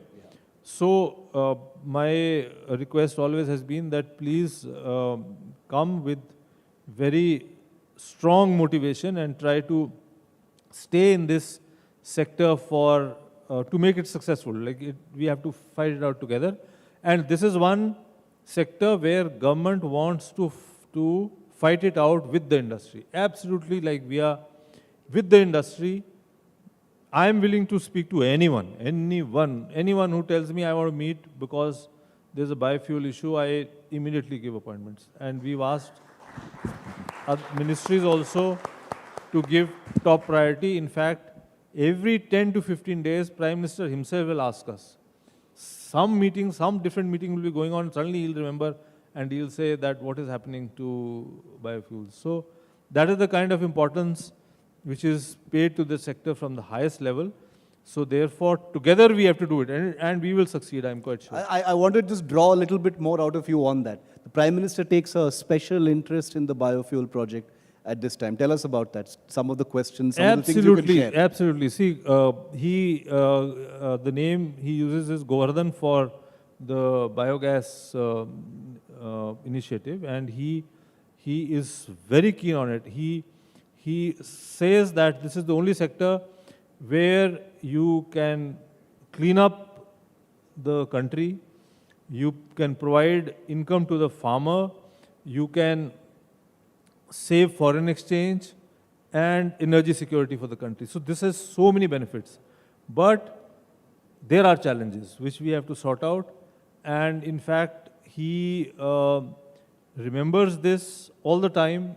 And I'm telling you, every 15 days, we have to face him on this.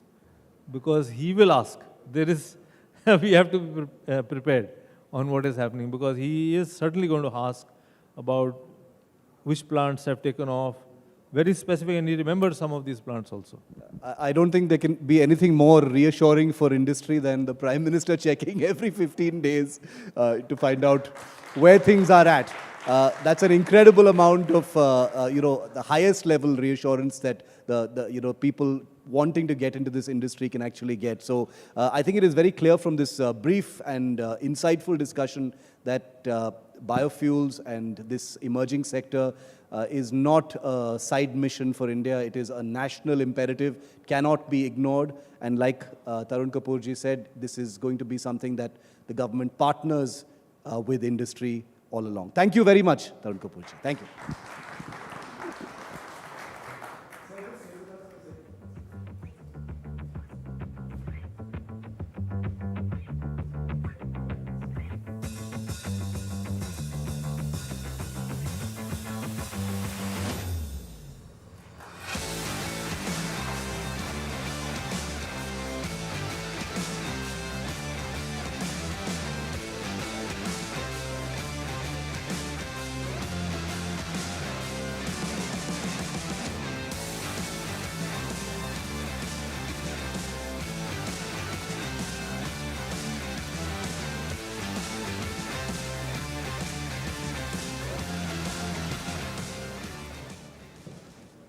The government is standing strong with the biofuels industry. Stay patient, persistent, and sustainable.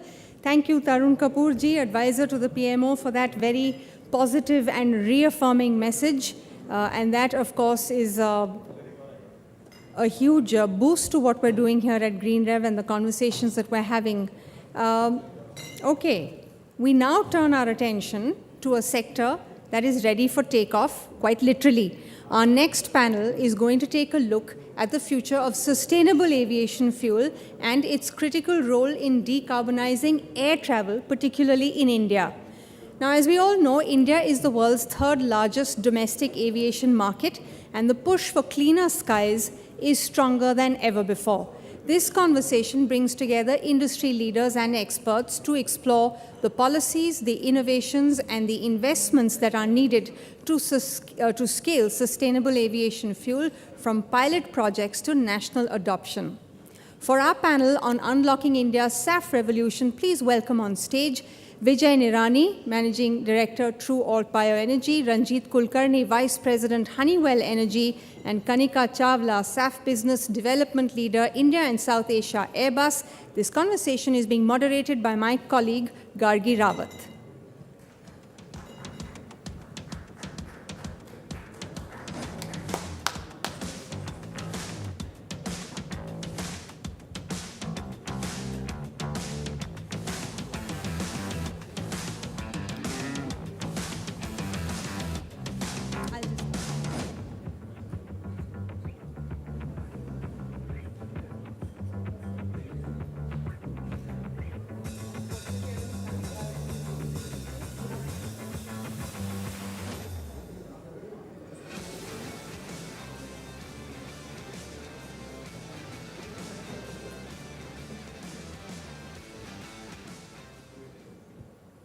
Okay, unfortunately, Kanika has not been able to make it.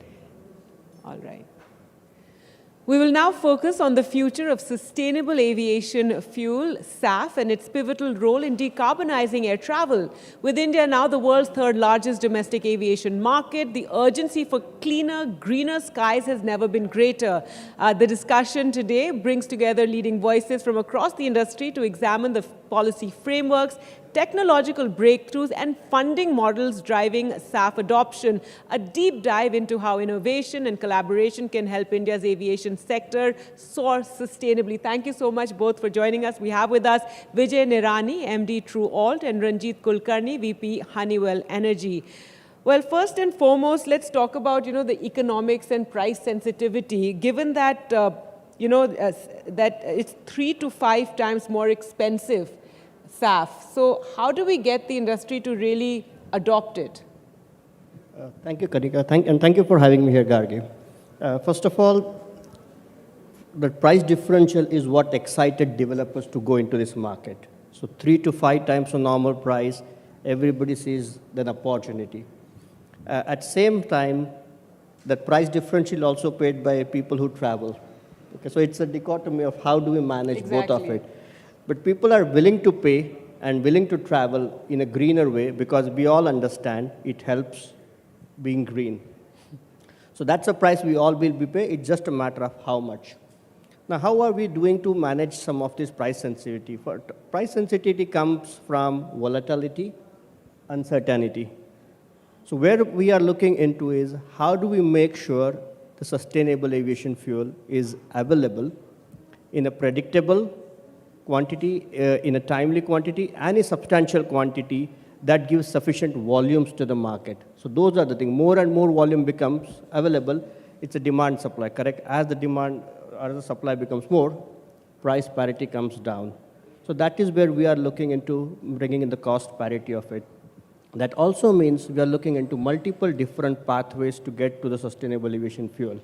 It could be via used cooking oil, it could be via biomass, it could be via captured CO2.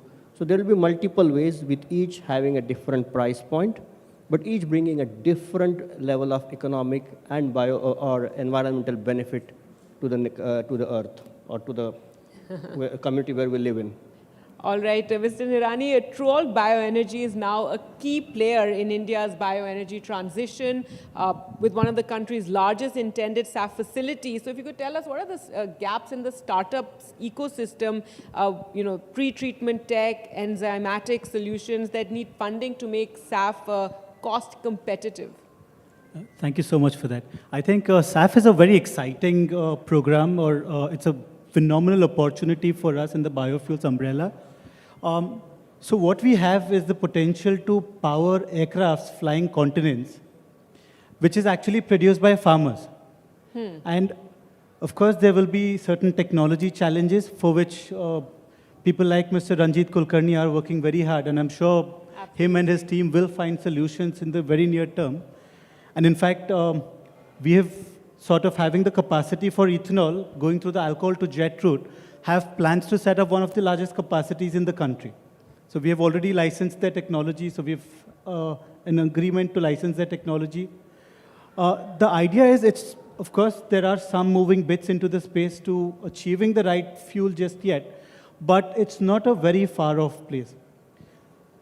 With that, I say, whatever is required into making SAF, right? Let's say ethanol for that matter. Let's say steam. We have green steam in our complexes. We need power. We have green power coming from the biomass cogeneration plants. Then we need hydrogen. So the hydrogen that comes out comes through the CBG plants, or the methane plants that we have. So we already have whatever is required to get the output of SAF. So it's only the right oligomerizations or whatever the tech that Honeywell is working on, we want that to work. Now, I think we all want it to work, yes. Absolutely.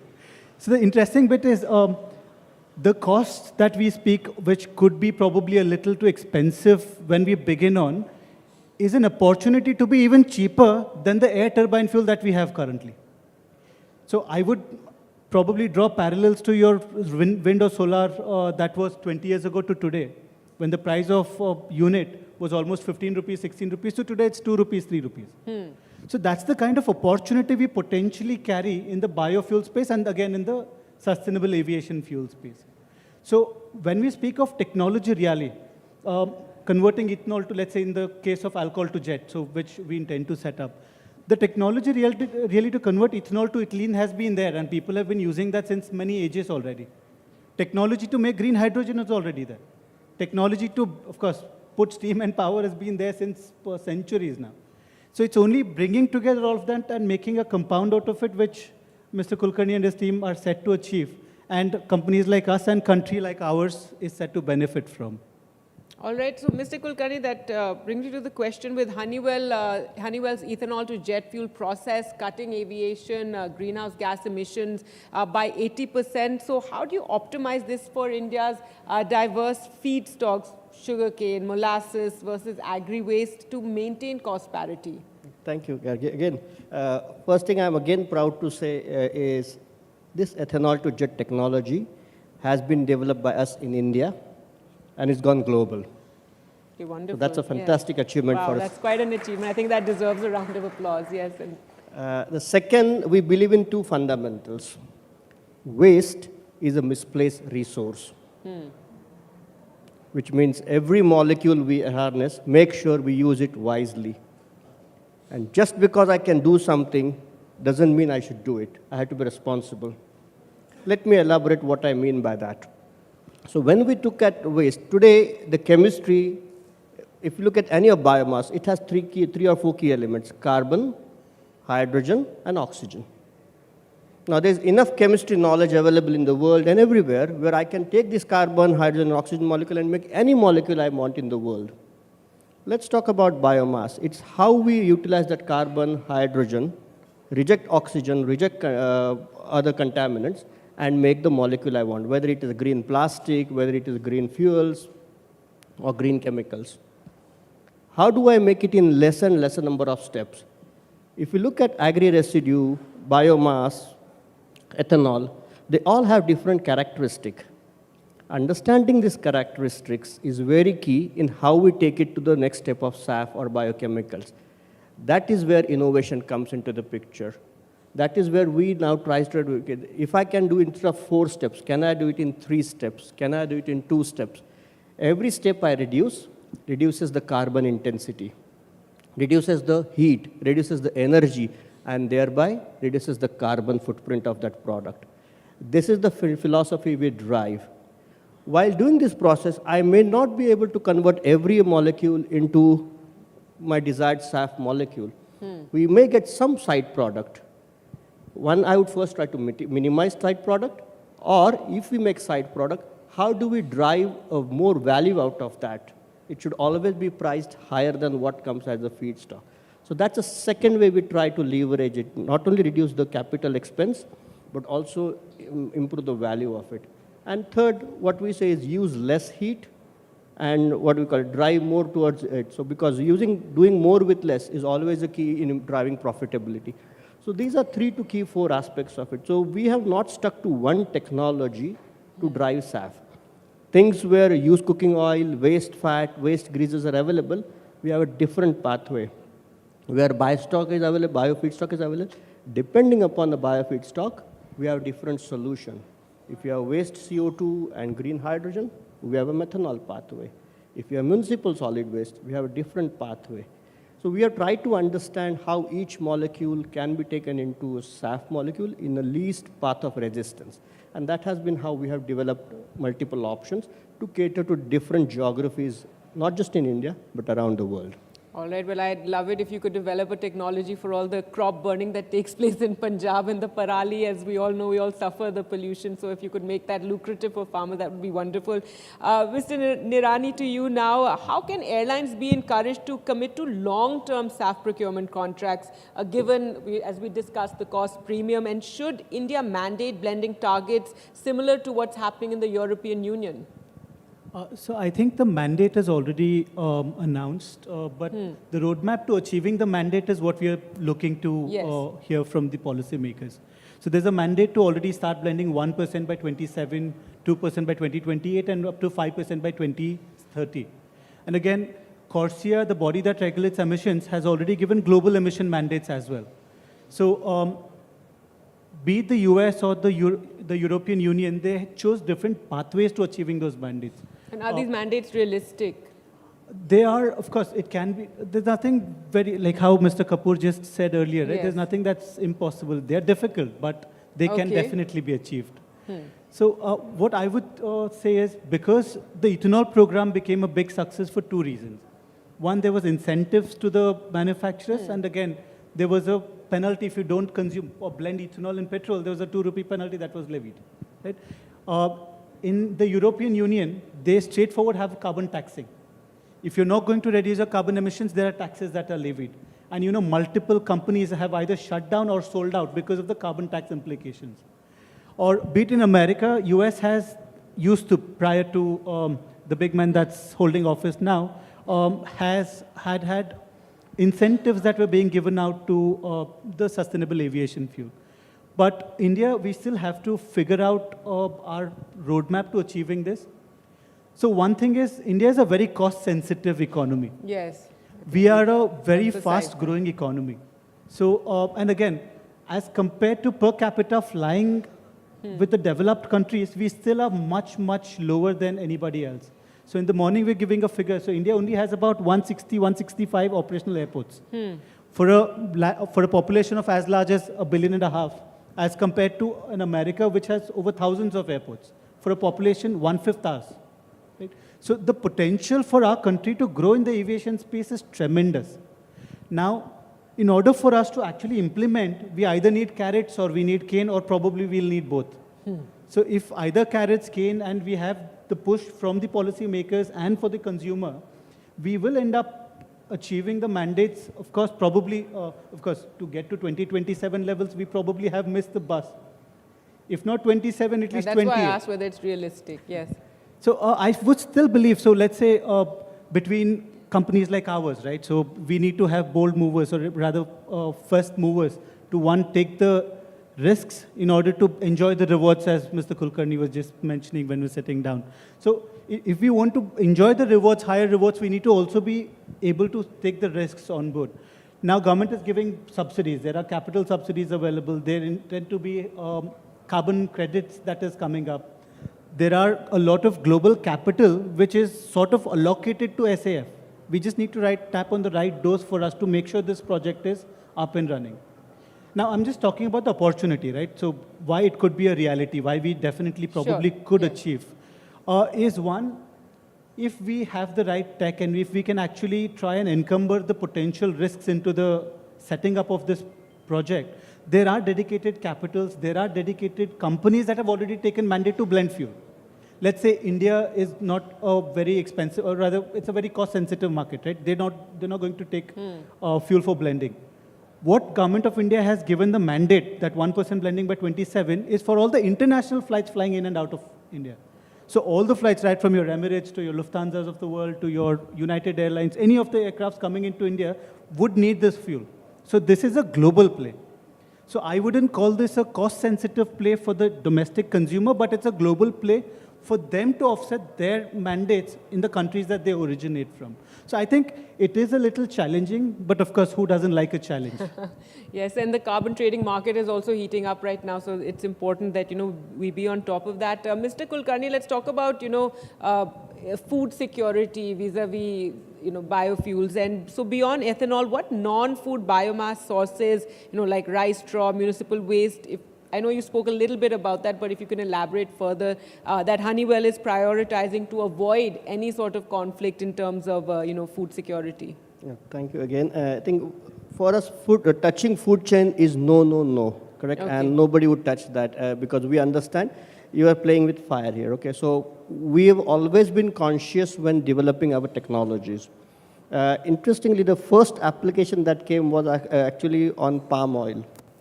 The first SAF application that came was palm oil based, but very quickly, within after a few months of trial, people realized that this is not a long term, and people started pivoting into non-edible oils, non-food chain oils. So I'll give some examples of where we have seen. I've been part of some of the examples outside globally. I can give you, for example, in Northern Africa, in UAE, they grew some special plants which had very high oil content. These plants in Northern Africa, in Algeria, these plants were grown in desert. In UAE, these plants were grown in the marshy lands of Abu Dhabi, along with fishes. So they were grown specially, and these had a very high oil content. They were one of the sources which these countries who do not have green vegetation go into that. In India, where we are looking at, as I said, is horses for courses, correct? What is the feedstock available? Because each feedstock will have a different characteristic, and the cost of treating this is what differentiates today. If you have a right feedstock and if you have a right feed treatment, then I would be able to bring down the cost to significantly.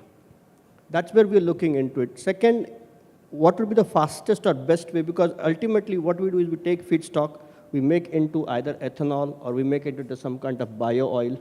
That bio oil, then we reconfigure it and make into the SAF molecule. We look into pathways, which is the least carbon intensive pathway, and each pathway will have its own place. So we look into those 2 to 3 applications. Should I take it via a liquid route, whether I take it via gas route, via ethanol route, via methanol route. So we look into each of this, and based on the merits, we work with a team like Truall to see what is best for them. In case of Truall, they have access to large amount of ethanol, expertise, understanding of the market. For them, it's a natural step to upgrade what they're already producing from a fuel grade or from a petrol grade to an aviation fuel grade. So for them, it's a natural step in their milestone, but we are aware that, yes, India will have room for everybody else also from other sources, and we'll continue working on that. All right. Let's talk about, how it can benefit in terms of employment and in rural India as well. So, Mr. Nirani, if you can talk about, beyond decarbonization, as you were just elaborating, how can SAF drive rural employment as well as waste to wealth opportunities? So it's a tremendous socio-economic sector by large. Right? So just to give our company, so one operates sugar mills, of course, one of our group companies, and Truall does biofuels. Just one company or one group that is ours works with closely 350,000 farmer families. Let's say a family has 4 people, that's close to 1 million people that we work closely with. So that's the kind of impact one company probably can generate, and there are multiple companies like ours. So that said, all of what we consume come typically from all the farmers, the 1 million people that are directly employed or rather tied up with us. Once we take in the product, I'm just stepping a little behind, going beyond SAF and say, what exactly is the products that we take? We take the sugars that come in, we make one sugar for human body, that's one energy. We make cogen, we make power, we make ethanol. Now ethanol gets converted into SAF. The byproduct is biodiesel or bio-naphtha or other special chemicals. Or let's say the ethanol could get converted into malolactonic acid, or multiple opportunities. So all in all, the whole value chain has the potential to create unimaginable level of employment. Not just allied employment, but direct employment.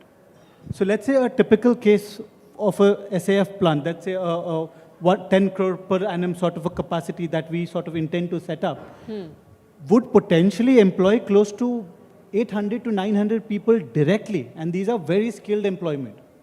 And of course, if you go beyond the transportation, the allied, the downstream, all of it, there is a lot of potential for us to create employment, to create a socio-economic impact for the whole value chain.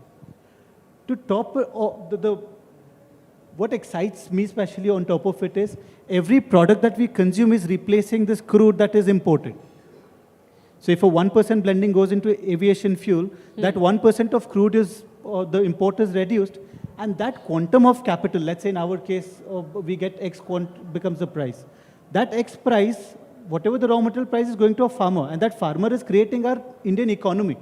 So that's a humongous socio-economic impact that we carry, not just on employment, but the allied support that the biofuel sector carries. All right, so that's very encouraging, especially, when we talk about how it can benefit people and people taking to it as well. But let's go back to, the airlines, Mr. Kulkarni, and how will Honeywell incentivize Indian airlines to commit to long-term SAF off-take agreements, de-risking refinery investments?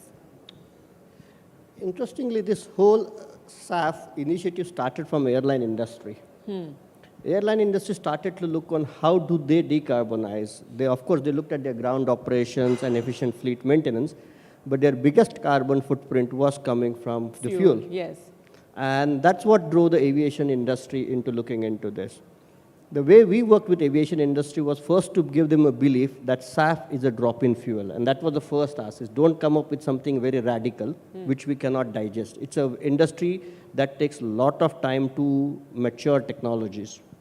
Today, if you are bringing any new technologies in aviation industry, typically we are looking at a 20 to 30-year horizon.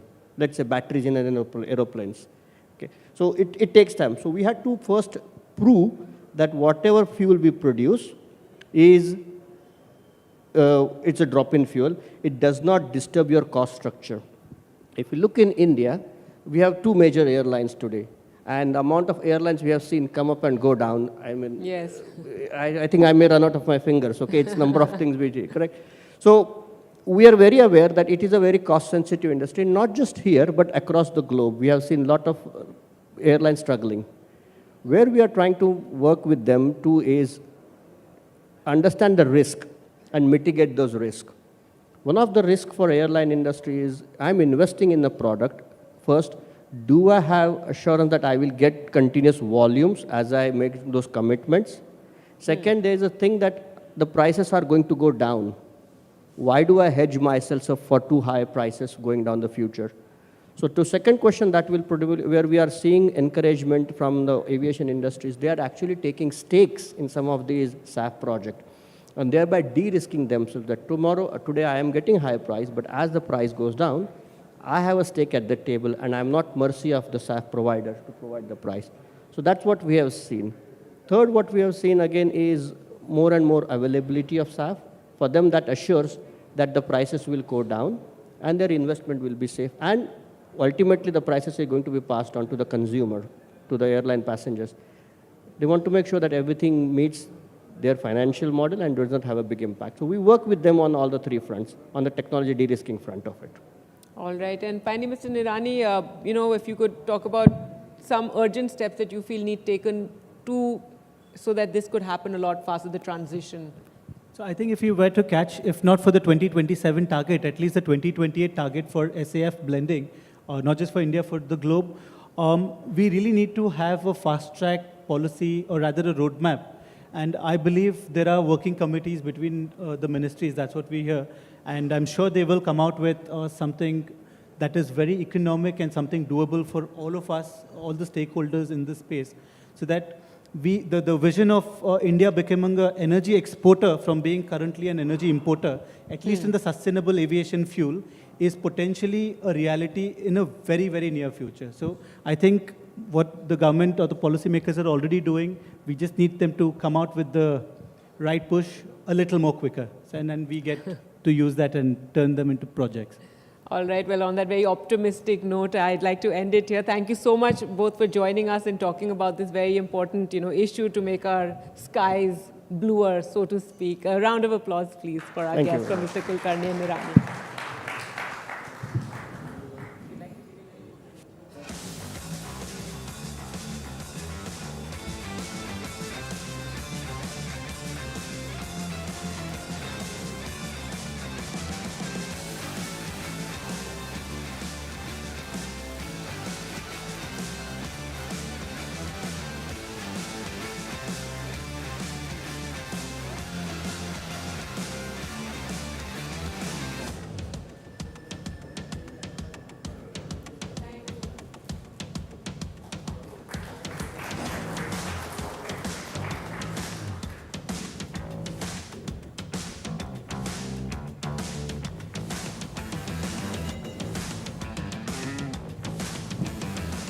Thank you so much, Mr. Nirani and Mr. Kulkarni. We've all been listening quite fascinatedly to how we can, as Mr. Nirani said this morning, travel relatively guilt-free with skies that are bluer, as Gargi said. Now, as a consumer, after all of this discussion, I'm interested in finding out how the choices I make can feed the biofuels revolution. So thank you so much for that insight. Right. We now move into a powerful conversation that brings the spotlight back to the grassroots. In this conversation, we examine biofuels as a catalyst for rural upliftment. Biofuels are not just about clean energy. It's also about empowering rural economies, creating jobs, and adding value to agricultural waste. How can CSR initiatives and state governments, for example, play a role in scaling decentralized village-level biofuel units? It's about energy transition with people at the center. And who better to help find answers than Mr. Amitabh Kant, former CEO Niti Aayog and former G20 Sherpa. He's in conversation with my colleague Vishnu Shom. I invite you both up on stage now.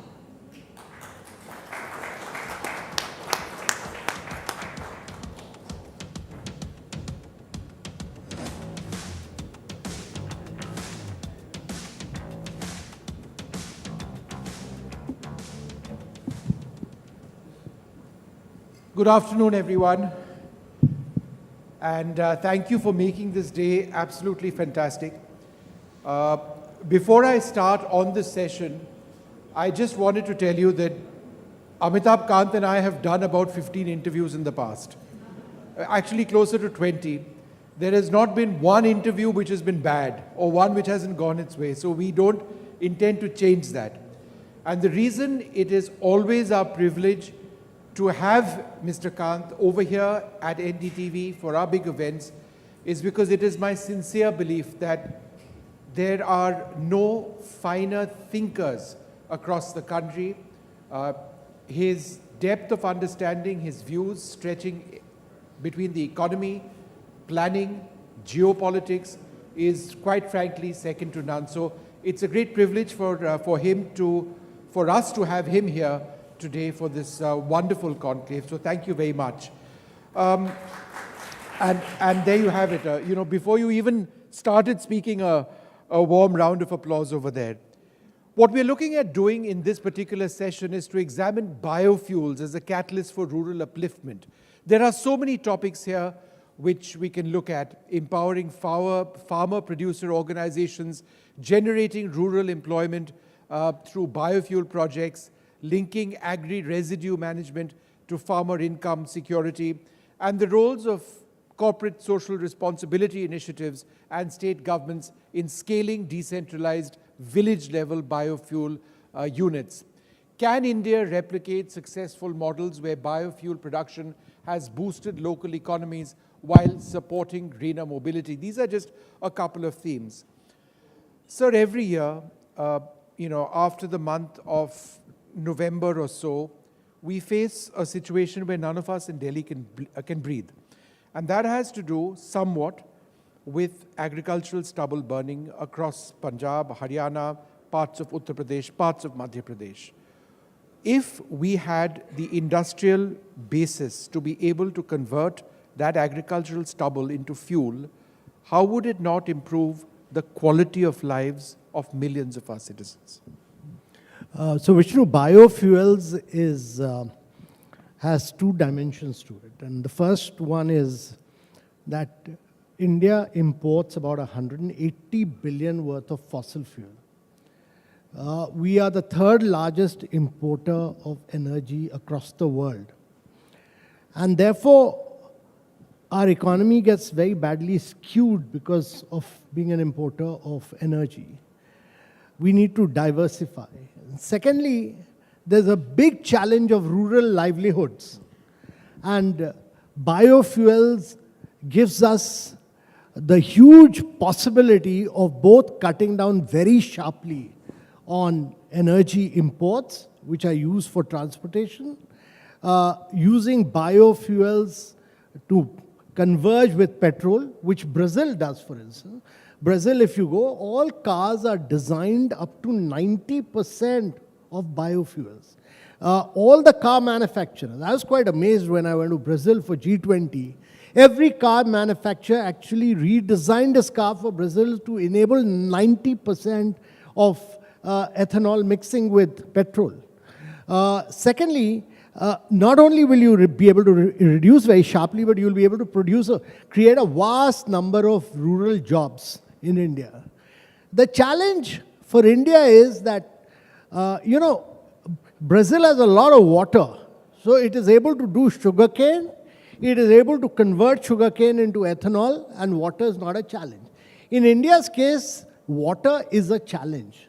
And therefore, you need not merely stubble, but you need a lot of municipal waste.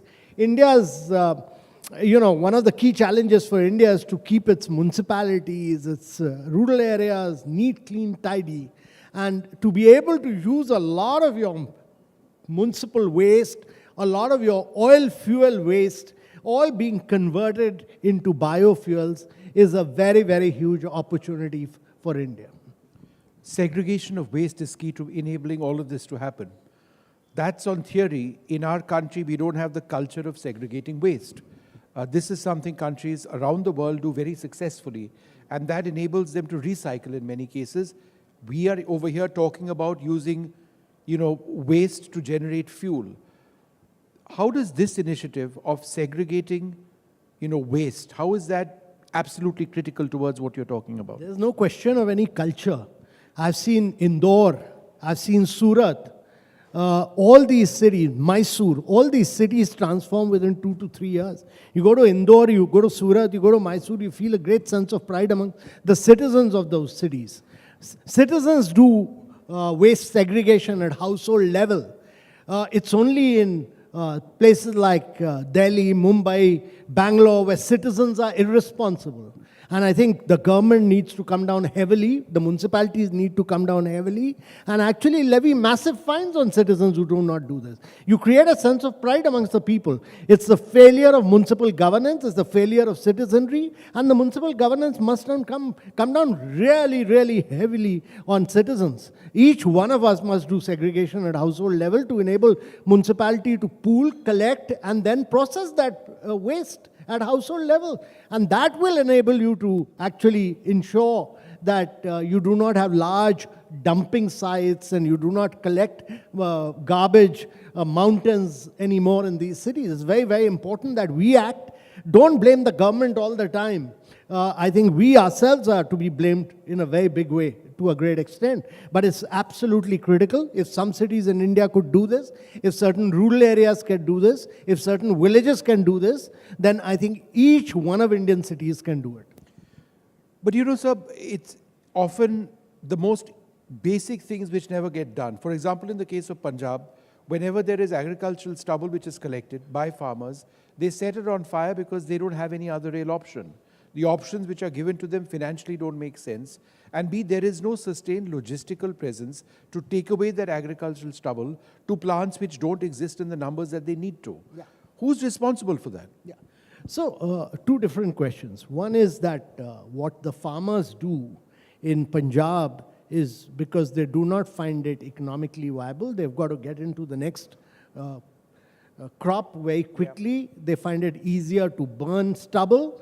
The important thing is that we need to ensure that there is massive collection centers available and we make it economically viable for these farmers. Dictates won't work in this case. We need to ensure that the schemes which have been dug in are more economically viable. We need to ensure that this stubble is actually either replanted or is quickly collected, and there are over, in India has a huge number of, close to about 7,500 farmer-producer organizations. And farmer-producer organizations should be able to collect, stock the stubble for being converted into power way. But the bottom line over here, and the reason this is important is because there are millions of jobs out there. Yeah. If we are able, can you, I don't know, statistically define what this may be if we are successful in collecting, waste from rural India and converting it into fuel in terms of jobs? So, several schemes have done this. PM Satat, for instance, said that there's a possibility of creating over 1 million jobs. Now, the challenge is that Indian agriculture today accounts for almost 46% of your population, while it accounts for only 18% of the total GDP output, but 46% of your population. In China and many other countries, the extent of population which is dependent on agriculture has come down very sharply. Post-COVID in India, it went up from about 41.5% to 46%.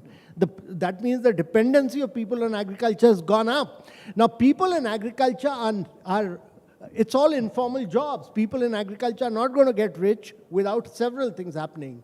One is without horticulture, without floriculture, without dairy, and without additional earnings from biofuel. That is, use the waste in agriculture, convert it into power so that that becomes a big source of earning for them. And that is why a whole number of schemes which have come up, starting with PM Satat and, schemes like cleaner form, natural organic farming, etc., are all aimed at actually reducing the extent of fertilizer, push them towards organic farming and natural farming, and ensure that they are able to get a higher level of incomes. But it's very, very important that the agriculture stubble gives them another source of income and another source of livelihood. That's very critical. So 7,000 farmer producers organization in India must all be activated towards collecting stubble, stocking the stubble, and then producing it to the power producers.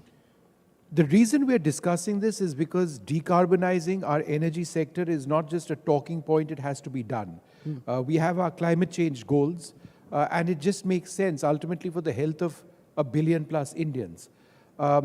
Where does the decarbonization of the energy sector in India figure as far as our goals towards becoming a developed nation?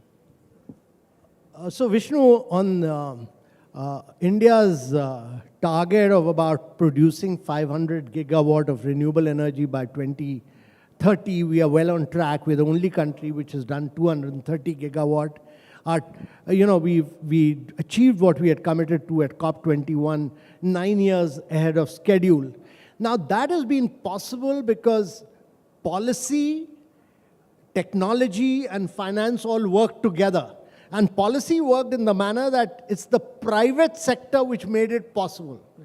Private sector and the policy ensured that private equity could come into renewable sector, private companies could attract PE funds, and then through a transparent process of bidding, we could bring down the cost of power, renewable power, from 24 rupees to less than 2 rupees.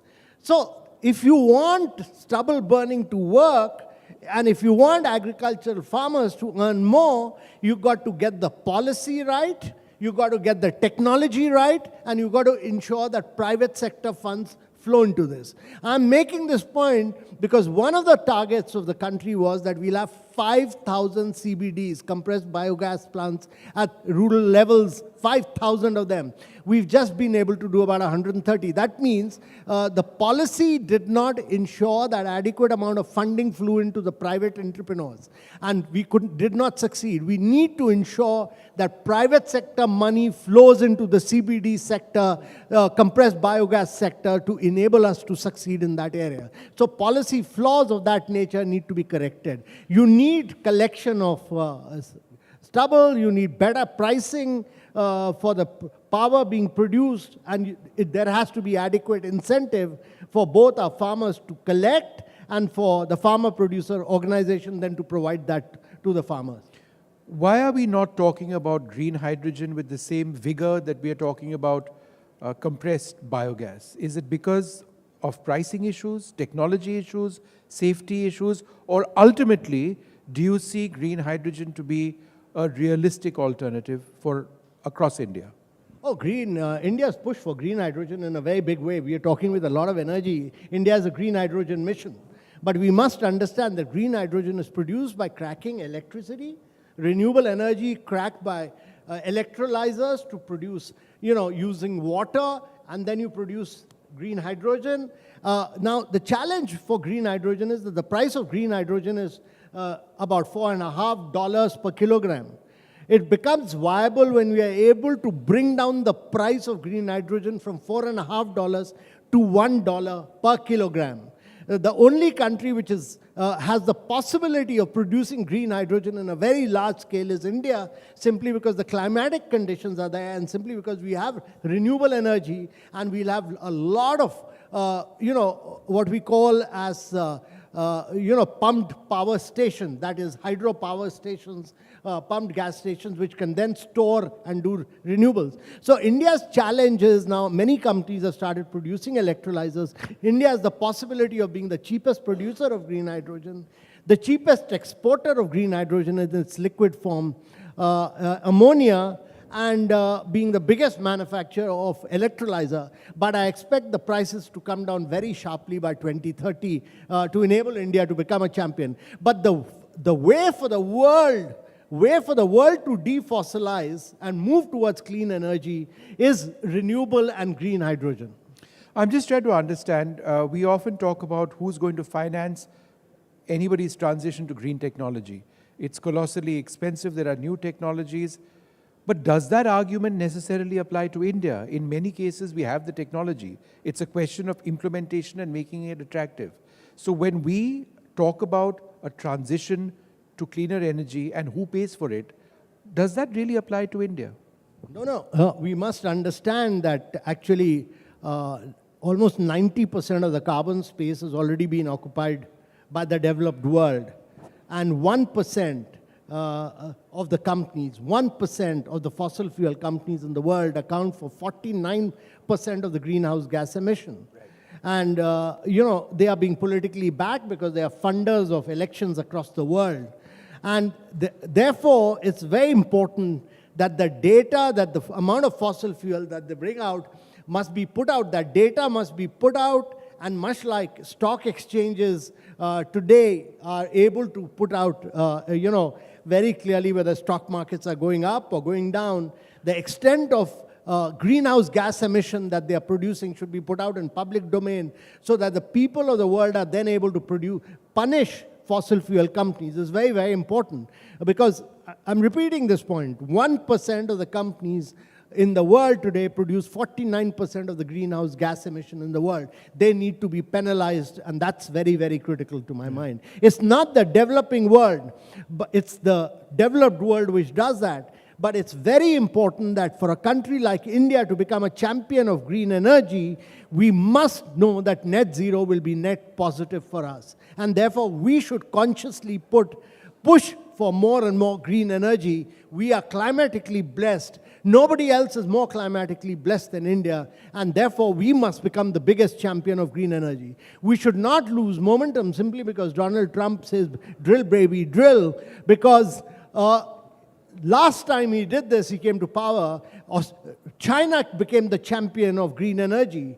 China today produces 85% of solar energy, all the solar cells, etc. It produces 78% of the electric vehicle. It produces 82% of the batteries and is a leading exporter. This time when he moves back to fossil fuel, this is an opportunity for India. India must take the lead and become the biggest champion of green energy. India must become the global leader for green energy. This is our moment. This is our opportunity. You've given me a perfect segue when you said Trump. Now you asked for it. So we're going to move on seamlessly to tariffs and sanctions. What business does Donald Trump have to sanction India on our import of Russian oil? So, first of all, I must say that, India should never lose its strategic autonomy. We are an importer of Russian oil, but Turkey imports more Russian oil in value terms, and China imports even more than what India does. Turkey has a 19% tariff. China has a lesser tariff than India. If India has been penalized for doing this, then I think in the long run, we must be very cool, calm, and collected. We must retain our strategic autonomy. We have another 20 days to negotiate. We should absolutely negotiate to the best of our ability. And, to my mind, we should never, never compromise on our autonomy. I think what hurts the most after what we've seen from the United States is the double standards and the hypocrisy, and you alluded to that. In fact, New Delhi was fairly direct in our statements that China is not being sanctioned for its import of Russian oil, but we are. The EU, despite the war in Ukraine, continues to meet its energy requirements partly from Russia, very significantly from Russia. And therefore, one wonders, when we talk about a strategic relationship with America, just how strategic is this?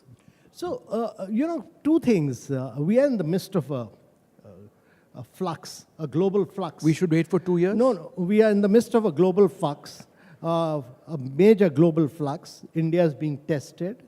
And I think it's important to say that Europe is an importer of huge amount of Russian gas.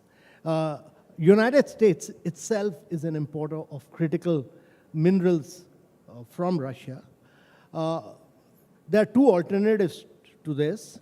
One is to negotiate we still have about 20 days to negotiate to the best of our ability and convince United States. And secondly, if we are not able to do this, then there are other options, but it's for the government to decide on what to do at the right time. We are a huge consumer of Boeing planes. We should believe in digital sovereignty. We should be able to say that there is a taxation on digital services. All those are options which should be considered on a much later date. But it's an important point to understand is that, America is a critical economy in the global world. It accounts for 26% of GDP. It accounts for about 46% of market capitalization. We've built up a particular relationship built over two and a half decades of moving towards a strategic partnership with the United States. It cannot be destroyed overnight. We need to look over a long-term perspective. We may suffer for a short while, but we must look to win the war in the long term, and that would be a sensible policy to my mind. If the war between Russia and Ukraine ended, and again there is talk, in fact, Trump is supposed to meet Vladimir Putin in Alaska in the next couple of days, just assuming that the path towards peace in Russia-Ukraine is sorted out, and sanctions go away from Russia, then there's nothing to stop us from continuing to import Russian oil. So in a sense, does the end of the Russia-Ukraine war perhaps offer us a solution to continue importing Russian oil? Well, if the United States and Russia are able to arrive at a settlement without Ukraine to settle the war in Ukraine, the war may get settled, but India's trust in United States would have been lost forever. Its important thing is that it's taken us 2.5 decades to build up trust. What Donald Trump has done by his harsh use of words, including saying that the Indian economy is a dead economy, is that Indians are increasingly losing trust in the United States' ability to be a reliable partner for India in the long run. The other part of this, of course, is tariffs. And there was a sense that India and America were very close to a deal. They may still be very close to a deal. Whether it's a mini deal or a deal which will ultimately become a mega deal, we don't know. But there are areas where India is non-negotiable. The pharma sector, the agricultural sector, specifically the dairy sector. How important, where do you see those sectors, pharma and let's say dairy? How are those areas where India will not negotiate? No, those are critical sectors because as the Prime Minister himself has said that we will not compromise as far as the interest of our farmers is concerned. Largely because, there's a huge dependency. 46% of your farmers, of your population is in agriculture sector. So if you compromise and you impact their livelihoods, it'll have long-term repercussions on Indian economy. Secondly, I think simply by bullying and putting you under pressure, India should never compromise. We must maintain a strategic autonomy. We never did this even during the Cold War, so there's no question of doing it now. Let's talk a little bit more about that strategic autonomy. We've had Ajit Doval, the National Security Advisor in Russia, and meeting President Putin a few days back. The US statement, Trump's statement actually mentioned India's continued import of Russian weaponry and, of course, oil and all of that. It just appears that America continues to try and draw us out of our embrace with Russia, which is a time-tested embrace, and it's not just Russia. That is unrealistic for India, right? It doesn't make sense. Would you agree?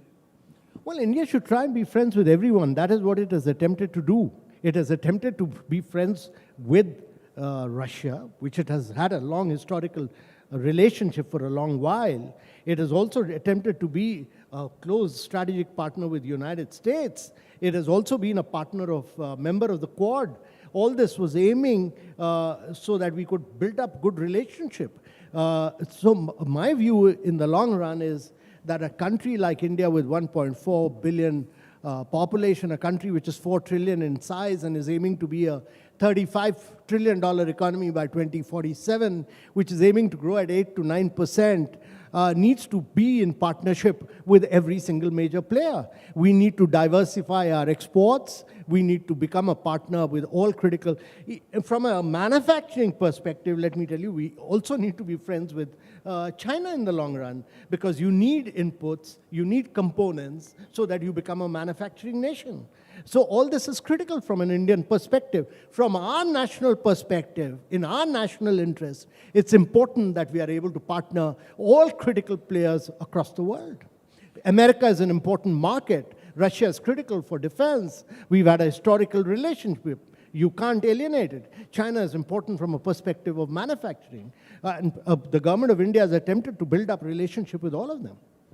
It's interesting that you mentioned China. The Prime Minister will be on the 31st of this month at the SCO, the Shanghai Cooperation Organization, meet in Tianjin.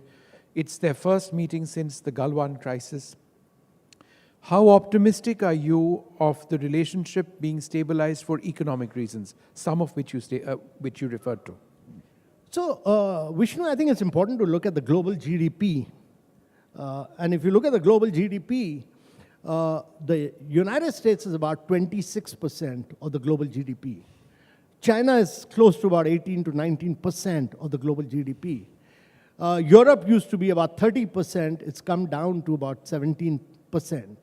So Europe has seen a decline, but if there's one beneficiary of global free trade, irrespective of what Donald Trump says, it's the United States of America. Right. It's the only country in the world which has actually retained its share of global GDP to 26%, have a market capitalization of 46%, with just a population of 4%.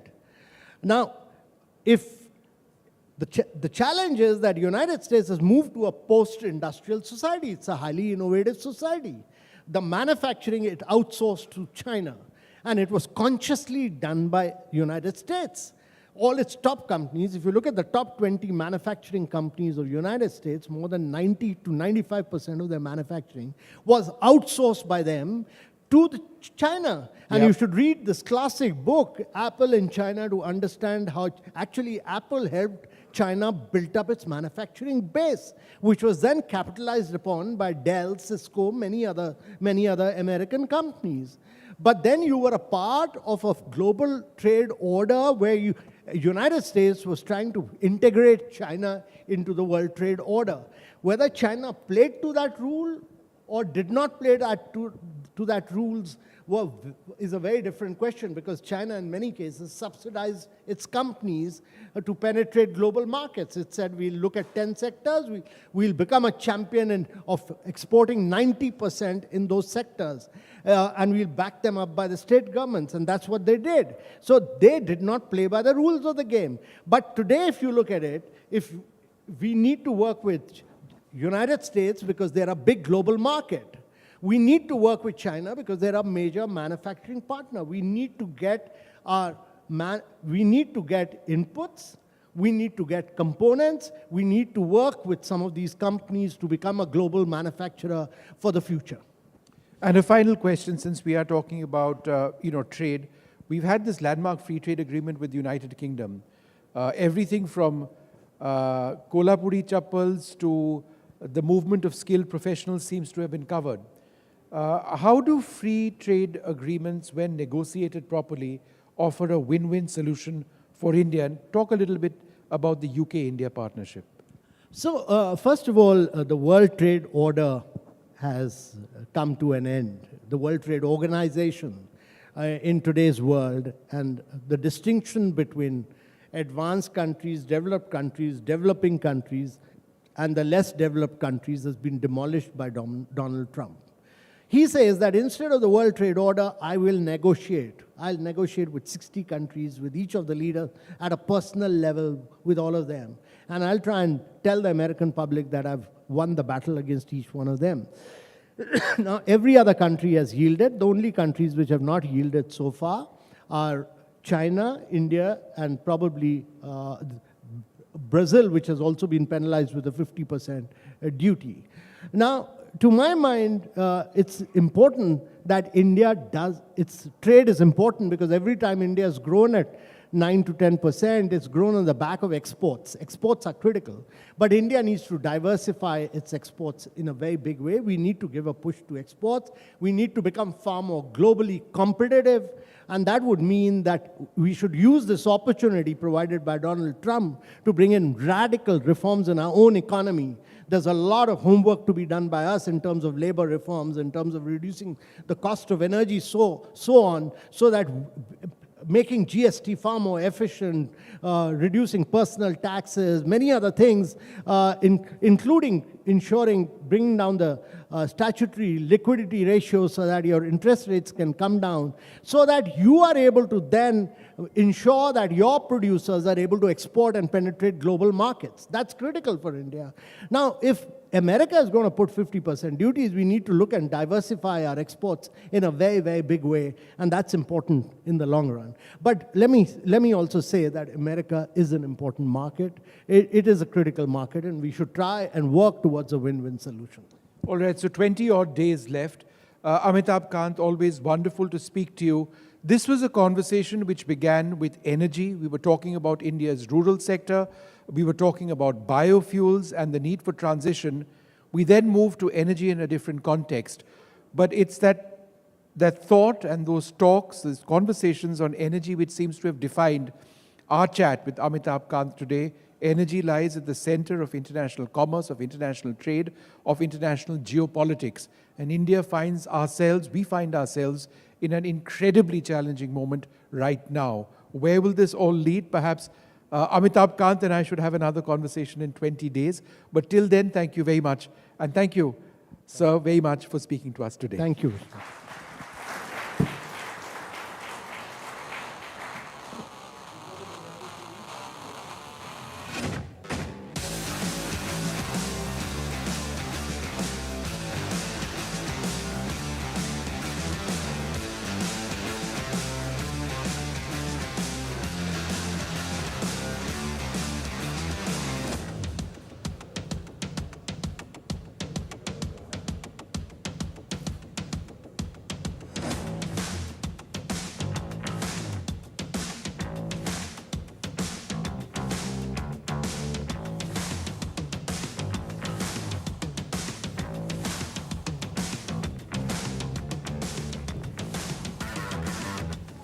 Another round of applause, ladies and gentlemen, for Shri Amitabh Kant, former CEO of the Niti Aayog and former G20 Sherpa for India. So we have a power-packed session coming up at GreenRev 2025, including Shri Prahlad Joshi, the Honorable Union Minister for New and Renewable Energy. Talking of renewable energy, we need some of that ourselves. So we'd like to invite you to refuel with some tea while we wait for the minister. Thank you.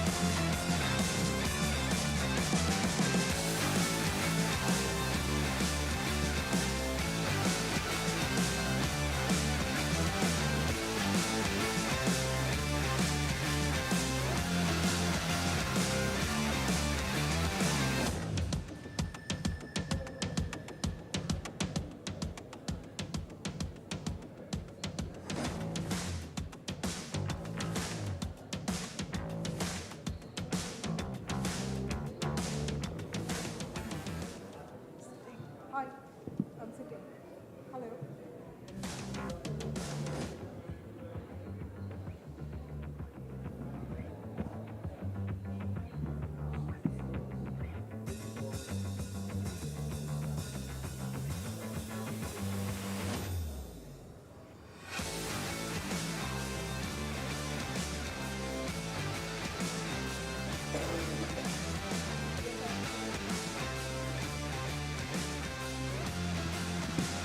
I'm sitting on the stage.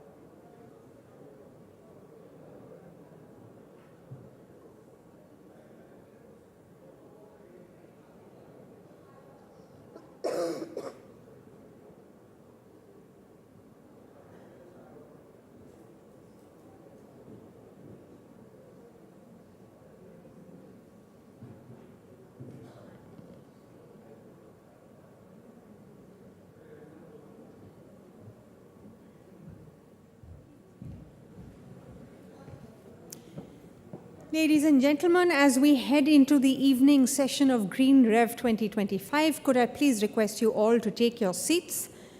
It is a power-packed evening session with two very special guests, the first of whom is already here, and so we request you all to please take your seats so we can start the evening session.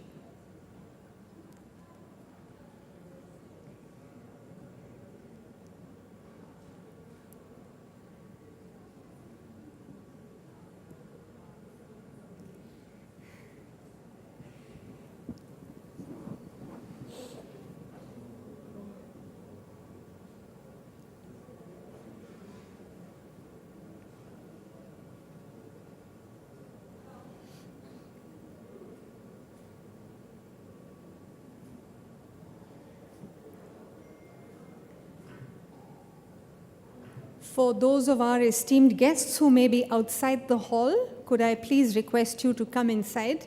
I hope you're able to hear me. I don't want to shout much louder, otherwise there may be some auditory issues for the people sitting in here. But I can shout.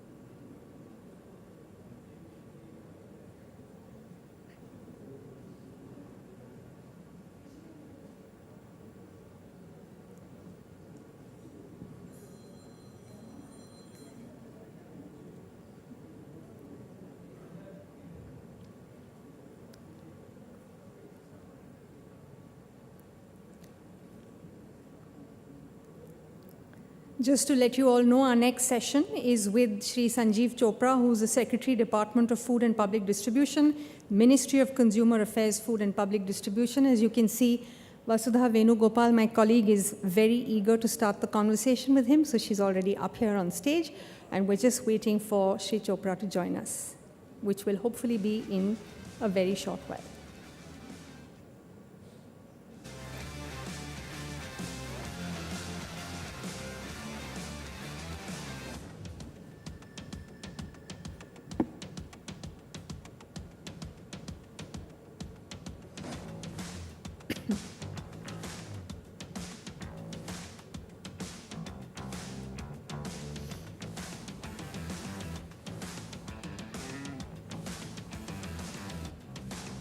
A round of applause, ladies and gentlemen, for Shri Sanjeev Chopra, Secretary, Department of Food and Public Distribution. Right, so ladies and gentlemen, now for the evening session of GreenRev 2025. As the country pushes forward on its clean energy goals, biofuels are emerging as a powerful solution, not just for reducing emissions, but also for enhancing energy security, boosting the rural economy, and promoting sustainable growth. Our penultimate conversation of GreenRev 2025, in a sense, sums up what this day has been about. A look at how India's biofuel strategy is shaping a resilient future across all three pillars: energy, economy, and the environment. Please join me in extending a very warm welcome to Shri Sanjeev Chopra, Secretary, Department of Food and Public Distribution, Ministry of Consumer Affairs, Food and Public Distribution. And on the stage at this moment, ladies and gentlemen, for the conversation with him is my colleague Vasudha Venugopal. Please, sir.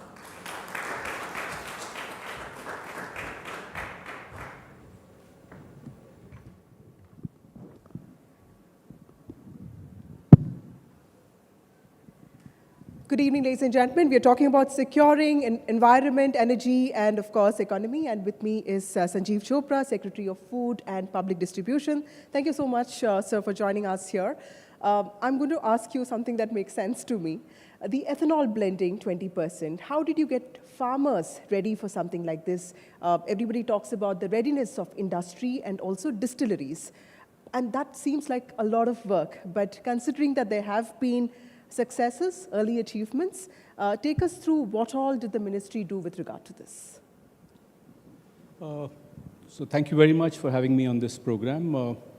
So with regard to the ethanol blending program, I think as the audience would be aware over here, the blending program is started sometime in 2013 with a blending percentage of just about 1.5%.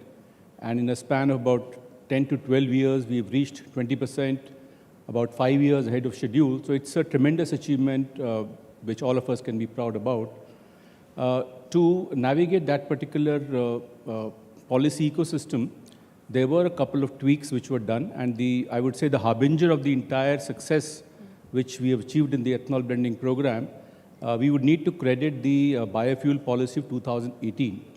So until then, any diversion of sugar had to be from the C-heavy, which is the molasses where all the sugar has been extracted. However, the biofuel policy of 2018 allowed the diversion of sugarcane juice, B-heavy, as well as grains. So that gave a big impetus to the entire program. And I would say that was the kind of game changer which ensured that not only the farmers are able to get their cane dues in time. For example, if I were to give you the example of the last sugar year, I would say that except a few mills which have had issues with the NCLT or are not doing too well financially, all the sugarcane farmers in the last sugar year have got their cane dues. Right. And that has become possible only because of the ethanol blending program, where the farmers are getting their cane dues in time. The industry is able to get the cash flows, which is ensuring that they are able to make the payments in time. And of course, the country is gaining in terms of saving the foreign exchange or is with regard to the environmental considerations. So I think it's been a win-win situation for the country. And I think the policy that we had in 2018 really ensured that. Right. Mr. Chopra, has this been able to transform the sugarcane economy? Because I'm a political journalist. Every time there's an election in Western Uttar Pradesh or Maharashtra, we do talk about FRPs. When it comes to pricing, when it comes to payments, when it comes to prosperity of sugarcane farmers, has this policy been able to make that impact? Absolutely. As I mentioned, from 2014 to 21, about 15,000 crores of subsidy was given by the government to the sugar industry. And that is primarily because we produce about, I would say on average, it varies from year to year, but I will say, if I was to give a range, about 300 to 380 lakh tons of sugar every year. Our consumption is about, let's say, 280 to 290 lakh tons. The balanced sugar which the country produces, now what do we do with that? Earlier, before the policy came into being, the sugar mills had no option but to let's say, build up stocks. Unless the export market is conducive, they would not even be able to export. So the subsidy that I talked about was to the sugar industry to build up stocks, pay the interest charges, storage charges, etc., or even to export. Now, from those times when about 15,000 crores of subsidy was given by the government to the sugar industry until 2021, and if we move from 2021 onwards, so not only the sugar industry, the stock prices of the sugar industry is one barometer to see that the industry is doing well. And besides which, the sugarcane farmers have been getting their payments in time. So I think it's something that the entire ecosystem has been a gainer in the entire process. Right. Mr. Chopra, also when you talk about second generation biofuels, you mentioned how sugarcane is the bedrock of this industry. But are we also looking at fuels, ethanol from other sources, and how is the industry and the farming community preparing for this? You know, this question is often asked that is the ethanol blending program sustainable?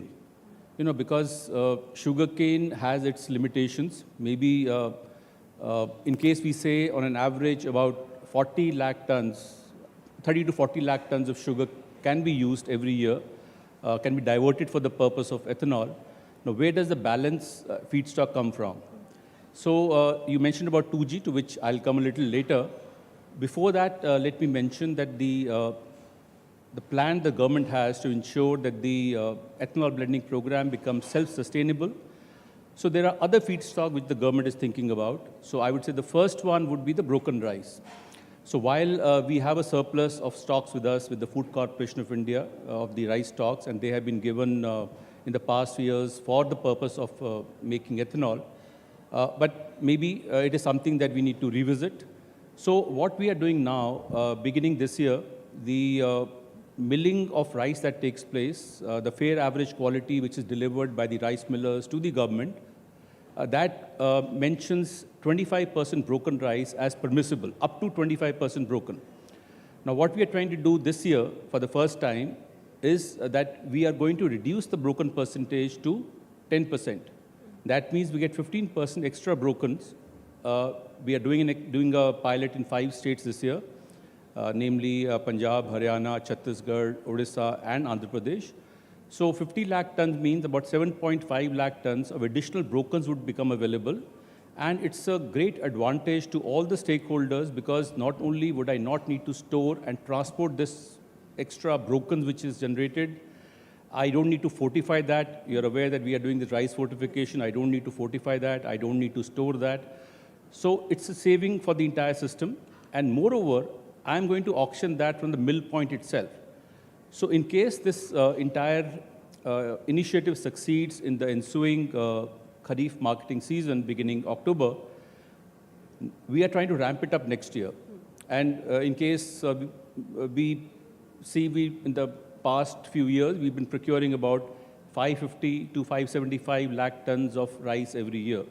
And in case I was to extract 15% additional brokens from this quantity, I would say around 50 to 60 lakh tons of brokens would be available for the purpose of ethanol. So this is one major feedstock that would become available. The second is maize, which has been incentivized by the government. Higher rate is being given for maize. Going forward, the maize productivity needs to improve. We have a productivity presently of about 3 tons per hectare. And hoping that with the additional efforts being made, the high-yielding varieties being introduced, we should be able to do about 6 tons per hectare. And that would mean that the production, which is right now about roughly about 375 lakh tons of maize, we are hoping this year we'll do 425 lakh tons. Okay. So that additional maize which is available, that will also be used by the ethanol industry, and that will not crowd out the other feed industry of the poultry and others. So that means that prices also wouldn't go up for these consuming sectors. The third is sweet sorghum, which we are trying. We've already experimented in the National Sugar Institute. So sweet sorghum is something which can be intercropped with sugarcane. And even if, let's say we intercrop 25% of the sugarcane area with sweet sorghum, that gives us about 46 liters of ethanol per ton and about 50 tons of sweet sorghum per hectare. meaning in the next 5 years, we can do about 120 to 140 crore liters of ethanol from sweet sorghum. So just to mention, maybe it was a little more detailed than what I thought I will mention, but just to give you a comfort level that yes, the government is aware of the constraints of feedstock, and the plans are afoot to ensure that feedstock doesn't become an issue, doesn't become a constraint as we go along this entire journey of ethanol blending program. Right. So agri-waste and non-food biomass also becomes important. Non-food biomass is something that we are experimenting. The 2G that you mentioned, a couple of plants have been set up in Panipat and in Bargarh in Odisha, and the results are yet to come in. However, that is another area which hopefully will give us good results in the coming years. Mr. Chopra, also this would require states to ask their farmers to diversify when it comes to crops. Do you think that the states are cooperating with the center? Is there any sense of hand-holding that the center does to the states when it comes to crop diversification? Yes, crop diversification is something that the states themselves are taking up. Many states like whether it is Punjab or Haryana or Odisha or Chhattisgarh, they are trying to do crop diversification. I would not say that we are completely satisfied with whatever has happened. The Government of India also has a scheme for assisting crop diversification. However, the present focus on paddy as a primary crop all over the country is something that we need to revisit, something that we need to wean away the farmers from, and that will only happen once they have the marketing facilities available and a good price available where they will be assured of the produce and the price. So this is something that the government is working on, and that is an area which, of course, is something that is very critical for the success of our agri sector. Right. Mr. Chopra, also because there's a new cooperative ministry, it's not new anymore, but then this is the first time that a cooperative ministry is in place. Do you think cooperatives can also play a role when it comes to promoting ethanol? And FPOs, do you see them playing a role? See, cooperatives are very critical to the entire sugar sector, and about 1/3 of the sugar in the country is produced by the cooperative sugar mills. I would say about 10 to 12% of the ethanol comes from the distilleries set up by the sugar industry. So the sugar industry in the cooperative sector is very critical to the entire industry. And recently, we've introduced an interest subvention scheme, which is primarily targeted towards the cooperative sugar mills, just to nudge them to put up dual feed plants so that they can also use grains besides sugar for the purpose of generating ethanol. So yes, it's a very critical area where we are focusing on to have more cooperatives and more FPOs engaged in the entire process. Right. Mr. Chopra, also when you think about biofuel integrated economy, the first thing that comes to my mind is green warriors, a workforce which is trained in a thinking like that. Do we have enough research capabilities for the sector? So I would say that it is available in the country. Now, obviously, there is always scope for improvement. We can do more. So we have these breeding institutes in Lucknow, in Coimbatore. We have a National Sugar Institute in Kanpur, which has set up a biofuel center of excellence in collaboration with the IIT Kanpur. So a lot of work is being done by the National Sugar Institute to diversify also. As I mentioned, the sweet sorghum, which is an upcoming feedstock for ethanol, the experiments have happened by the National Sugar Institute in Kanpur. So high-yielding varieties, the Honorable PM last year in August released a few varieties of maize and sugarcane, which are not only higher yield, but also they are more pest resistant, and also climate, they require less water. So a lot of research has happened, but of course, I would not say that that's enough. Yeah, a lot more needs to be done. Right. Also, sir, India's ethanol story, has it been told in global platforms? We do hear of it quite often. How has it improved our prospects at green diplomacy? See, whenever we go for any of these events abroad, or whenever we have these interactions at the global level, in fact, today morning we had the Brazilian ambassador in one of the other events. And while there's a lot to learn from countries like Brazil, which have done a lot, but still, even compared to them, I think the exponential growth that we've seen in India in terms of the biofuel sector is nothing short of extraordinary. There are, let's say, many initiatives taken by Brazil that we can learn from. For example, 93%, we just learned 93% of the vehicles which are being sold in Brazil are flex fuel vehicles. Whereas we are still having a debate in India, flex fuel vehicles, electric vehicles, so that debate is going on.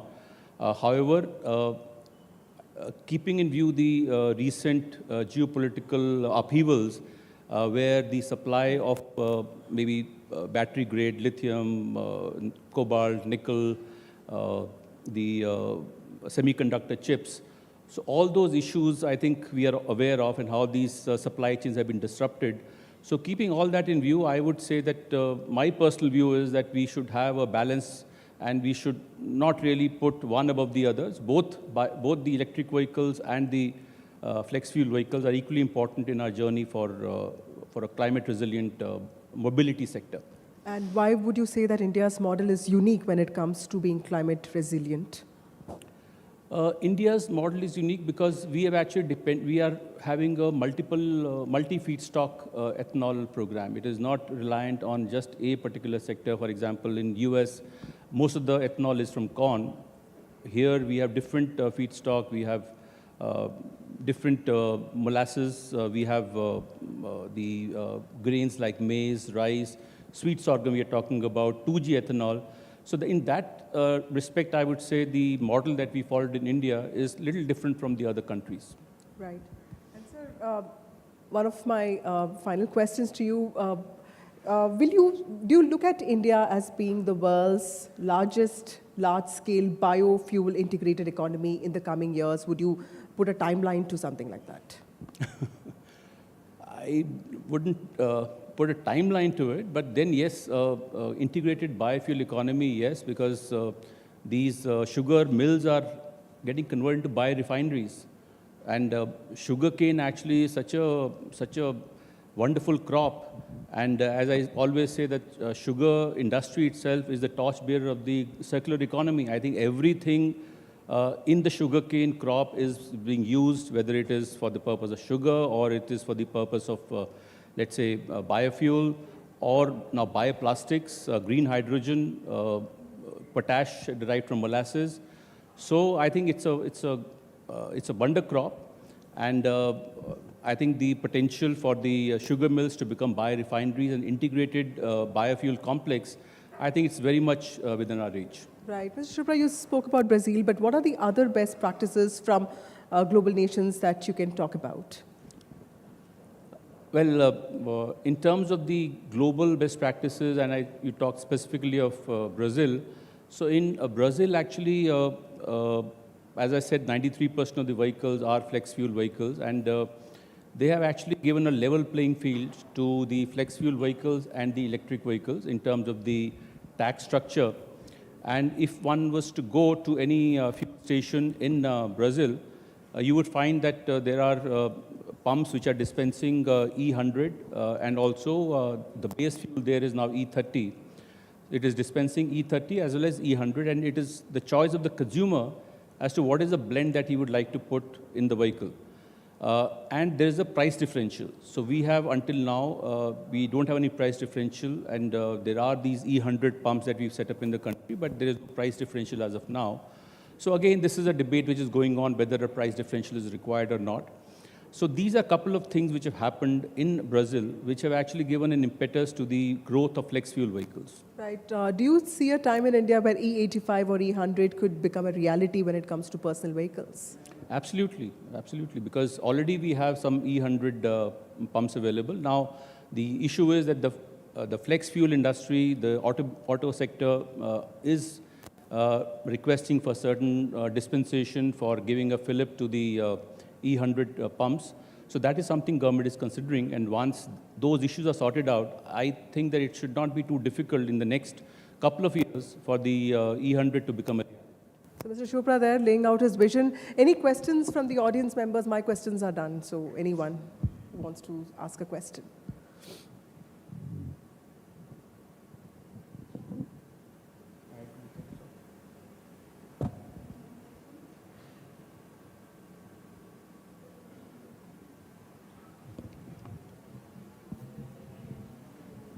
I think they're all scared of you, sir.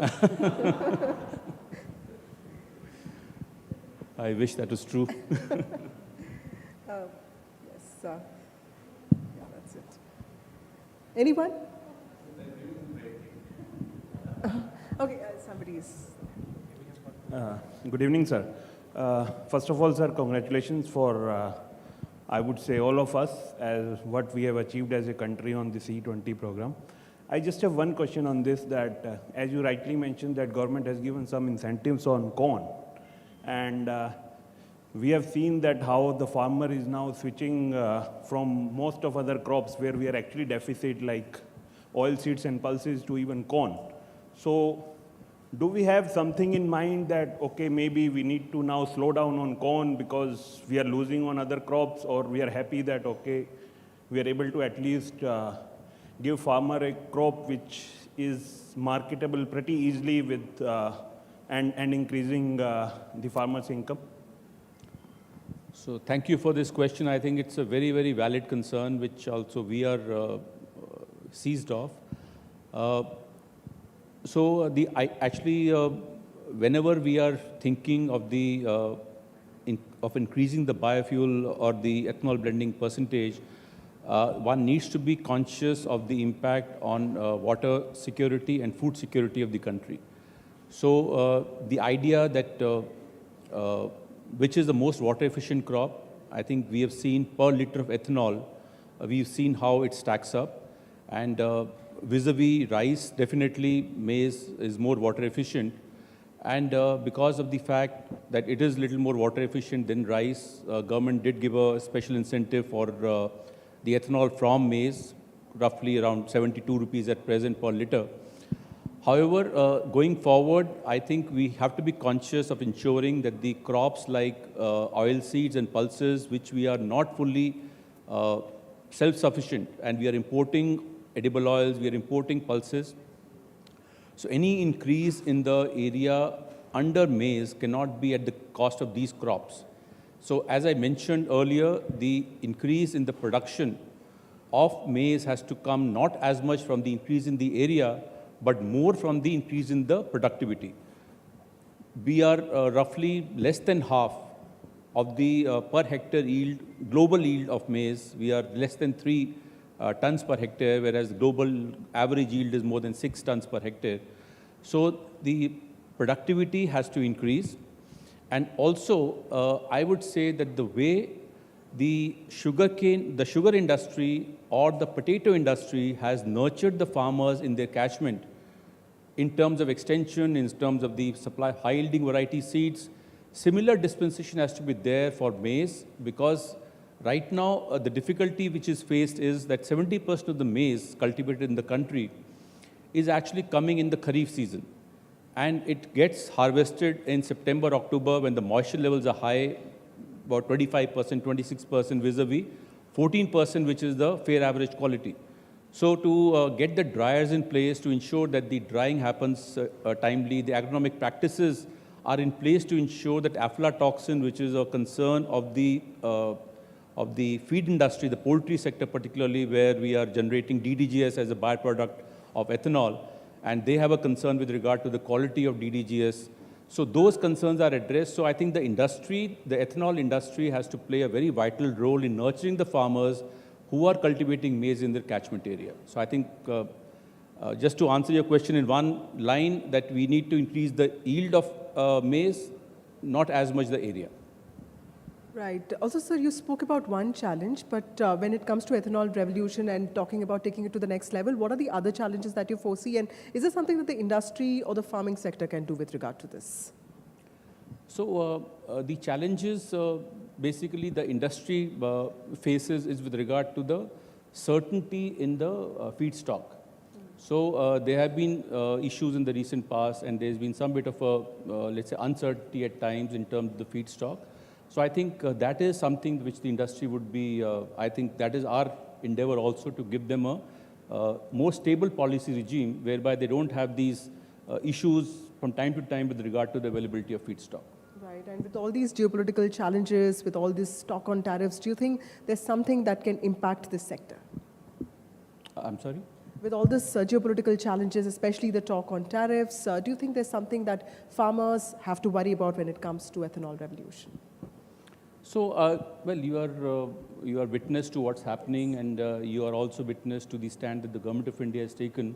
So I think keeping those developments in view, I do not think the farmers of the country need to actually have any kind of an apprehension, because the government is aware of the of the sensitivities of the agriculture sector and the farmers. And I think their interests would always be protected. Absolutely. Any other questions? Hi, sir.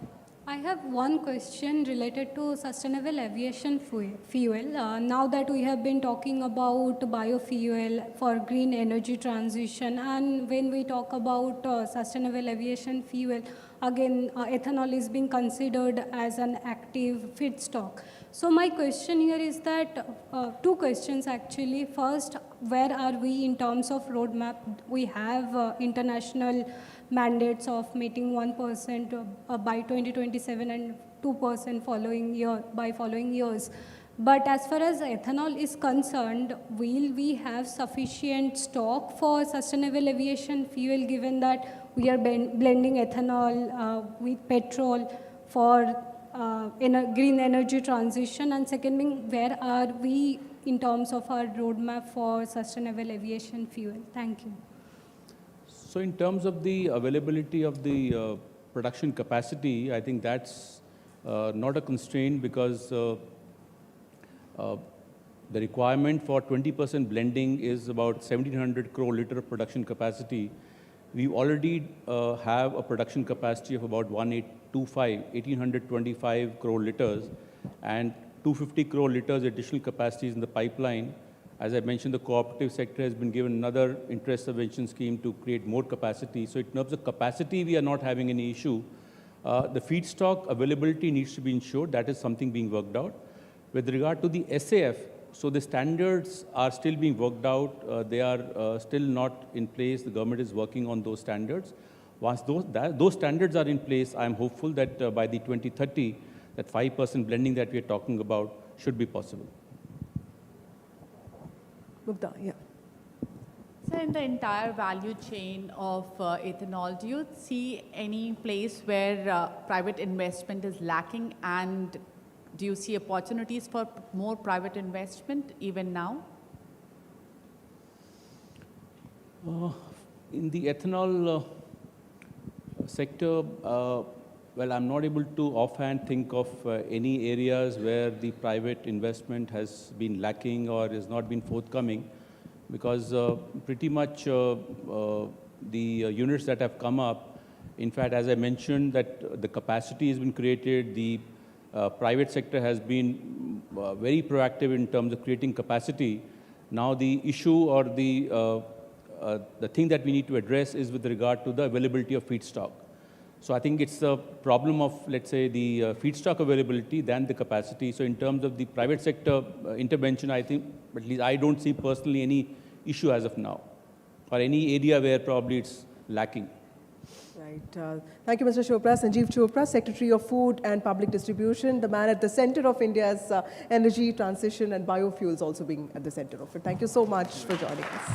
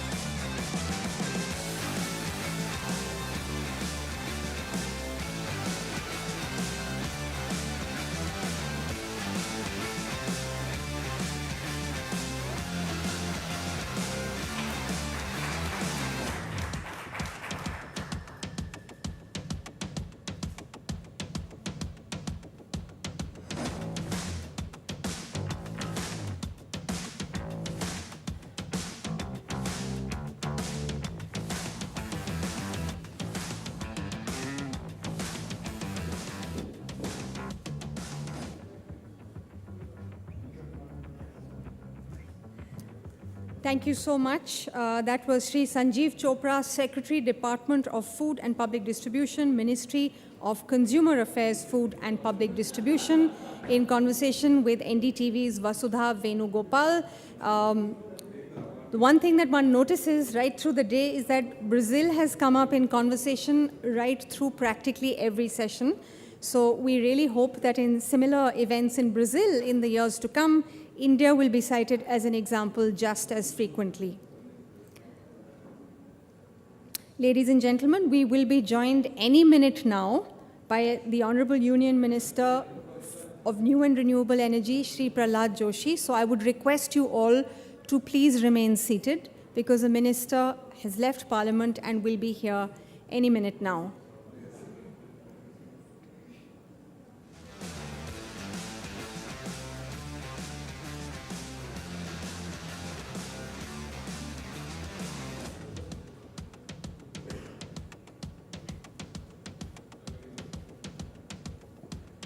It's nice to see policy and industry come together, and that is the kind of platform that GreenRev 2025 hopes to provide to everyone who is a stakeholder in India's clean energy transition and future.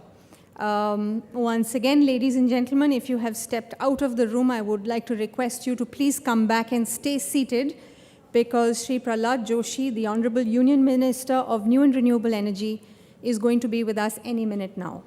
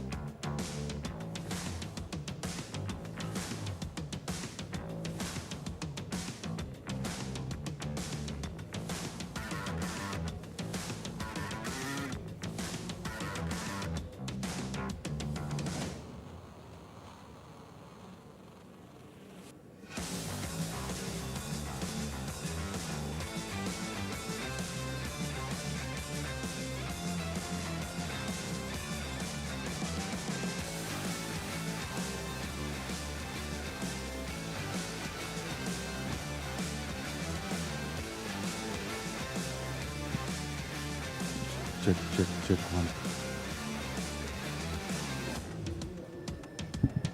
Check.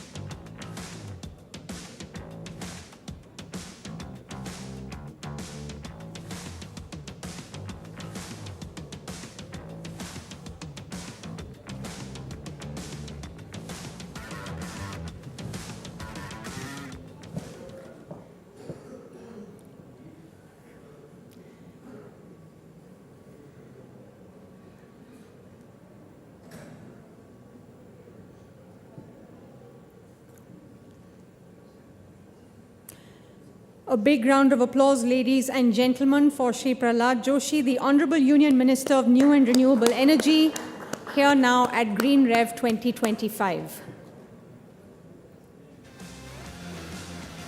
Please, sir, have a seat. We now have the honor of welcoming a very special guest in our next session, Vision Forward, Accelerating India's Clean Energy Transition. We explore India's strategic vision for the transition to clean energy and the role of biofuels within the broader national strategy. Please join me in welcoming to GreenRev 2025, Shri Prahlad Joshi, the Honorable Union Minister of New and Renewable Energy, who has picked up the mantle of India's energy transformation, championing policies and initiatives that are reshaping the nation's energy future. He will be in conversation. So I'd like to welcome you to the podium for the address, or would you rather do it from there? Okay. Please, round of applause.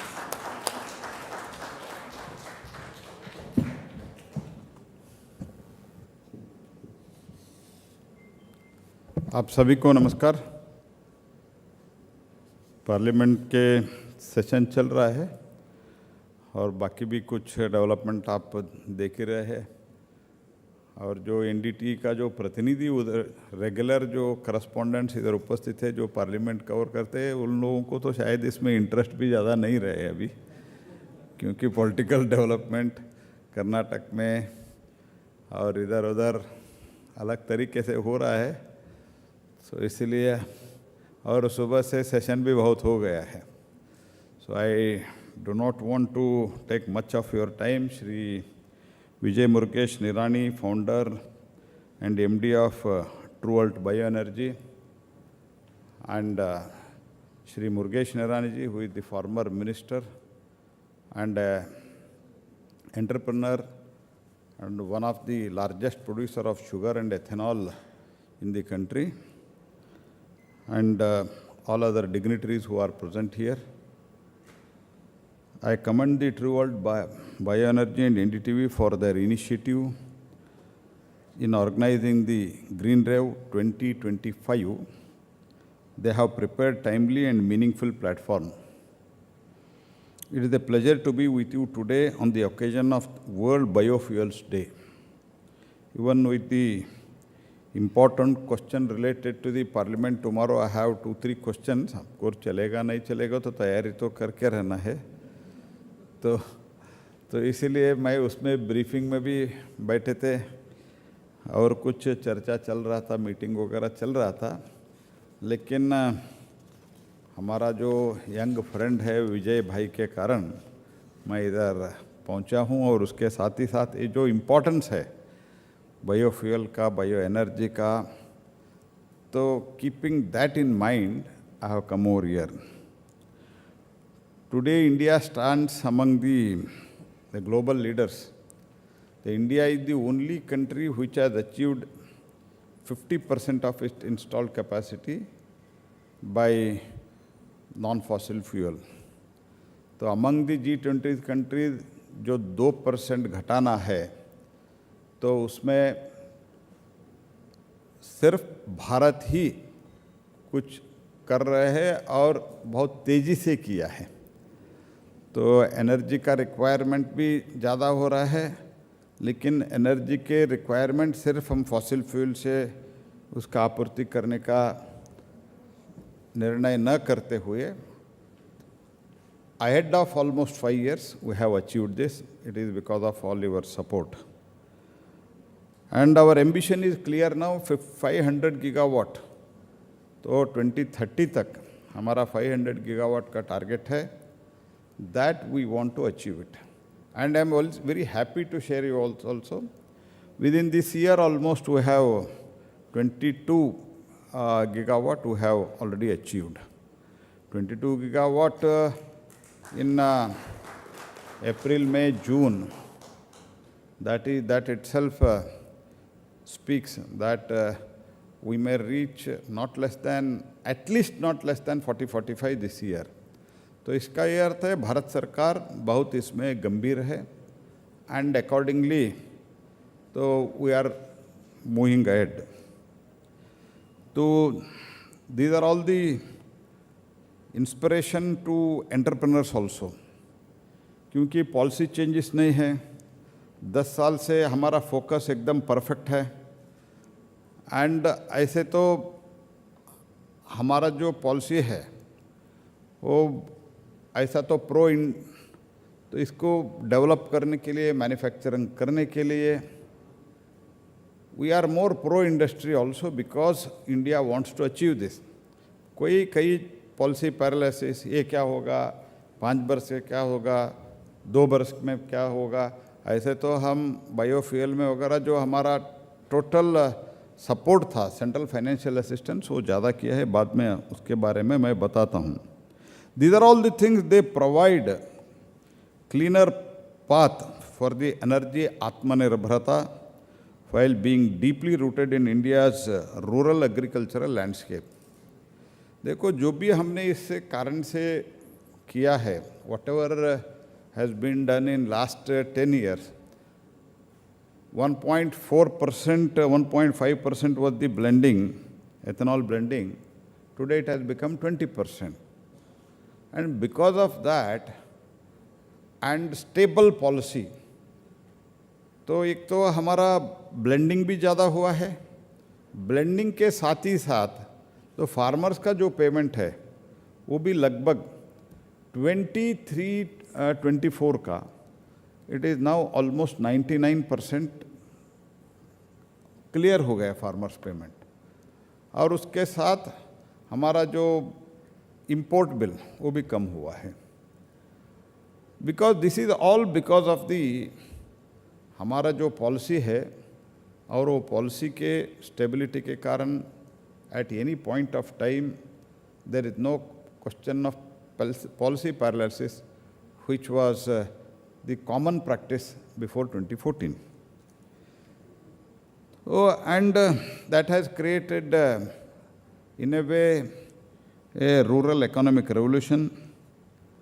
Our annadatas, they are becoming urjadata, waste is being converted into wealth.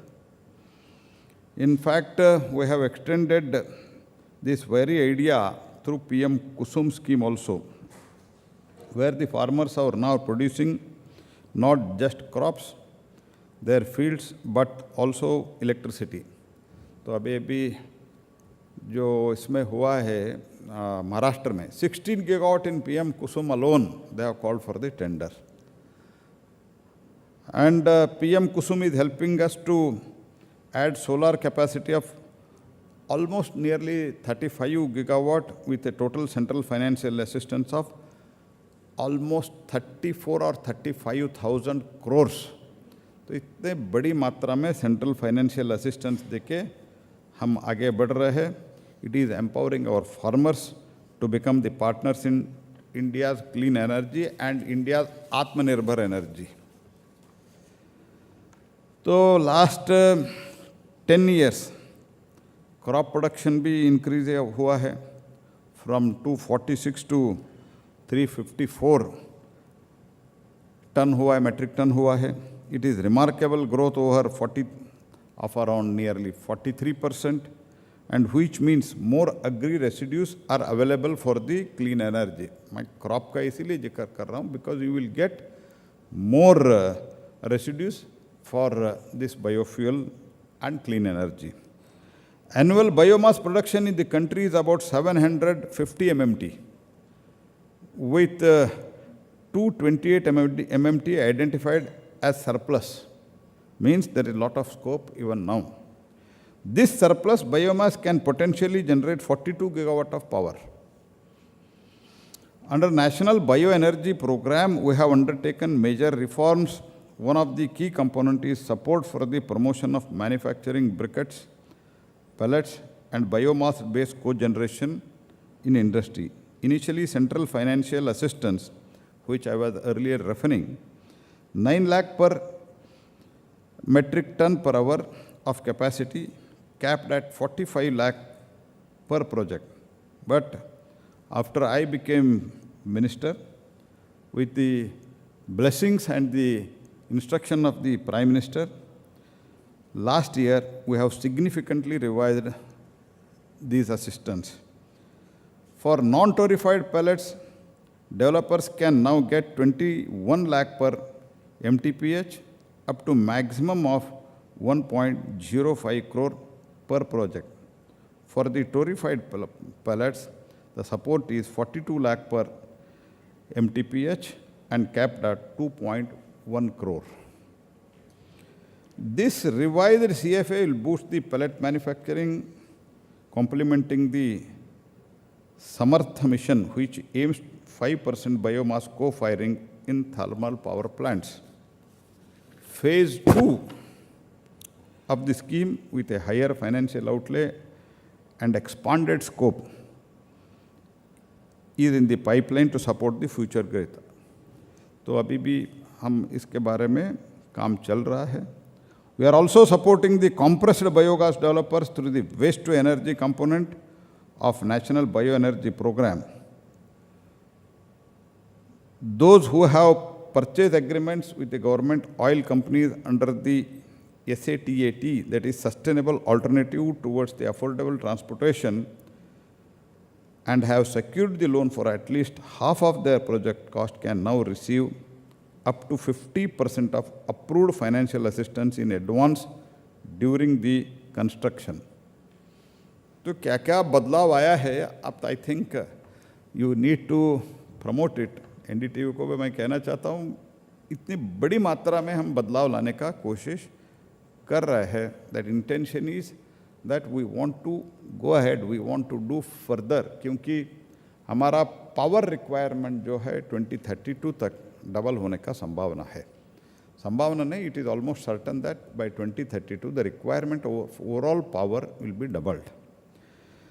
So keeping all these things in mind, I am happy to share that India's CBG sector has expanded significantly from a single 8 TBT tons per day project in 2014 to 150 projects with cumulative 1,211 TBT capacity. I think we all would know that under Prime Minister Modi's visionary leadership, the broader renewable energy ecosystem has undergone a remarkable transformation in India. Biopower generation capacity has increased by 42% over the last decade from 8.1 gigawatt to 11.6 gigawatt. Renewable energy capacity overall has surged more than 200% from 75.52 in 2014 to 245 gigawatt as on date. Solar power capacity increased from 2.82 gigawatt in 2014 to almost 117 gigawatt in 2024.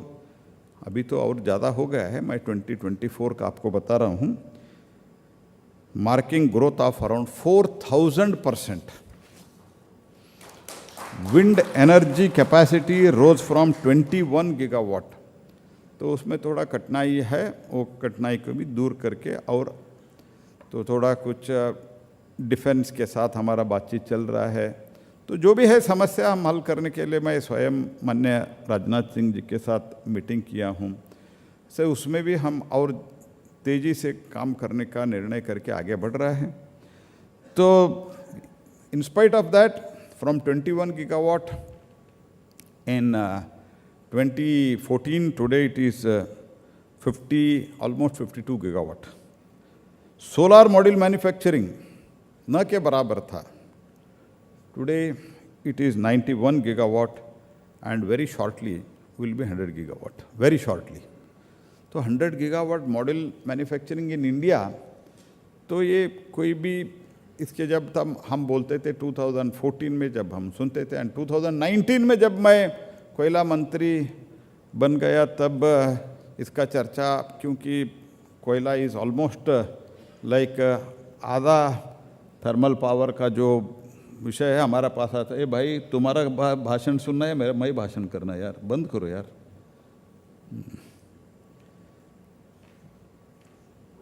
And solar cell production, that is also nil, and it is 25 gigawatt, now aiming 100 gigawatt by 2030. These are all the things which have brought the major changes.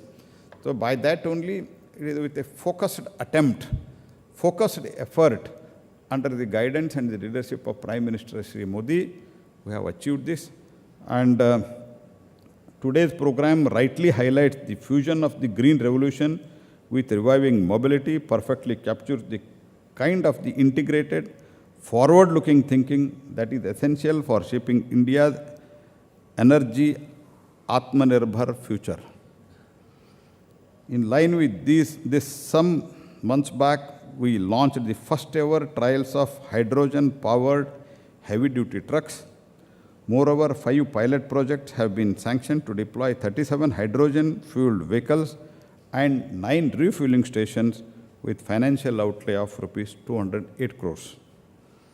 To further enable India's leadership in future fuels, we have launched the National Green Hydrogen Mission, targeting 5 million metric ton of green hydrogen production annually by 2030. तो आज मैं पहली बार आपसे share कर रहा हूँ कि recently conducted first ever green ammonia auction, we discovered the price of just 55.75 rupees per kg, nearly half of 100.28 kg benchmark set earlier. आधा हो गया almost green ammonia का जो bids हमारे पास आए, that has become 50%. This is a landmark achievement and a clean signal for the momentum in the green hydrogen and green ammonia. तो जो भी वो चर्चा ग्रीन हाइड्रोजन ग्रीन अमोनिया में होता रहता है, जो स्टेक होल्डर्स मुझे मिलते हैं वही बोलता रहता है अभी प्राइस बहुत ज़्यादा है, इसको वर्कआउट कैसे होगा. तो अभी धीरे धीरे अभी कम होते जा रहा है. Our electric mobility efforts are progressing rapidly. India sold about 19 lakh EV in last year. We understand that EVs alone cannot address all mobility segments. Hence, we have complementing with CBG, ethanol, green hydrogen to build a diversified, resilient, clean mobility ecosystem. And of course, another landmark achievement was the launch of the Global Biofuel Alliance during India's G20 presidency. It brings together like-minded nations dedicated in advancing the biofuels as a viable, affordable, and sustainable energy source. This reflects Prime Minister's leadership in shaping not just India's, but the global clean energy future. I also know that along with our initiatives, public awareness and the behavior change are equally critical. This is where platforms like True World, Bioenergy and NDTV become invaluable. I commend your efforts and I hope you will continue to do that. From the success of Greenathon, which lit up the thousands of homes with the solar lamps, to the Banega Swachh India campaign, NDTV has consistently demonstrated how media can drive the social transformation. I urge the NDTV now to lead public education of biofuels, clean mobility, and energy efficiency, especially among the youths. I would also like to acknowledge the leadership of True World Bioenergy under the leadership of Shri Vijay Nirani. It is one of the largest ethanol producers in India, and I commend its commitment in building the greener India. I strongly believe that biofuels are not just technical solution, they are strategic, necessary. They empower our villagers, reduce our oil imports, build the local economies, promote the circular economy, and make the green mobility a reality. Let us move forward with a conviction that India will not only meet its energy goals, but will lead the world in showing how growth and sustainability can go hand in hand. Let GreenRev 2025 be the spark that inspires a new partnership, new ideas, and a renewed commitment building an energy Atmanirbhar Bharat. Thank you. Once again, I thank you all. शायद आपको ये session हमने थोड़ा delay कर दिया, इसलिए थोड़ा आपको तकलीफ हुआ होगा. आपको बहुत बहुत धन्यवाद. नमस्कार. Honorable Minister, we request you to be with us on stage just a little while longer, and I request Shri Vijay Nirani, Managing Director, True World Bioenergy, to present the Honorable Minister with a token of our appreciation for gracing GreenRev 2025 with his presence. Ladies and gentlemen, a huge round of applause for the Union Minister of New and Renewable Energy, Shri Prahlad Joshi.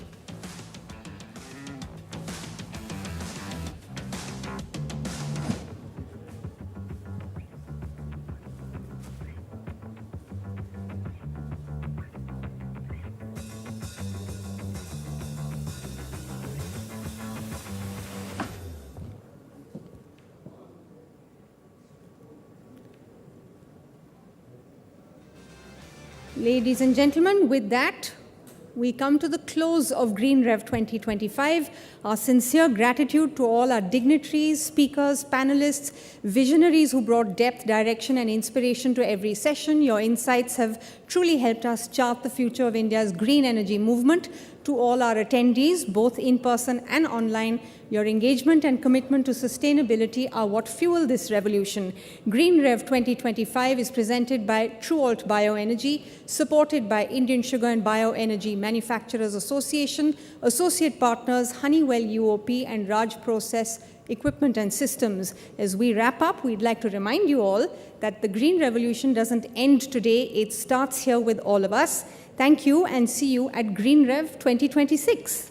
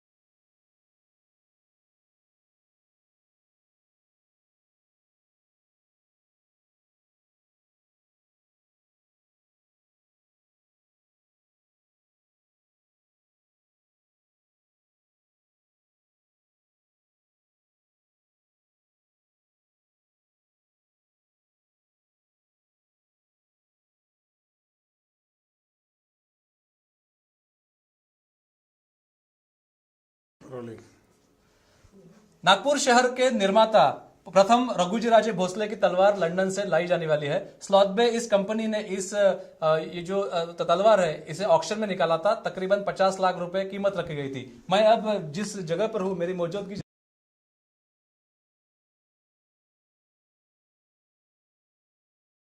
आधुनिक आलेले आहेत त्याच्यात। त्यावेळेचे जर आपण पाहिले आदिवासी याच्यामध्ये बाण हे ते बाण आहेत। हे बी रायगडकडून पुढे असल्यामुळे सजीव तक्रार केले त्याच्यामधला एक आपल्याला इथे पाहायला भेटतो। आणि हे जे आपण बघतो हे ब्रिटिश पिरियडचे बाण आपण म्हणू शकतो। हे सर्व आणि हे आपल्या वेळचे आहेत। ते सर्व म्हणजे कॉम्बिनेशन दाखवण्यासाठी ठेवलं की बरेच ते तर ब्रिटिशांशी हात मिळवला, पण जे लढले ते का हरले त्याचं कारण म्हणजे आपल्याला ह्या शस्त्रामध्ये बरंचसं दिसतं। आणि हाताने माणसांनी चालवणं आणि हे एक ह्याच्याने चालवणं आधुनिक ह्याच्याने ह्याचा पावर कधी भी जास्ती असतो, लांब डिस्टन्स जातो।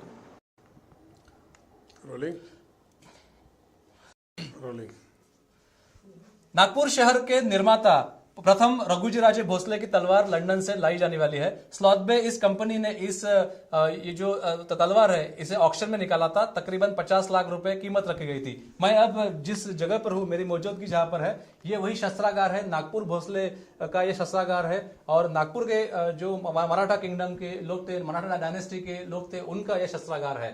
इस शस्त्रागार में जिस तरह से तलवारें दिख रही है, इसी में से एक तलवार, ढोक तलवार, ये ईस्ट इंडिया कंपनी के कुछ लोग चुरा के ले गए थे या किसी ने उन्हें गिफ्ट दी थी। ये तलवार बाद में लंदन पहुंची और लंदन पहुंचने के बाद स्लॉथबे कंपनी ने इसे ऑक्शन में निकाला था। महाराष्ट्र सरकार ने 50 लाख रुपए खर्चा करके अभी ये ऑक्शन जो जीता है और 18 तारीख को ये स्वॉर्ड जो तलवार ये महाराष्ट्र में आएगी, उसके बाद नागपुर में आएगी। नागपुर में छत्रपति शिवाजी महाराज ने इस्तेमाल किए गए वाघ नग जो है, जो हमला करने के लिए इस्तेमाल किए जाते हैं, वो अभी रखे गए हैं और उसी के साथ ये तलवार रखी जाएगी। नागपुर के राजा मुदोजी भोसले हमारे साथ है, जिन्होंने महाराष्ट्र के मुख्यमंत्री देवेंद्र फडणवीस जी से लेकर अमित शाह जी तक पूरा फॉलोअप लिया और ये ऑक्शन जो है वो जीतने के लिए कोशिश की। सबसे पहले मुबारकबाद आपको। और ये नागपुर में ये तलवार आएगी और वाघ नग के साथ रहेगी। धन्यवाद आप लोगों, मुबारकबाद। आप लोगों ने भी इसमें बहुत बड़ा योगदान दिया है, सभी मीडिया वालों ने, और इसी कारण आज ये धरोहर ऐतिहासिक अपने पास आई है। ऑक्शन ये हुआ और मैं सरकार का भी बहुत धन्यवाद देना चाहता हूँ कि नरेंद्र मोदी साहब, अमित शाह जी, हमारे मुख्यमंत्री देवेंद्र फडणवीस जी, सांस्कृतिक मंत्री शेलार जी, इन सबको मैं धन्यवाद देना चाहूँगा कि 18 घंटे में हमारे पास समय कम था और मैंने उनसे संपर्क किया। 3:30 बजे के करीब मैंने मेल और इसे उनको संपर्क किया और उन्होंने इमीडिएट, शाह साहब गृह मंत्री होने के कारण उन्होंने हमारे महाराष्ट्र के गृह मंत्री देवेंद्र फडणवीस जी को कहा कि आप इस मैटर के ऊपर देखिए। और फडणवीस साहब तो हमारे यहाँ के है ही, उन्होंने ये मैटर को तुरंत ये किया और रात को 1:50 पे उन्होंने कहा कि अपन ये बेट जरूर लेंगे और उस कार्य को शुरुआत हुई। हमारे ओर से भी 3 उतार दिए गए थे 3 बेट के लिए, पर जब सरकार उसमें उतरी तो एक अलग ये आ जाता है और वो बेट वहाँ हमारे सरकार ने वो जीती और वो धरोहर आई हमारे पास। पर आज सही मायने में बड़ी खुशी की बात है कि आज सही मायने में वो हमारे हाथ में आई है। हमारे मंत्री शेलार साहब, सांस्कृतिक मंत्री, वहाँ पे गए और उनके वो हस्तांतरित हुई है और वो जल्दी हमारे महाराष्ट्र में आएगी और उसके बाद वो नागपुर में आएगी। जी ये दिखाइए, यहाँ पे कुछ यहाँ पे चीज़ें रखी गई शस्त्रागार में, पिस्तौल कुछ रखी गई है और आधुनिक भी शस्त्र रखे गए हैं। इनमें से कौन सी तलवार वो रही होगी और इसमें जो 3-4 तलवारें दिख रही है, इसमें से कौन सी? बीच में ये धोक तलवार है और ये तलवार सीधी है, उसमें हल्का सा वो कर्व है पर वो है नहीं जैसा वो कर्व है। और ये तलवार का महत्व ये रहता है कि ये तलवार चलाते वक्त एक तो ये तलवार का डिस्टेंस थोड़ा लंबा रहता है और उसके बाद ये दोनों बाजू से दुश्मन पे सरी का इससे वार होता है। हम देख सकते हैं स्लॉथबे कंपनी ने 50 लाख रुपए बोली लगाई थी और 50 लाख रुपए खर्चा करके अभी महाराष्ट्र गवर्नमेंट ये तलवार नागपुर लाएगी और नागपुर में 18 तारीख के बाद एक शाही स्वागत भी इसका किया जाएगा। वीडियो जर्नलिस्ट विनय शुक्ला के साथ प्रवीण मुधोलकर, NDTV इंडिया, नागपुर।